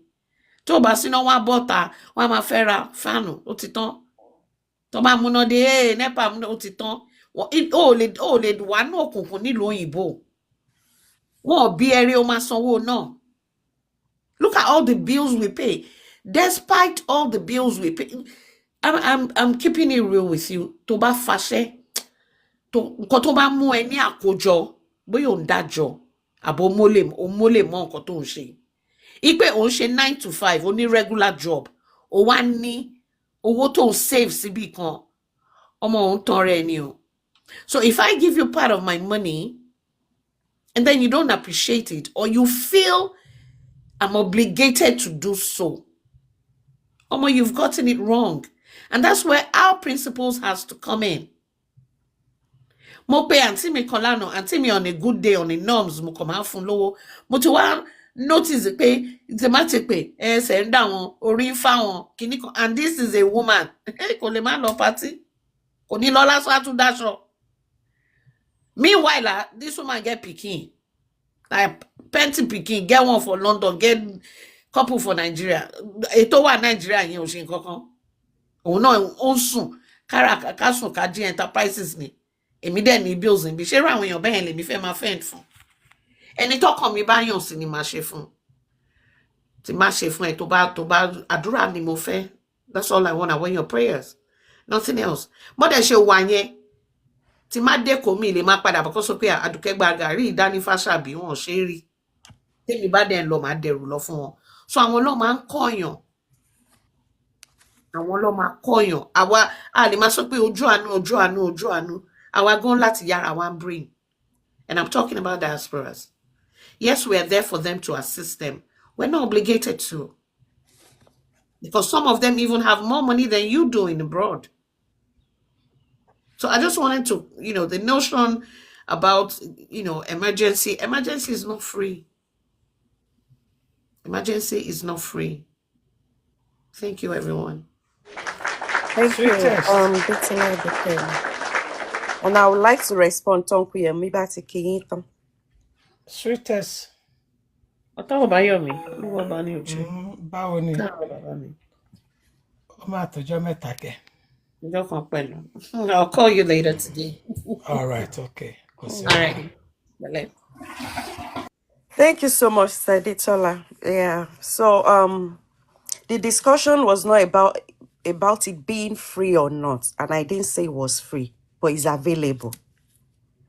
And ẹni tí kò bá níwèé tí ò pé 911 is just out of fear. Calling 911 has nothing to do with ìwé. Only they have nothing to do with that. Anybody can call 911. They are not going to ask for They don't care if you are legal or illegal. That medical service, they will provide it. Do you live in America or Canada, ma? Me, it's a land, ma. I live in America. Okay. So at the end of the day, Tarebaja, to baniwe, to ni insurance, they will definitely give you the bill. And you make payment plan to bashi feson. To bani $25 a week, lo fe mason, nko to mama son ni, to ma fi son ton. But I didn't say it was free. But to anyway, to any insurance, definitely. I don't even know if insurance covers emergency service that involves ambulance. I don't know. But peboya anyway le pay 911. No, it doesn't work like that. Anybody can call 911. Anybody. You know, we have different understandings. And well, yeah, we understand things differently. That's my understanding. I didn't. Anybody. There's a bill. Yeah. There's a bill attached to it. Sure. Sure. Soro bill. We're just talking about the availability. I was responding to someone. Okay. That it is available. Yes, ma'am. Yeah. So it is available. They will come. They don't even care. You walk into emergency. Nobody's going to ask you for your green card, for your passport or whatever. As long as you have a means of identification, that is all they need. One wale treat come okay, your insurance, or as long as it's emergency, you'll be treated. That I know for sure. Usually when you go, they will ask for, usually when you go, they'll ask for your ID and they ask for your insurance. Yes, ma. But if you say you don't have insurance, as long as it's emergency, I mean, sorrow, you walk into the hospital. If it's ER, you just need ID. Even if it's your international passport, they will treat you. I agree with you. Yes, ma'am. But I just know that there's a bill, Sha. Yes, there is a bill. But that will be after the treatment. Immediate sister, she's an American citizen, but me understand ni pe o so fun para won ya njo kan money why to lo se emergency. Hello, if it's an emergency, let her go. I'm a citizen ni say to ti bimo citizen. Mo wa bi mo ni kí ló ṣe to lo se emergency. Only so I think it had to do with the insurance she was using at that time. Yeah. So maybe that's why. She may not have insurance. It's not everybody that has insurance. Insurance say that to my yato síra wọn. Ben. Àwọn kan wà tó máa cover gbogbo nǹkan yẹn. Sis, Ọlọ́run jẹ́ kéèyàn rí. Àti sọ lánàá a sì sọ̀rọ̀ insurance yẹn lánàá. Because all these things they ṣe mọ̀ pé tó bá gbé bíìlì wá báyìí. Àní owó tí wọ́n ń yọ ní paycheck mi fún insurance. Mo tún wá tí n bá lọ doctor's visit tẹ́lẹ̀ is $25 for doctor's visit copay. Ó depend lé oògùn, bó bá yẹ jẹ́. Mo tún wá increase premium mi. Mo wá lọ fún doctor's visit copay mi tún wá increase sí $30. Kò wá yé mi mọ́. I had an appointment with one of my doctors that I was supposed to see. So ìjọ yóò wá snow gan. And now called if they can't rebook me. The lady told me that I have to pay $50. Money kilo hui. Only more láti san $50 torí pé àwọn láti. Money mi ò cancel rí now. Only mo ti cancel rí but that was 2 years ago. Ipe bo ma let eléyìí go. Money okay tí ó bá let ẹ go ní tí mi bá san $50 yẹn wọ́n ní rebook me. Ni mo tún share mo yen last week ni o pé I have to pay $50 to be rebooked. Wọ́n já wa lólè bí nǹkan tó dẹ̀ ń lò jù ni a sì sọ lánàá. So ngba tí mo bá ní insurance tí mo tún san copay oògùn ẹyọ kan ṣoṣo $168. Mo dẹ̀ ní kàn fowó mógùn wọn. Mo dẹ̀ pé Naija pé ẹjọ́ nǹkan bá ń ṣe mí kí ni mo lè lò. Wọ́n dẹ̀ sọ fún mi mo dẹ̀ bọ́ sí store mo lọ ra wọ́n ní unripe plantain kí n gé so mi kí n ju káfrásì. Frankly speaking. Frankly speaking with Mo. Sir. ọ̀rọ̀ tá a bá débi medical. Yes, sir. Let me just say this. I will pick one example in the US and in the UK. This is personal experience, not money. And this was in Houston, Richmond, Houston. Now, show me where one man say blood work. Yes, sir. Now went to the hospital, against America. The first nurse, Ẹ ṣáà má yọ lé. over vein, right? Over vein kò rí. Nígbà tó try, ó tún pẹ́ lẹ́ẹ̀kejì, ìyẹn náà wá kò rí. Mo bá sinmi o. Nígbà tí ẹlẹ́ẹ̀kẹta dé tí ò rí, ìjẹ́ kí n dẹ̀ máa lọ́lé. Wọ́n bá ní kí n máa lọ. Èmi ní tí tòótọ́, wọ́n charge mi o. Ní nǹkan tí wọ́n ò rí ṣe o. Tá a lo needle ni. Àbá lo Can you pátẹ́tà. imagine? Now, nígbà tó wá ń sọ̀rọ̀ ń pa èèyàn máa wà ní UK, ó lè má rí doctor láàrin oṣù bíi mélòó kan. But none of them will talk pé either GP ló lọ rí ni o, àbọ̀ hospital ò ní san kọ́bọ̀. It's free. It's not free here. No, because àwọn tí wọ́n fi ọ̀tẹ̀ sọ̀rọ̀ kó o tó gba sálárì ẹni wọ́n ti yọ owó ẹ̀. Ṣebí tax pẹ̀lú NI, National Insurance, wọ́n ti yọ. So ó ti cover gbogbo owó hospital ẹ̀. Ìwọ tó o bá lówó tó o tún ní bribe tí o fẹ́ fún doctor àti nurse, ṣé wọ́n máa dẹ́ lóhùn ní Nigeria hospital, any of the Nigerian hospital? Àmọ́ ẹ̀ tí ẹ̀ tí sọ general hospital. So tí ẹ bá ní kòkè wọ́n sọ èyí tí ò dáa, àbọ̀ ń sọ èyí tó dáa. Ẹ sọ títí UK tẹ ní NHS wọ́n lò 12 months kẹ́ ẹ tó rí doctor. Tó o bá lọ rí Ẹ ti doctor yẹn. fata sí ọkùnrin yọ bí wọ́n sọ pé Oh no, 12 ni mo months. sọ. No, you should know me now. Now, ṣé tó bá rí doctor yẹn, ṣé ó máa kọ́kọ́ ní kó o lọ fowó gba káàdì náà kí doctor tó rí ẹni? Even púpọ̀ náà àwọn olówó Nàìjíríà tán wá fún medical tourist. Ṣèbọ́n ni wọ́n fa gbogbo ẹ̀jẹ̀ ń sìn. Tẹ́pẹ́ mi tí tó bá gba treatment yẹn tán. Àwa táwa ń san NI, táwa ń contribute ẹ̀, wọ́n tún bá wa jà sí. Wọ́n á tún ṣe ìbọn ní tí Oríyọmí, òkè gbogbo wọn tán Nàìjíríà dá. Oríyọmí pírẹsẹ́ńtà yín nígbà tó wá. Ìbọn náà ni London mo wà yìí ọ̀fẹ́ náà ṣe kiri ni ó sọ náà.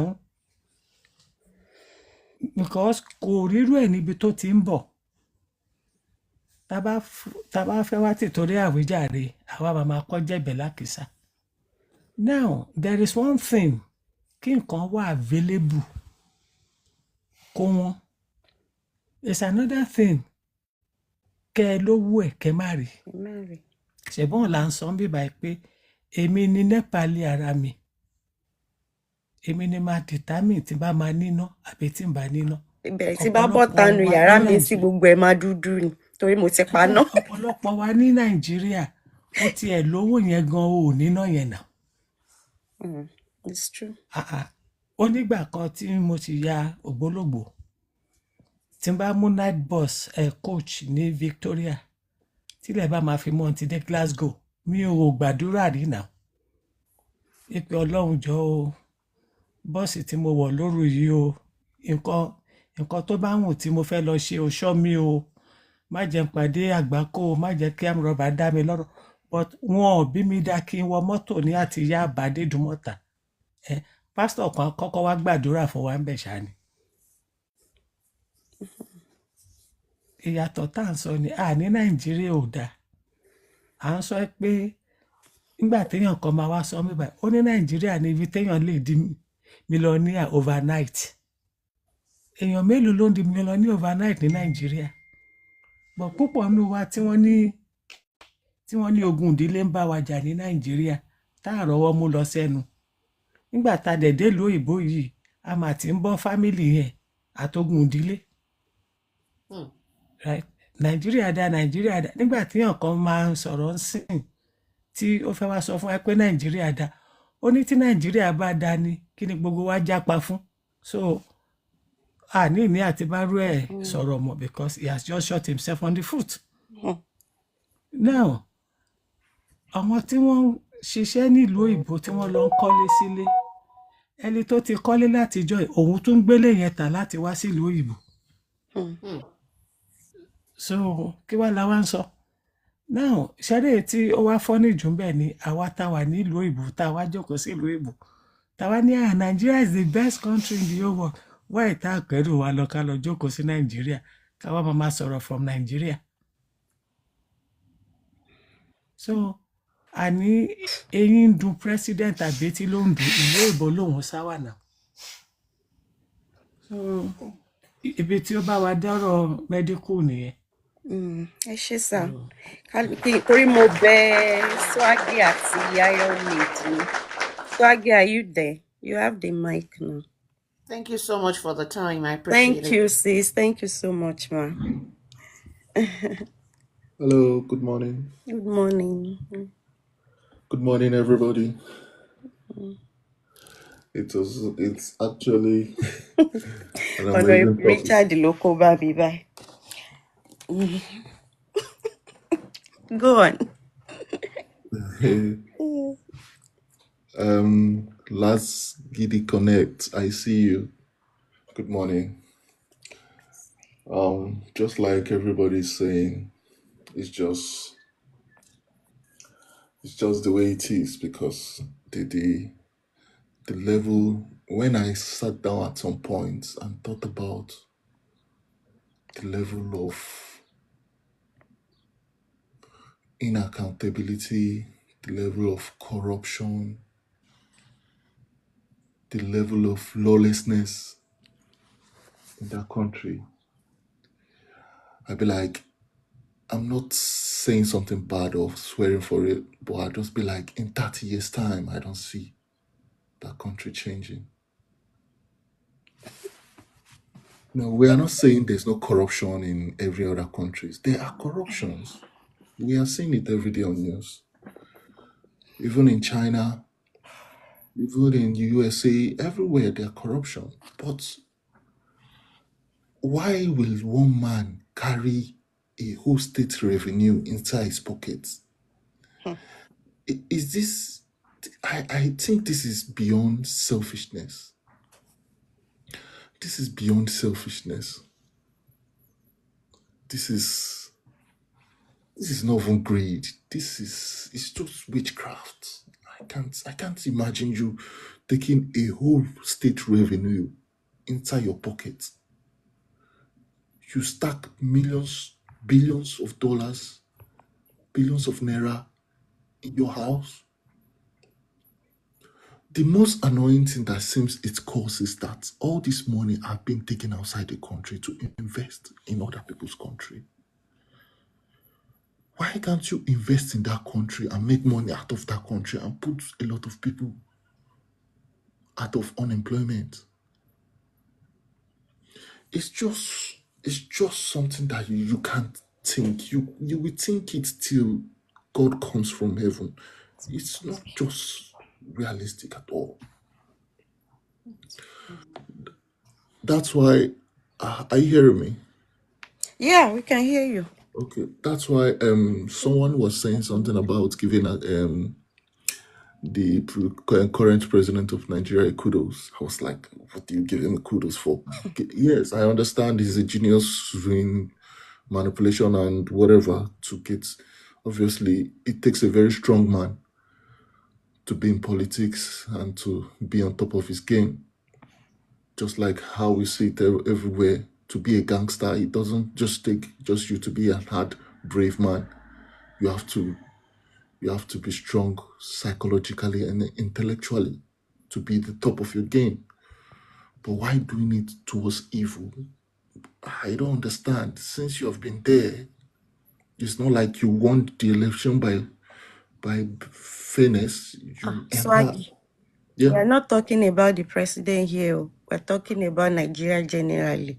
Yeah, we're not solution. We're not talking about it. I'm just digressing a little. Okay. I understand where you're coming from. But what I would just say is that it's just I don't see it changing because I believe every country has their own flaws. Like I said, Every country has their own flaws. And concerning something that someone was saying, I think he's not on the live anymore. Concerning the accessibility to the NHS, I think it's a regional problem at some point, because just like someone was saying, there's nothing like that. Believe me, there's also something like that. There are some people that takes more than 2-3 days to access a GP. Just a surgery GP, not even the hospital. How about the one going for emergency, going to A&E and spending more than 10 hours just to access care? This is something with experience and witness that I've come across. But nevertheless, not to digress too much, Can I respond quickly? Yes, please. Okay. When you go to ER, there are some places they call it trauma units. If your case is not life-threatening, you can wait 15 hours. If you get there 8 a.m., if other life-threatening cases are coming, they will attend to them before they attend to you. They are in ER, they attend to cases in order of how life-threatening they are. So even if you say, oh, because you went to emergency, you will receive care like immediately. No. Even though it's emergency, tó bá ṣe wà life-threatening sí ni, sir. Now, NHS, before now, anybody could just call 911.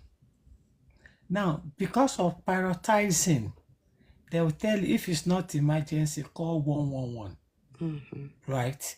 Now, as of today, there is e-consult. You don't need to call. Yeah, you should download it on your phone apps. It will be like you talking to the computer, right? You put your whatever, within 24 hours, they will get back to you.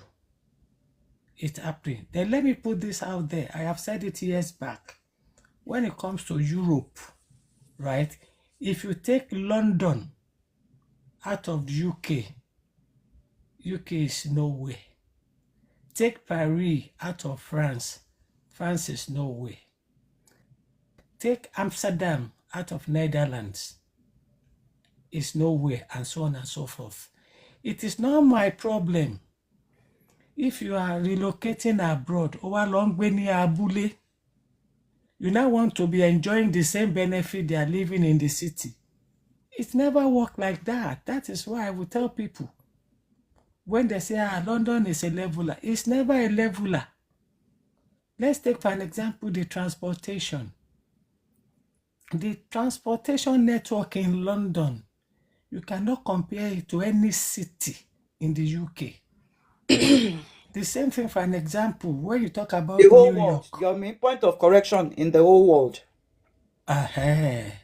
So now somebody will now be staying in outside London and be lying to people, I am in London. Now, you are not now getting the London wages or the benefits in London. You are now complaining. The way they build their country, you need to understand it. Like I was telling some people some times ago that what you think you are saving by going to live outside London and you are working in the city, you are putting it back into transportation. It's all about smart working. You know, like me, I'm talking about London. Somebody is talking about breakfast. Right? Just like years back. Okay, I don't want to say this. Like, I know the majority of the people that end up in Manchester, but they will not come out and say it. But if you are talking to them, London here is too crowded. Yeah, I want to carry you. The same people, let them attain what took them out of London. They'll be the first person to return to London. So this unnecessary consoling ourselves and putting this pity party. It's high time we face reality and call a spade a spade. Thank you. Thank you, sir. That's a brilliant one. But let me comment briefly again. But before I go into the health thing, I want to digress a little bit. The gentleman that just spoke before you, said something about Nigerian president. He never won the election. Please, stop that notion that somebody never won election. Who won? Is it Peter Obi or Atiku? Just like what is happening here, Trump never won the election. Láti jọ́ta láyé ti dáyé, wọ́n ti ń ṣe election. Ni àwọn tí ò bá win tó ti máa ń wà aggrieve.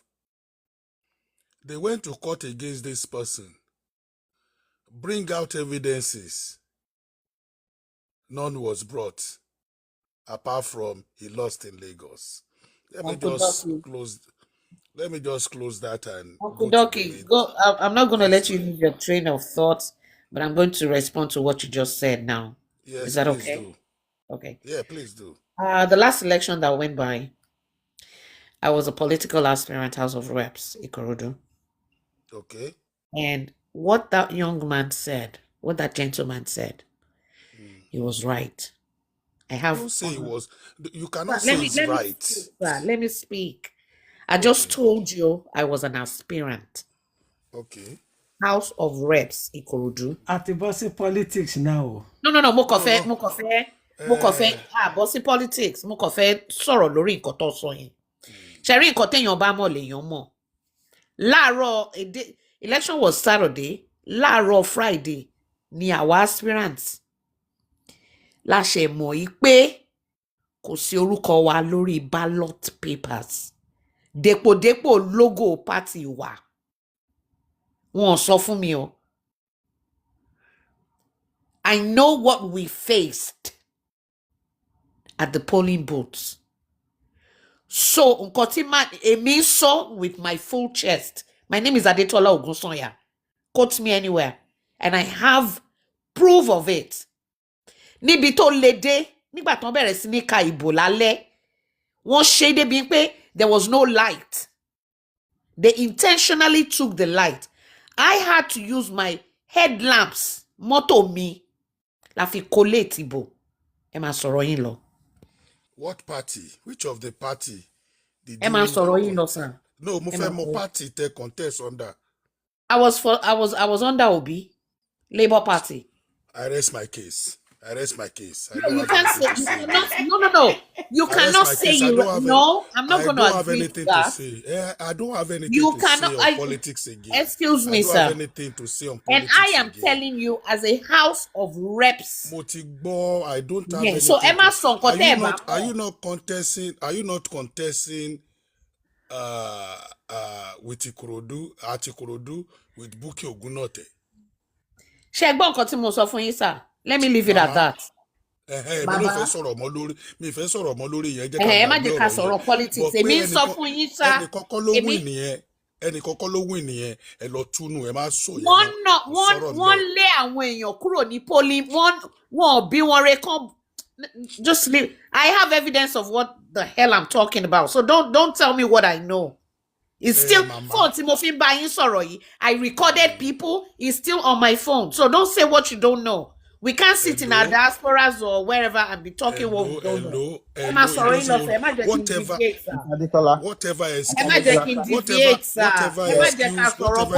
you have, excuse me. I just listen to you. Do not tell me it's an excuse. I just listen to you.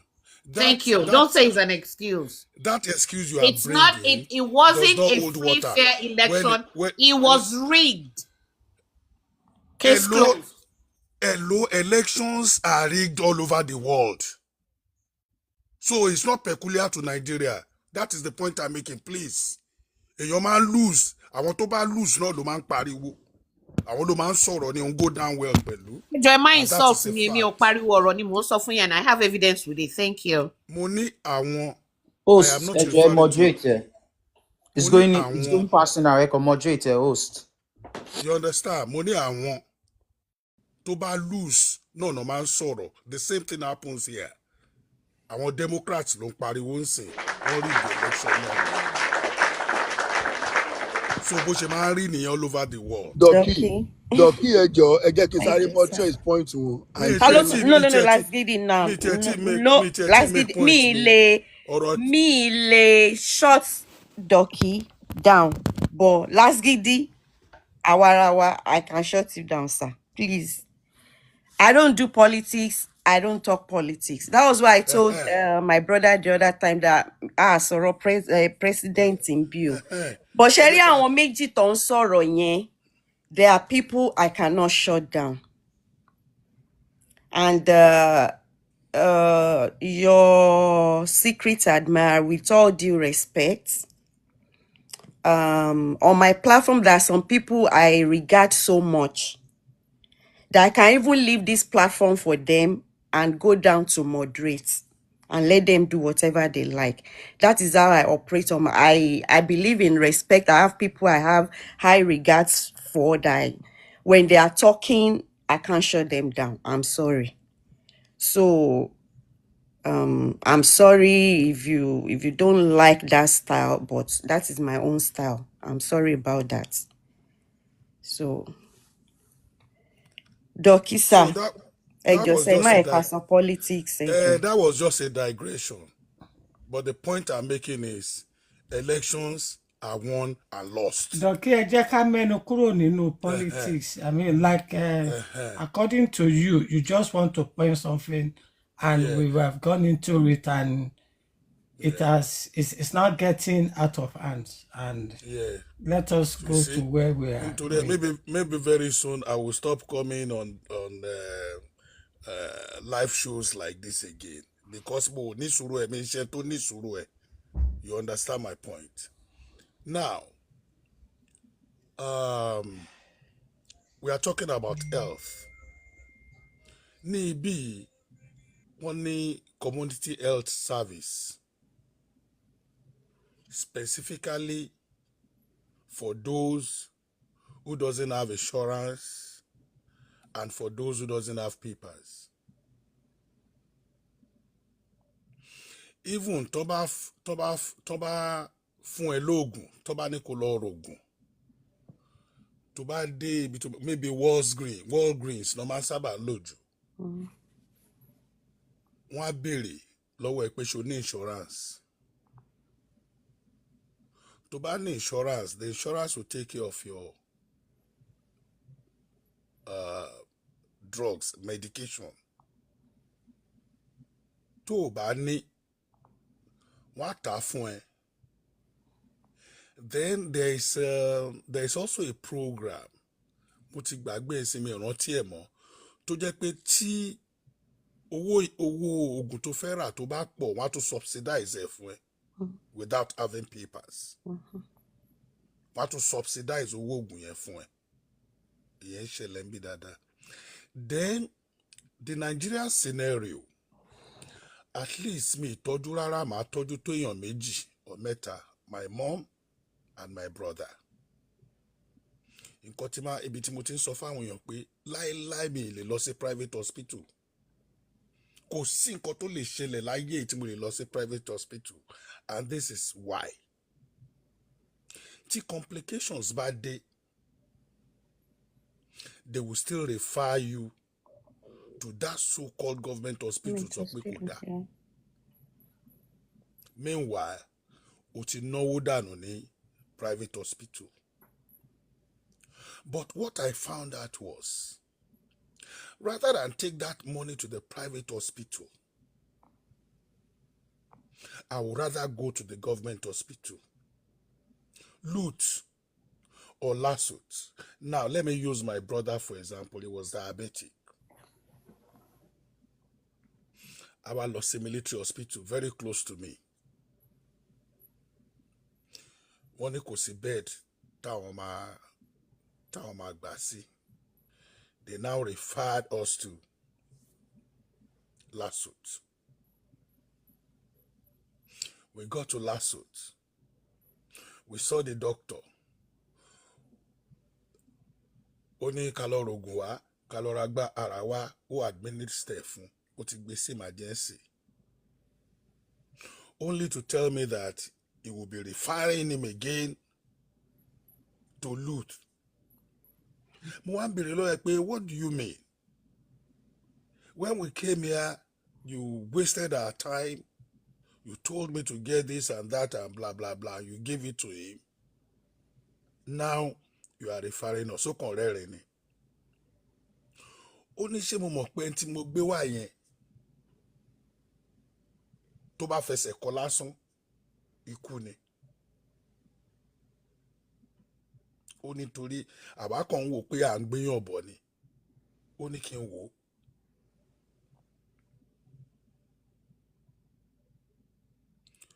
Ó ní báwo ni ṣe máa feel bá ṣe dé tóun bá rí fà wá lẹ́sẹ̀kẹsẹ̀ tá à ń lọ tá wá lọ lọ́nà tó dákẹ́ mọ́ wa lọ́wọ́. Then I was able to calm down. We took him to the hospital. We took him to Luth. Wọ́n gbà wọlé. Though I know, but he became okay.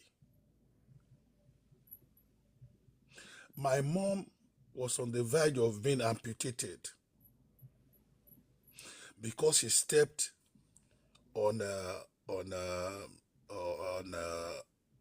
nail. Because she was also diabetic, problem dé pẹ̀lú ẹsẹ̀ yẹn. I was not around. My senior brother took her to a private hospital. Oh no. It was when I got there and I realized wọ́n sọ pé bẹ́sẹ̀ ẹ̀ ṣe rí wọ́n láti amputate ni. Ibi tí mo ti pariwo ni pé no. We took her to Luth. Ní Luth, though she spent some time, but ẹsẹ̀ ẹ̀ padà jiná. Tó amputate. So the health sector in Nigeria is not perfect. I'm not saying it's perfect, but we still have people patronizing that health sector in Nigeria that we think is not perfect, even from the diaspora. Àwọn èèyàn wọ́n ṣì ń kúrò ń bí lọ sílé lọ gba treatment, and I stand to be corrected. So oríṣiríṣi ni, but ibi tá wà yìí ó ti wà programmed tí gbogbo adé agree pẹ̀lú, nítorí pé ó ti wà programmed, nítorí pé tó wà la ṣe máa ń believe pé tilé ò ṣiṣẹ́. Ibi yìí gangan náà ti ń fi wá powó.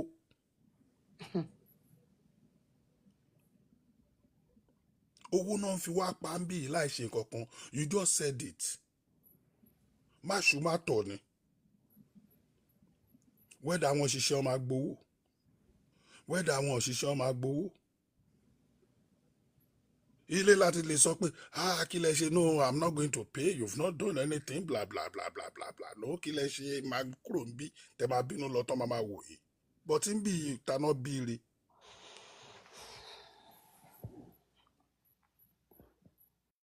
So, ibi tó boils down sí, tá ti ń sọ látàárọ̀ náà ni ètò.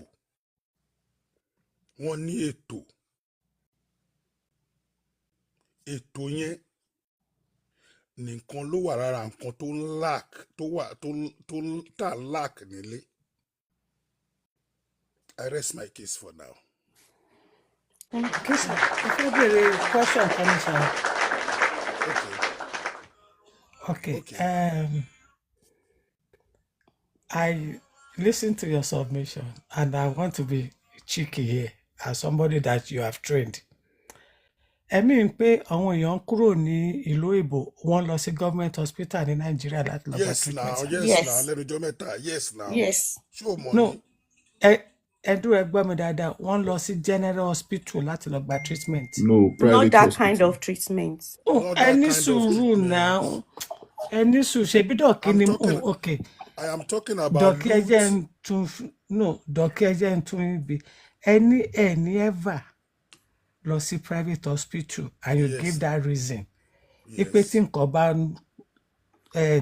bá ṣe kinní náà government hospital yẹn náà máa dá wọn padà. Of course now. Èmi wá ní òkè ṣé àwọn èèyàn kúrò nílùú òyìnbó wọ́n lọ gba treatment ní that same so called government hospital sir. Yes now. Ní general hospital èèyàn kò á kúrò nílùú òyìnbó á lọ sí general hospital ní Lagos mi ò pe general Ìkẹjà. hospital fún ẹ náà Yomi o smart ju yín Wọ́n lọ. pe general hospital, wọ́n ní government hospital, wọ́n sọ pé general. Ẹjọ́ kí ni ìyàtọ̀ nínú What is general the difference Tó ń between ṣe general government hospital. and general hospital? Randall Avenue yẹn ṣé general hospital ni àbí government. Ẹ má ṣe mistake tó bá ní general hospital government ló ní general hospital. Because ibi tèmi lọ ni. Government náà ló dẹ̀ Now, ní LUTH, government I'm ló ní talking Federal about- Medical Center. Ẹ má gbàgbé o mo dárúkọ hospitals mẹ́ta so ẹ jẹ́ ká máa fetí lọ orúkọ hospitals mẹ́ta ni mo dárúkọ military hospital first mo dárúkọ ṣé ètò wà LASUT níbi second. Awólọ́wọ̀ road sir? No tó wà ní Jibo behind Okay. Yaba College of Tech mo dárúkọ military hospital mo dárúkọ LASUT mo dẹ̀ dárúkọ LUTH àbí those are the three Dọ̀kí sir, hospitals I mentioned. Dọ̀kí ṣé mo ẹ pé nígbà tí mo fẹ́ bèrè mo ní let me be cheeky. Okay. Nígbà tẹ́ ní general hospital àti government hospital kí ni ìyàtọ̀ nínú méjèèjì right ẹ wá lẹ dárúkọ mẹ́ta now púpọ̀ nínú àwọn èèyàn tó ń kúrò ní diaspora tí wọ́n lọ sí Nàìjíríà láti lọ gba treatment nílẹ̀ tó mọ́lé nìyí kò sí ètò lọ sí general hospital ní gbogbo wọn. mi ì dárúkọ general hospital náà Mo dárúkọ Yomi. general hospital. No, àní nǹkan tí mo sọ okay kí ni ìyàtọ̀ nínú general àti government hospital ìyẹn ni mo fẹ́ try jẹ́ kọ́kọ́. Okay. Now general hospital náà ń pè ní government hospital tí ò bá ti ń ṣe private is government hospital. Now So, ìkọ̀kọ̀ náà ni mo- máa okay, gbọ́ mo gbọ́. farabalẹ̀ Yomi LUTH náà general hospital teaching us government hospital ni sórí general hospital ní irú àwọn Randall Avenue Randall hospital Àyìnkẹ́. Àyìnkẹ́ àti gbogbo kí wọ́n tún pè tó wà ní general Gbàgádà hospital ní Gbàgádà. Gbàgádà ọ̀dàn. Gbogbo àwọn yẹn then gbogbo àwọn health center wọn náà wọ́n ti elevate wọn sí general hospital sí. sorry Dọ̀kí nínú Àyìnkẹ́ yẹn náà ṣe mọ̀ pé private wà ń bẹ̀ náà even though it's general private because cousin mi ṣì lọ́bẹ̀ tó jẹ́ pé we had to pay 50,000 for each consultation tọ́ni Tinubu ló ní wọ́n ní Tinubu ló ní ìyẹn No, nínú kò Lagos hospital state tẹ yẹn máa náà lọ ni o náà tẹ̀ ní sanwó general but ṣé hospital mo nìkan náà ti ń gbowó general hospital bí irú àwọn Randall nǹkan yẹn náà ti ń gbowó but when it comes to LASUT when it comes to LUTH àtàwọn bẹ́ẹ̀ yẹn owó ni the only thing tí general hospital máa ṣe ni pé ẹ máa rí doctor lọ́fẹ̀ẹ́ wọ́n á dẹ̀ kọ oògùn fún yín ìsídàkẹ́ rà á ní general hospital ń bẹ̀ àbí kẹ́ lọ rà á ń tà. But Dọ̀kí ẹ má bínú sá o nǹkan tí mo fẹ́ fàyọ ń bí báyìí my mother retired as a chief matron Island Maternity. My immediate elder sister tó jẹ́ reverend sister she started as a nurse midwife now a doctor she was trained in LUTH then kó tó lọ káàkiri torí nǹkan tí mo fẹ́ find out nígbà yẹn there are teaching hospitals which LUTH is one affiliated to University of Lagos. Yes, correct. Now, General Hospital Ọ̀dàn tẹ́lẹ̀ ńgbà táwa wà ní kékeré Ọ̀dàn náà ń pè. Now, wọ́n tún ti padà máa pè ní Ọ̀dàn ńsìn tí ẹ bá rántí because nísìn Ọ̀dàn náà ń pè. Oníkan. No, kò tí ẹ̀ di oníkan tán. Bí ọ̀kan. Oníkan náà ń sìn ti General Hospital. But èmi sì ń sọ Ọ̀dàn tó wà ní tòsí St. Nicholas ní tòsí Holy Cross. Tó bá sọ pé Ọ̀dàn ń sọ race course. òun náà ni mò ń sọ. Now ìyẹn General Hospital nígbà tí mo wà ní kékeré there are teaching hospitals and there are general hospitals. Now mo wá confused because General Hospital is under government which is 30 sọ náà nísìn. Mo rántí pé Mercy ń gbà yẹn tán máa ní Ọmọdàpọ̀ ní Mercy Randu then ṣe mọ̀ pé military hospital kan wà níbi Awólọ́wọ̀ road in those days. Yes. Correct. Military hospital a lè pè ní government hospital kò dẹ̀ ń ṣe general hospital. Ní ìgbà yẹn it is meant for military although àwọn kan máa ń lo ẹsẹ̀ tó ń lọ síbẹ̀. Náà nǹkan tẹ́mi fẹ́ expose nsìn ó dàbí ìgbà tí Ọ̀ṣínbàjò fẹ́ ṣe surgery tó lóun ṣe ní Nàìjíríà general or government hospital kọ́ ló ti ṣe o. Náà púpọ̀ nínú majority àwọn tí wọ́n tán kúrò nílùú òyìnbó tá a mọ̀ bóyá nítorí long queue or there are some tó bá ní wọ́n fẹ́ ṣe IVF wọ́n ló wà cheaper ní Nàìjíríà ni wọ́n ṣe ń lọ síbẹ̀. Yeah, IVF ni náà mọ̀ tán lọ ṣe. And the success rate is higher. Success rate wà higher. So nǹkan méjì ni it's cheaper and it's higher. Dọ́kì èmi ti gbé ní Amẹ́ríkà mo ti gbé ní UK dáadáa. Ìyàtọ̀ tó wà níbẹ̀ ni pé ní UK wọ́n yọ national insurance yẹn from the source from your salary. So tó o bá máa lọ síbẹ̀ o ní láti san kọ́bọ̀ o ní láti tip anybody. Now mo wá tó sọ̀rọ̀ nípa 3 classes ìwọ tó bá jẹ́ low income tó wọ̀n benefit even o ní sanwó oògùn. Ṣóyè yín now mo gbọ́ percentage diabetes tá à ń sọ yìí ó pààyàn ní Nàìjíríà ju nǹkan míì lọ. Ẹ mọ̀ ọ̀rẹ́ wa kan tẹ́yìn náà mọ̀ dáadáa Gógó ọ̀nbọ̀ Gógó. Nígbà tí mo gbọ́ pé diabetes ló pa Gógó I was weeping. Máa nǹkan náà ní burúkú owó ẹ máa mọ̀ bóyá ẹ máa rántí ẹ̀ sùúrù ni wọ́n ní Òkèrè bakery. Bí màá ṣe ní burúkú owó tó diabetes náà ló pa. Now even ní Nàìjíríà either private or kini a lot of negligence ló ti rán àwọn èèyàn lọ láìkú ọjọ́. Nígbà tá a máa sọ̀rọ̀ ńsìn ó sọ̀rọ̀ bed kò sí bed. Ẹ mọye percentage kò sí bed either private government ní Nàìjíríà dà nílò òyìnbó tá a wà yìí tí wọ́n ń sanwó. Even ní Amẹ́ríkà tẹ́ ń sọ yìí sá ìwọ tó bá ní health insurance kíní yìí ò le tó bí wọ́n ṣe ń sọ̀rọ̀ owó yìí náà o. Ìyẹn bọ̀ nígbà tẹ́ ẹ wá ń sọ ni mo ṣe ní let me be cheeky with you pé kí ni ìyàtọ̀ nínú government àti general.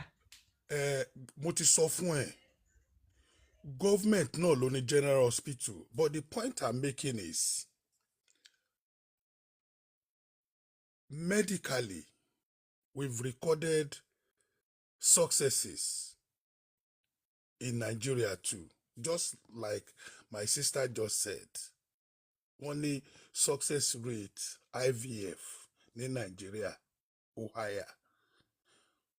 You understand my point? But sir, Doki, why tí àwọn politicians wa tí wọ́n ṣe wá ń lo those government hospitals sir? Well, I cannot be answering for them. Má gbàgbé pé tó bá travel ó ní nǹkan kan tá à ń pè ní extra code.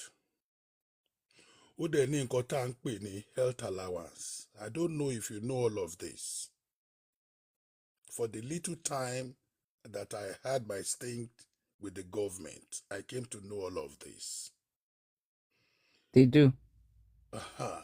Sórí tó bá dúró ní Nàìjíríà tó bá gba treatment, those allowances might not show up.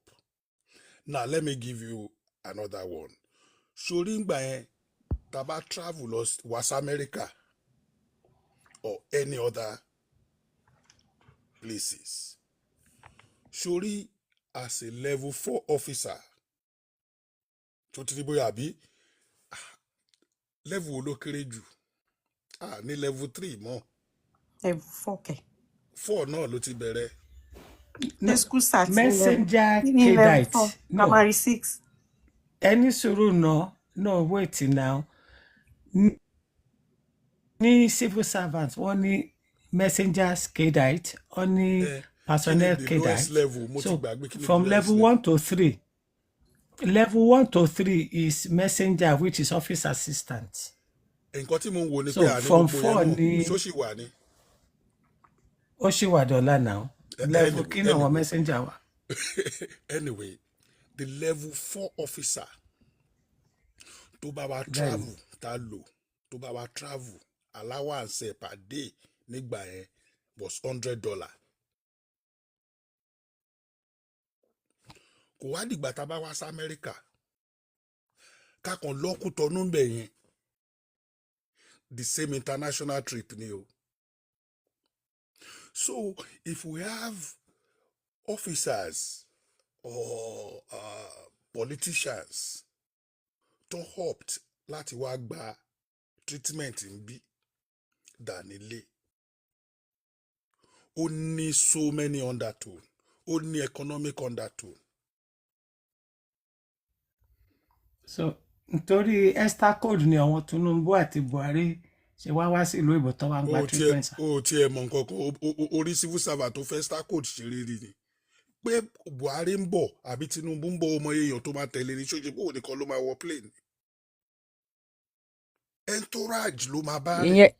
ìyẹn nìkan kọ́ ò dọ̀kí. Wọn ò lè gba treatment, wọn ò tiẹ̀ lè mú paracetamol tó kéré jù, wọ́n máa fò débí báyìí ni. Yes. So kò ń ṣe torí Esther code nìkan, wọn ò lè lọ sí any hospital ńbẹ̀ yìí because àwọn go trust ara wọn. Mi ò sọ pé nítorí ẹ̀ ni mo ní ó wà lára ẹ̀, kò wá ń ṣò Esther code yẹn kò ń ṣòwò nìkan mà. So àwọn èèyàn máa ń gbàdúrà live and direct mo ń sọ fún ẹyọ mi, àwọn èèyàn máa ń gbàdúrà wípé kó tiẹ̀ ṣẹlẹ̀ ni because they know that it's money for some people.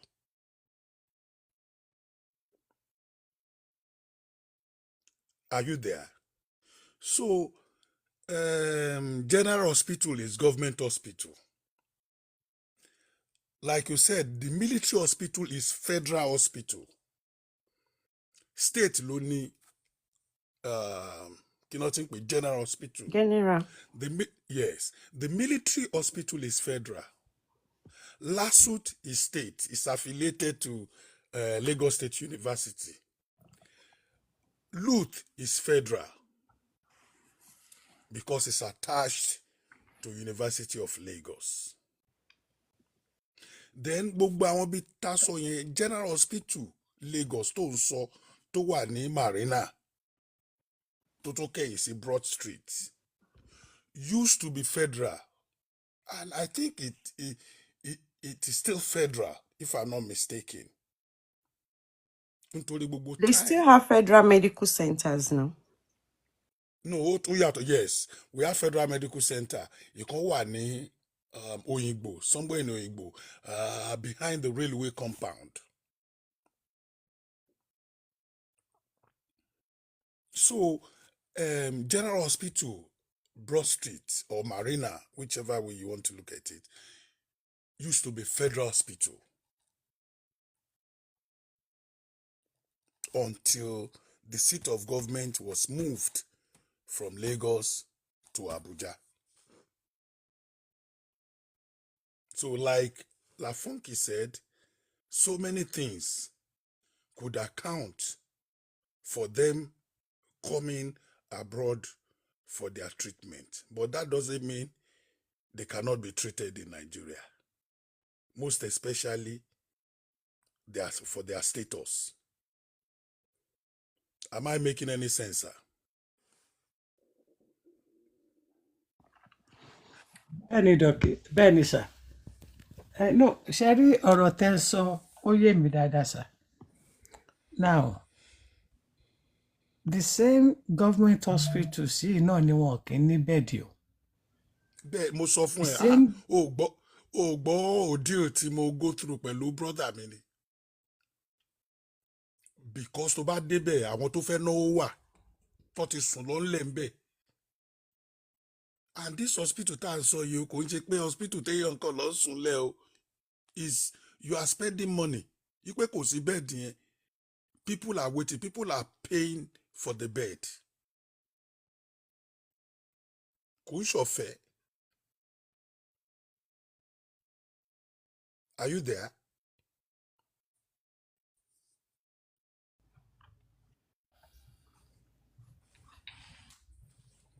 Here, we're listening.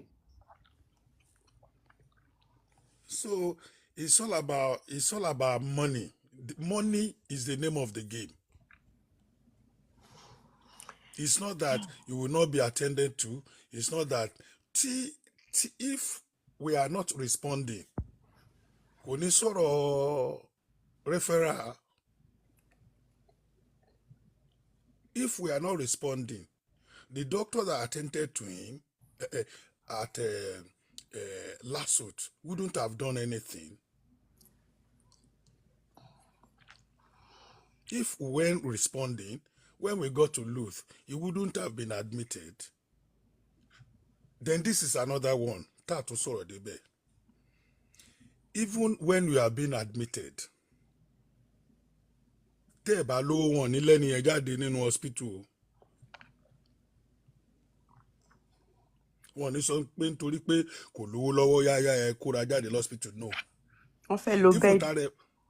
Sá? Wọ́n fẹ́ lo bed. No, kò sí yẹn o. Kò sí wọ́n fẹ́ lo bed ẹ bọ́ta o. No. That person will be there until tí family ẹ bá sanwó. And not just that, there are NGOs that are tasked with the idea of coming to check on genuine cases. Sorry o, ẹ dúró. Ṣé Naija lẹ ń sọ ìyá bí? Naijani. Oh, okay. There are NGOs that will come and do their investigation. Àwọn genuine cases tó rí pé àwọn eléyìí kò sí means àbí kò agbára family wọn ò gbé. Àwọn NGOs yẹn ló máa wá discharge wọn.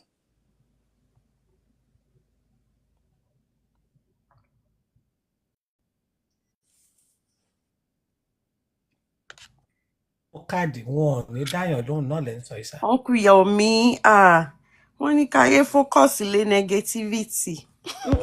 I need to talk because I No, know. ó ń sọ̀rọ̀. Mi ò sọ̀rọ̀ card.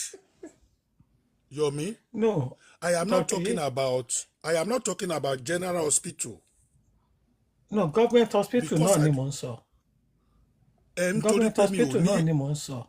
Nítorí pé mi ò ní àwọn experiences yẹn, so I cannot talk for it. Nǹkan tí mo lè experience ẹ̀ ni màá sọ.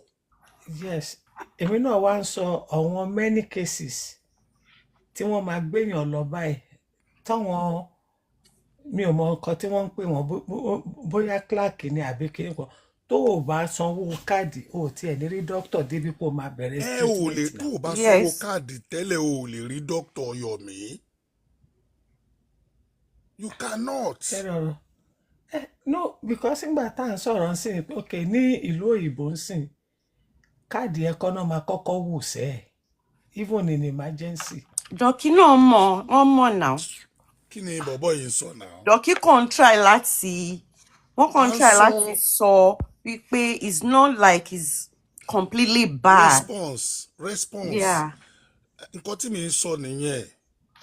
Then mark my word, mo ń sọ pé tí kàkà kéèyàn kówó lọ sí private hospital just like me, I would rather take that money Mama Z, and go to Mama Z, I'm sorry, I saw your request, but there is no space yet. I would rather go to government hospital than spend that money in private hospital. Why? Because the complications bá dé, bá ṣe sọ pé government hospital yẹn ò dáa, ibẹ̀ náà náà ṣe máa refer wa lọ. I agree. Dọ́kì èmi ti gbọ́ yín sà. Ṣé ṣe mọ̀ pé ẹ̀yin ni ọ̀gá mi? Mi ò dẹ̀ gbọ́dọ̀ máa gbóyin lẹ́nu ń ta gbangba mi bá. No, that is cheeky. It's cheeky, exactly. And Gbogbo ìtẹ́ ìṣe látẹ̀ nǹkan yẹn ẹ̀gbọ́n wọn lẹ́nu. Àbòsí lè tó sọ yẹn, àbòsí nìyẹn. Yomi, àbòsí nìyẹn. You understand? No. I'm sorry. I never said it happened to somebody. Ẹ jẹ́ kí n wá put eléyìí sí fault.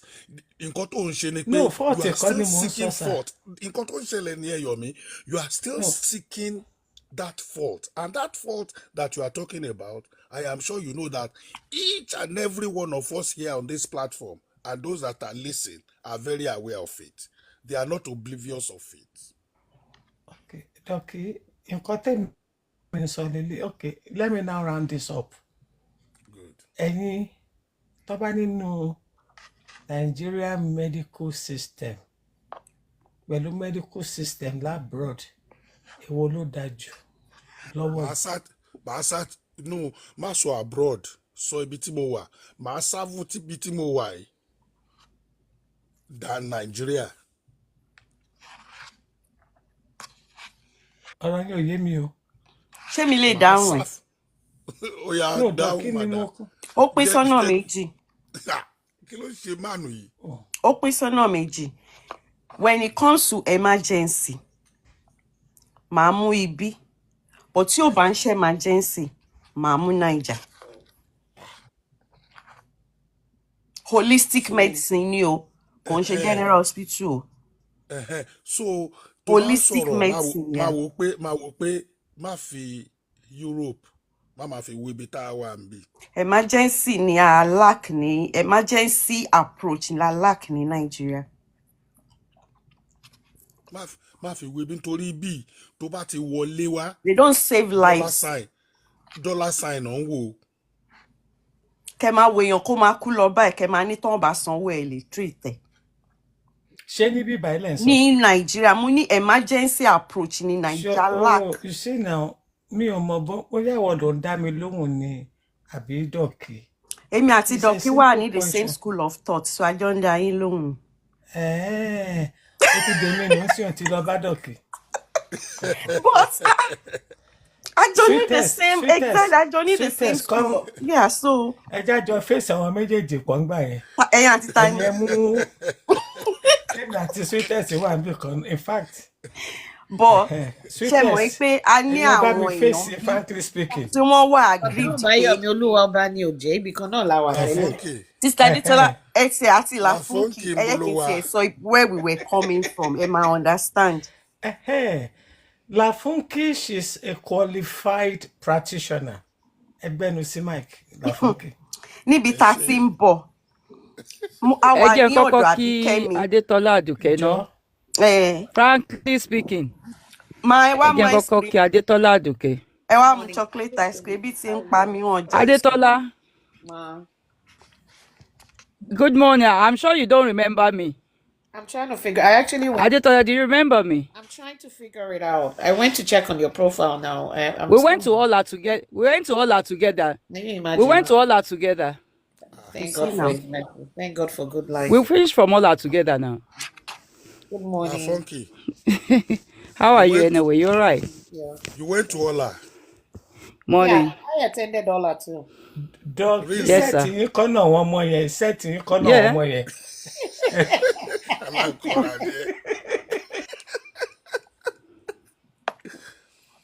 Now, I have. No, St. Finbas. I have a property very close to Ola. Oh, okay. On More Road. Wow.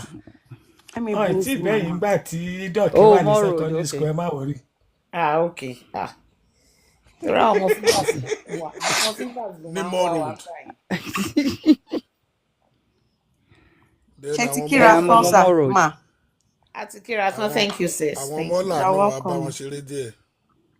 So we were on Abikemi's platform at the Oh, yeah, I thank think you. Kira pé ká máa lọ. Honorable Richard ṣe wọlé ní ẹ̀ṣẹ̀ mọ̀ pọ́n wà ní Naija. No, question yẹn kọ́ la ní kí Láfúnkè dá sí. Wọ́n máa dá sí mo fẹ́ Láfúnkè. sọ ibi tá a ti Okay, ń bọ̀ all right, Genesis okay, ó dẹ̀ dùn mí pé okay, kan náà all àwọn right. guest wa tá à ń ṣàlàyé ọ̀rọ̀ fún ti bọ́ mi. Níbo? So Honorable Richard wá wọlé. Mo wá ní mò ń bá wọn jà pé ìgbà tó ń ṣe live pé tọ́dé Naija tó ń ṣe live pé mò ń bi wọ́n pé ṣé Kòròdú náà wà. Wọ́n á ní àwọn ò mọ̀ pé but àwọn rí mi lọ́dọ̀ báwọn rí mi lọ́dọ̀ àǹtí Dami báwọn kí mi pé mi ò dáhùn mo ní pé mi ì mọ̀ pé mi ì gbọ́ àṣàwà ń sọ̀rọ̀ yẹn mo wá ní pé ẹrú tí ẹ bá yẹn wà Naija ẹ̀ ń ṣe live ẹ̀ ń pariwo fún gbogbo ayé mo ti dé Naija mo ṣe kinní kan wá ní kí ló fẹ́ máa bà wọ́n lẹ́rù this that àṣà bẹ̀rẹ̀ sí ń gist mo ní èmi máa ń bẹ̀rù this àṣà ń sọ̀rọ̀ wọ́n wá ń sọ experiences wọn so tó bá ti gbẹ́nu lé nǹkan kan báyìí kó tó sọ délẹ̀ màá ti sọ ní báwo ló ṣe mọ̀ mo ní kó tó ti sọ kíní kan màá ti sọ ní ọmọ ẹ̀ ó làjẹ́ ó báwo ló ṣe mọ̀ mo ní ṣe bí Naija ni ṣe báwa náà ń lọ ilé pé ó dà pé ó ti pẹ́ tẹ̀ ti lọ ilé wa ṣáà ń ṣe yẹ̀yẹ́.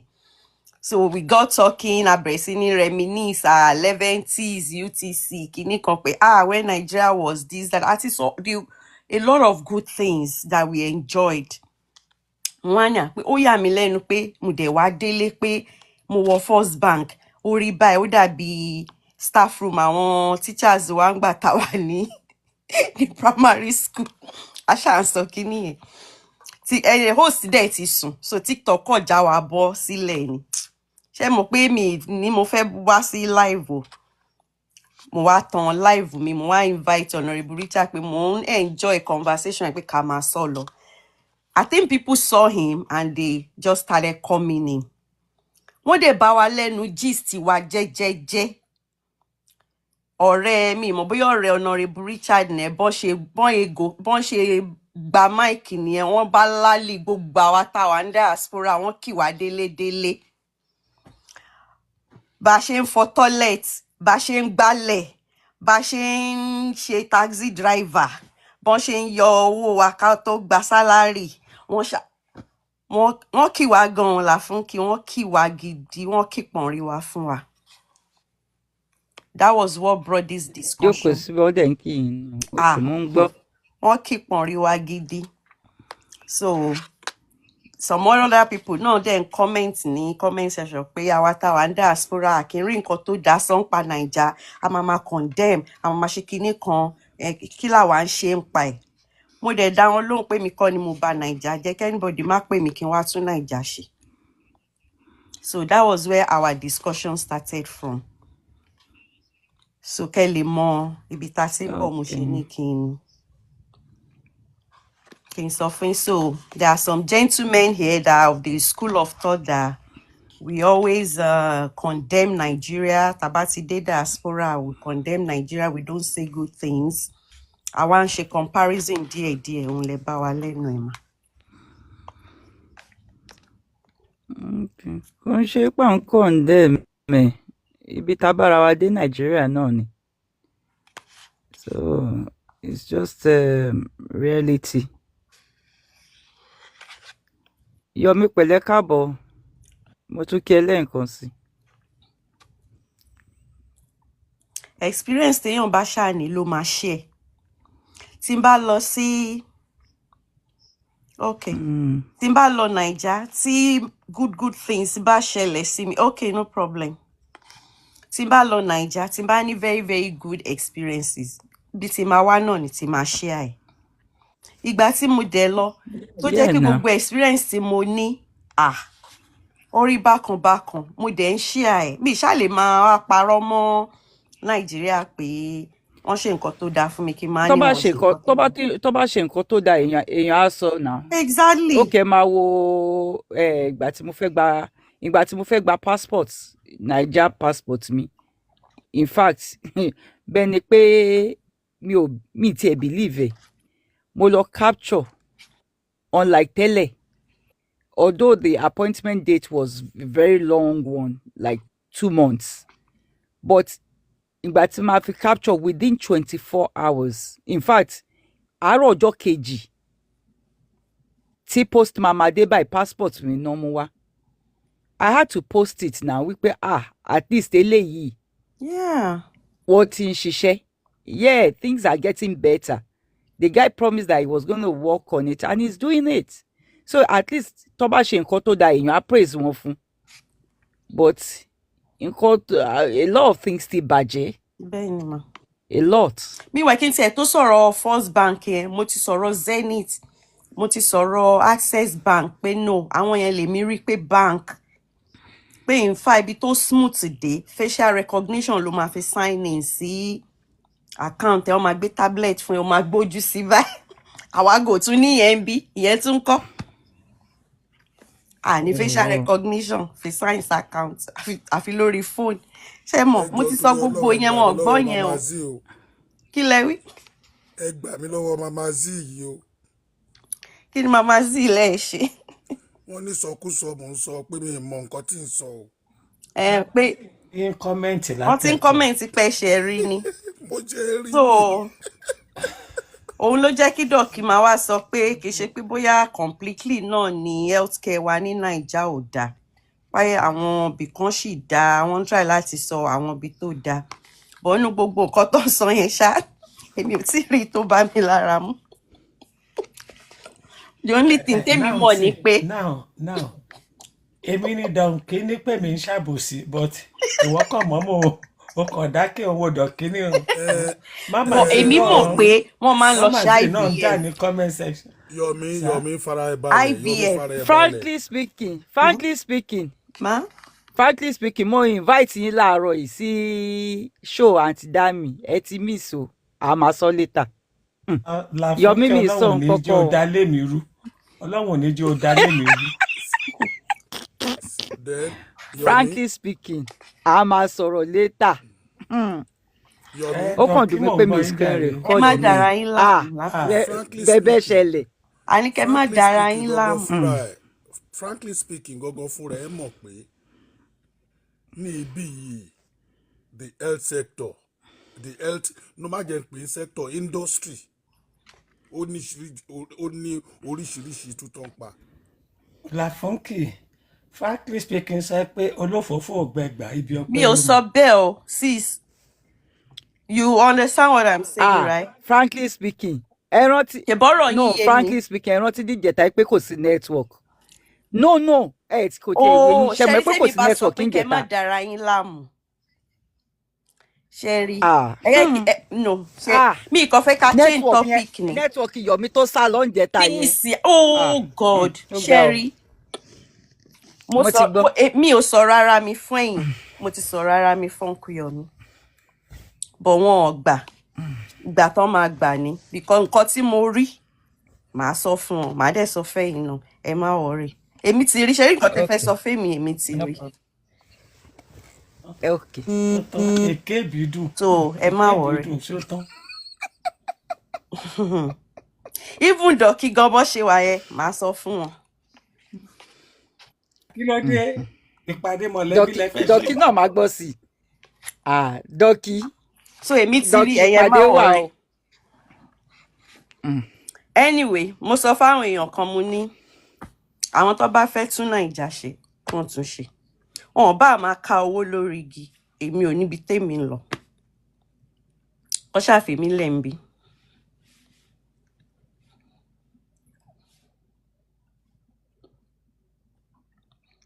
Kò sí anybody tó dá sọ̀rọ̀ mi. Nigeria has happened to me once, several times. It's not going to happen again. Nigeria never happened to you. Let me Ma, just say this. Let me just say this. Mo kí ẹ̀yin ní kọ́kọ́ mú láwọn ọ̀rẹ́ tó fẹ́ gbé kó mo dẹ̀ ti ní kọ́ má wọrí màmá wá kí wọn màmá padà. I'm actually planning towards it. Because let me tell you why. For me, I'm a preference oníkálukú ọ̀tọ̀ọ̀tọ̀. Bẹ́ẹ̀ni. For me, Dọ̀kí ti fẹ́ lọ sùn. Oh, okay. Ṣé gbàwọ́ náà dágbére páwọn fẹ́ lọ sùn? Ṣé fẹ́ lé Dọ̀kí lọ torí mo ní mo fẹ́ sọ̀rọ̀ fún wọn. Èmi like Èkó, and then ṣe mọ̀ pé ní èjì táwa kọ̀ọ̀kan wà sí for majority ẹ̀ tó ń dágbélé ó bẹ́tà kéèyàn wà lẹ́kọ̀ọ́ kó dá kéèyàn máa dágbé lóyìnbó wá tẹ ìrẹ́ni bá sọ̀rọ̀ lẹ́kọ̀ọ́ ó dẹ̀ dá olúwa ẹ̀ níwèé. Sádétọ́lá tí n bá rí i pé èmi náà ti ń dé èjì pé kò dáa kí n dágbélé màá lọ check ara mi so people so mi ò lọ Èkó ẹni bá fẹ́ lọ kó máa lọ. Ṣé mo nǹkan tí àwọn èèyàn ń ṣe ń sìn tọ́lọ́run bá gbà fún wọn o kò ṣe gbogbo èèyàn téèyàn bá ti rí bọ́ngálò kọ́kọ́ sí Èkó àbí anywhere ní Naija tó dẹ̀ ń ṣiṣẹ́ bójú ojí mi tó bá jẹ́ ṣọ́ọ̀bù kan ni ó rọra ṣí síwájú ilé tó ń ṣe pé ó máa jí jáde tó bá ti ń di lẹ́sẹ̀ October November gbé báàgì ẹ̀ máa lọ sí Èkó tó bá di March máa padà bọ̀. That's my plan. Èèyàn lè ṣerú yẹn bọ̀ pé kí wọ́n á lọ completely. Irọ́ o. Tó bá di táìmù winter padà lọ sí Nàìjíríà tó bá di summer máa bọ̀ ń bí báyìí kó tán. Àwọn nǹkan tó mú Èkó Sádétọ́lá àwọn nǹkan tó mú Èkó dùn. Àwọn ìyá yẹn ṣe nìyẹn náà. Àwọn nǹkan tó mú Èkó dùn téèyàn fẹ́ lọ máa ṣe táìmù èèyàn ò lè ṣe gbogbo yẹn mú. Làfúnkì tí n bá ti jẹ lọ́tìrì nǹkan tí mo fẹ́ ṣe nìyẹn. That's my plan. Of course, why not? Tẹ́ ẹ bá wá rí lọ́tìrì jẹ́ nǹkan. Mo kí gbogbo ilé o kí n tó bẹ̀rẹ̀ sí hàn. O bá tiẹ̀. Dọ̀kí sọ ẹ̀ ń lọ lóòótọ́. Ṣé mò ń ta lọ́tìrì ẹ lọ sùn ó dàrọ. Bẹ́ẹ̀ àṣà máa máa ta. Àti sọ owó ṣẹ́ni tí ò ta lọ́tìrì ń jẹ ni. Ẹ máa ta. All right, sir. Thank you for stopping by, sir. Bye. Stay blessed. Bye. You too. Ó dàrọ, sir. Bye, sir. Yeah, God bless you. And you too. Yes, sir. Good night, sir. Àwọn àṣẹ ń dago mẹ́jọ àárọ̀ sórí kìíní. Ó ti mọ́ wa lára. Dọ̀kí ó dàbọ̀ jàre. Dọ̀kí tọ́nà wọn lọ tí wọ́n á jọ Yọ̀mí pẹ̀lẹ́ ṣé kò rẹra? Ó máa rẹra o. Èèyàn á gbèrú ẹrù yẹn lọ èèyàn á lọ pẹ̀lú irú ẹrù yẹn. Mo kàn ń béèrè ni wípé ṣó wà okay. Mo ní ṣó wà okay. Mo kàn ń sọ pé mo ní ṣó wà okay Yọ̀mí. Sádétọ́lá àánú ẹ̀ ló ṣe mo kàn ń béèrè pé ṣó wà okay. Bóyá Sùúrùlérè àbí Ìkòròdú bólẹ́ máa wà ń bẹ̀ tẹ́ bá sì padà sékòó. I'm going to be in both. Sùúrùlérè and Ìkòròdú, but mainly Ìkòròdú. Màmá wa kì í ẹ má wọ̀ èmi ò lọ lé o mi lọ. Naija happened to me. I can't live in that country anymore. Never. In fact, máa ṣe fídíò gan sílẹ̀ pé tí bá kú ẹni tó bá gbókù mi lọ Naija ó máa jí mọ́ lọ́wọ́ ni. Jẹ́ a máa dúpẹ́ pa lọ́pṣọ̀nù láti gbé nù.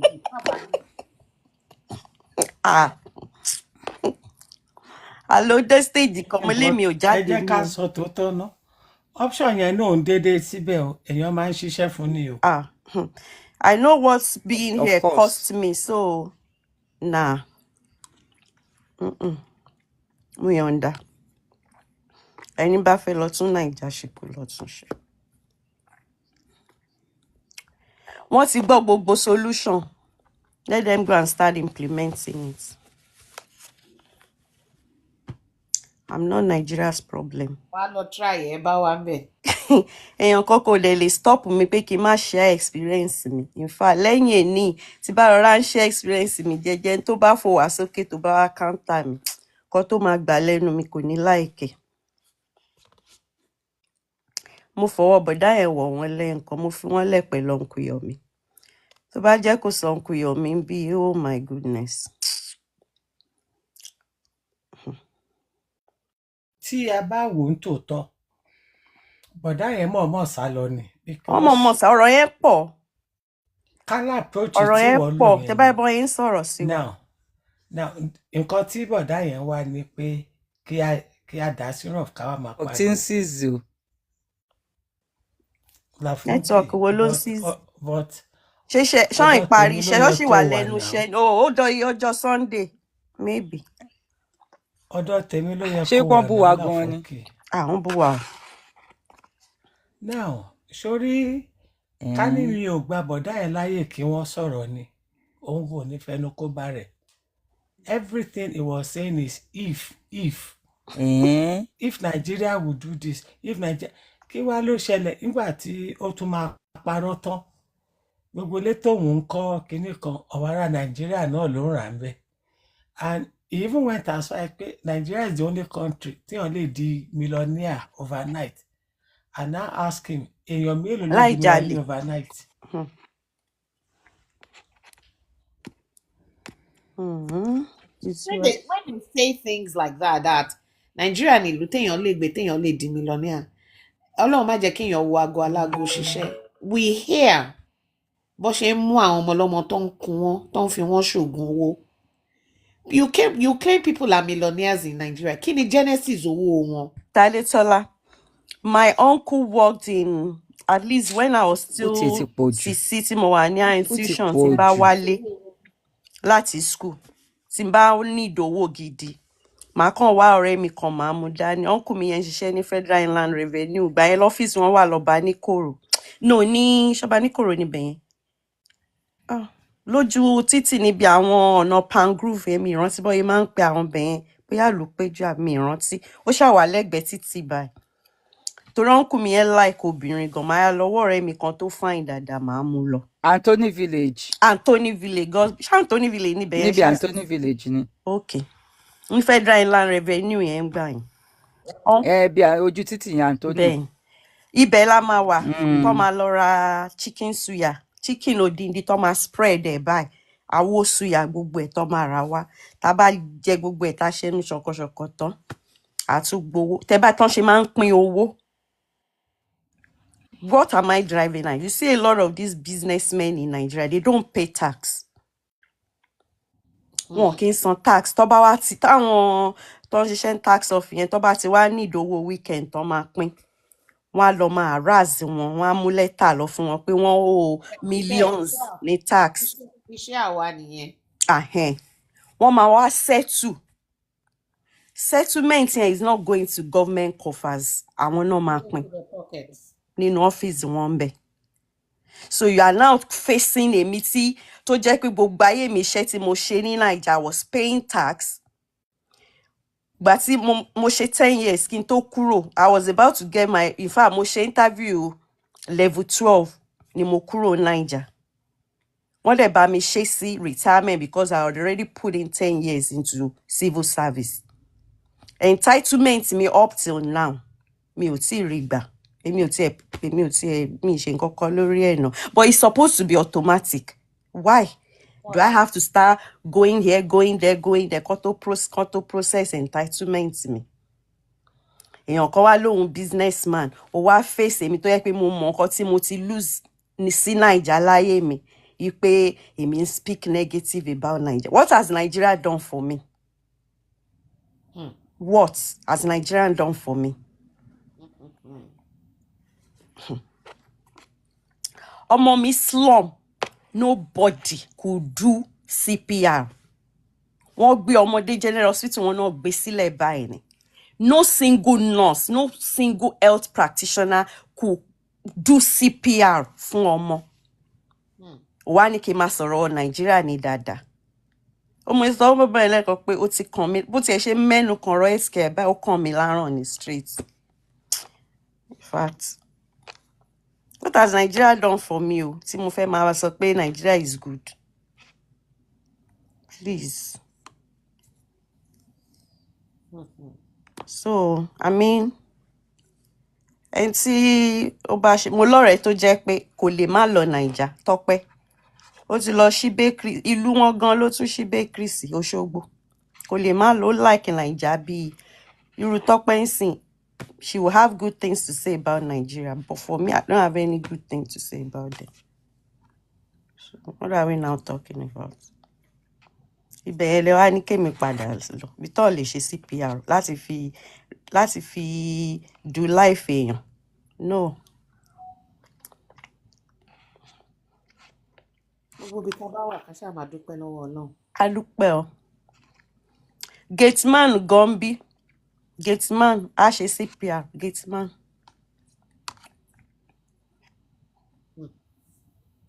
Because one thing, Jack, everybody more pé you don't even have to be in healthcare field. Kó tó mọ àwọn basic life hacks bẹ́yìn. Tẹ́ fi lè, even if it's just for your own family member. Pé à ń kọ́kọ́ sáré ṣẹlẹ̀, èèyàn sáré kò breed o. Okay, báyìí lẹ ṣe máa ṣe o. Ordinary CPR. It's sad.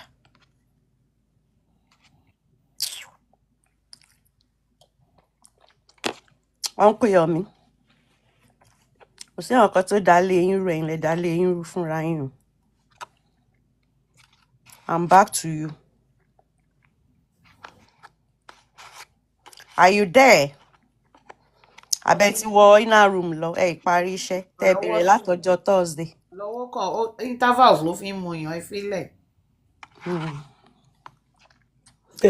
Ìparí tẹ́ bẹ̀rẹ̀ láti Thursday. Ìyẹn náà dá.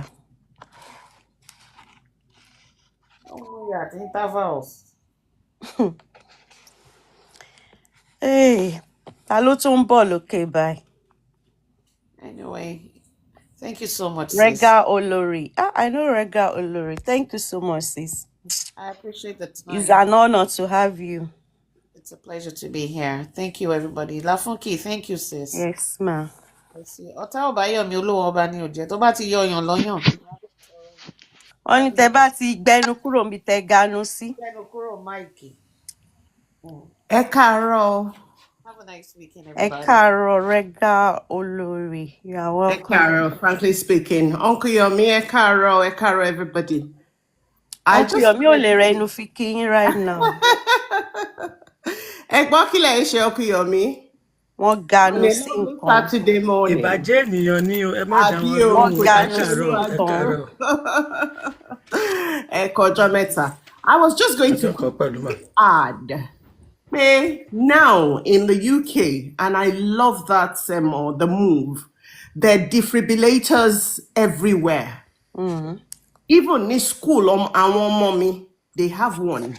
Ní town centers, moboya gbogbo ẹni, but town center tèmi and a few other close towns to where I live. One. And I think it's so amazing because the CPR thing, you're slumping, you're shaking, the quick response, share between life and death. Yes. Your response, it's always a good thing. And I think it's a good, but is, unfortunately, in Nigeria, the thing might disappear. Because of the very interesting, I don't know. Àwọn ní èmi tí mo wà ní diaspora ní problem Nigeria. Ọlọ́run á ṣàánú fún wa Nigeria because it's really sad. Defibrillator yẹn tó fi lè yọ ṣe runway lights ní airport. Wọ́n á gbé defibrillator yẹn lọ just wọ́n á kàn yọ lọ ni. Àdé ni mo ní tó yọ.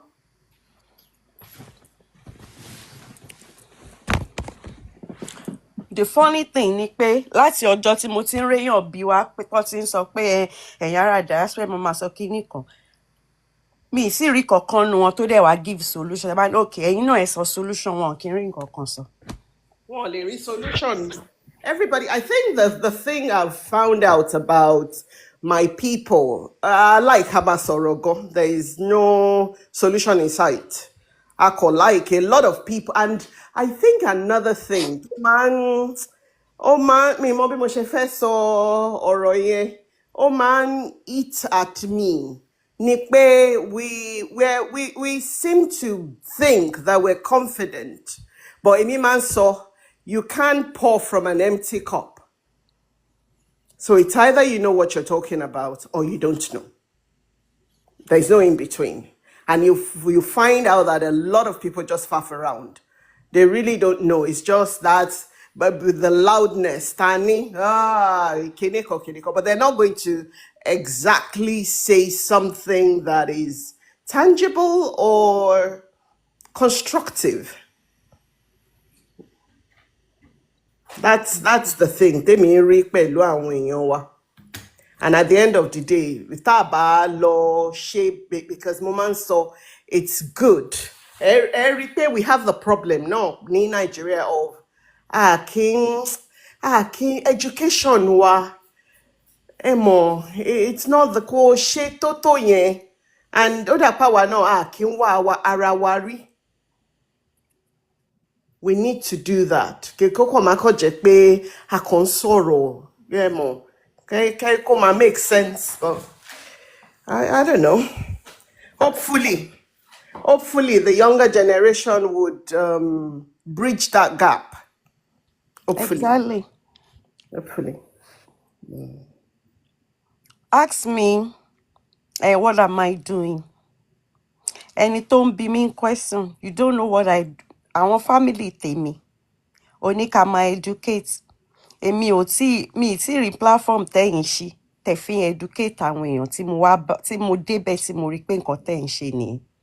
Onírú platform wa báyìí káwa máa kí n kóyàn jọ kí n máa show mọ mission mi lórí ibi tí mo wà. You don't know my mission. I didn't open my page to educate people about how to make Nigeria better.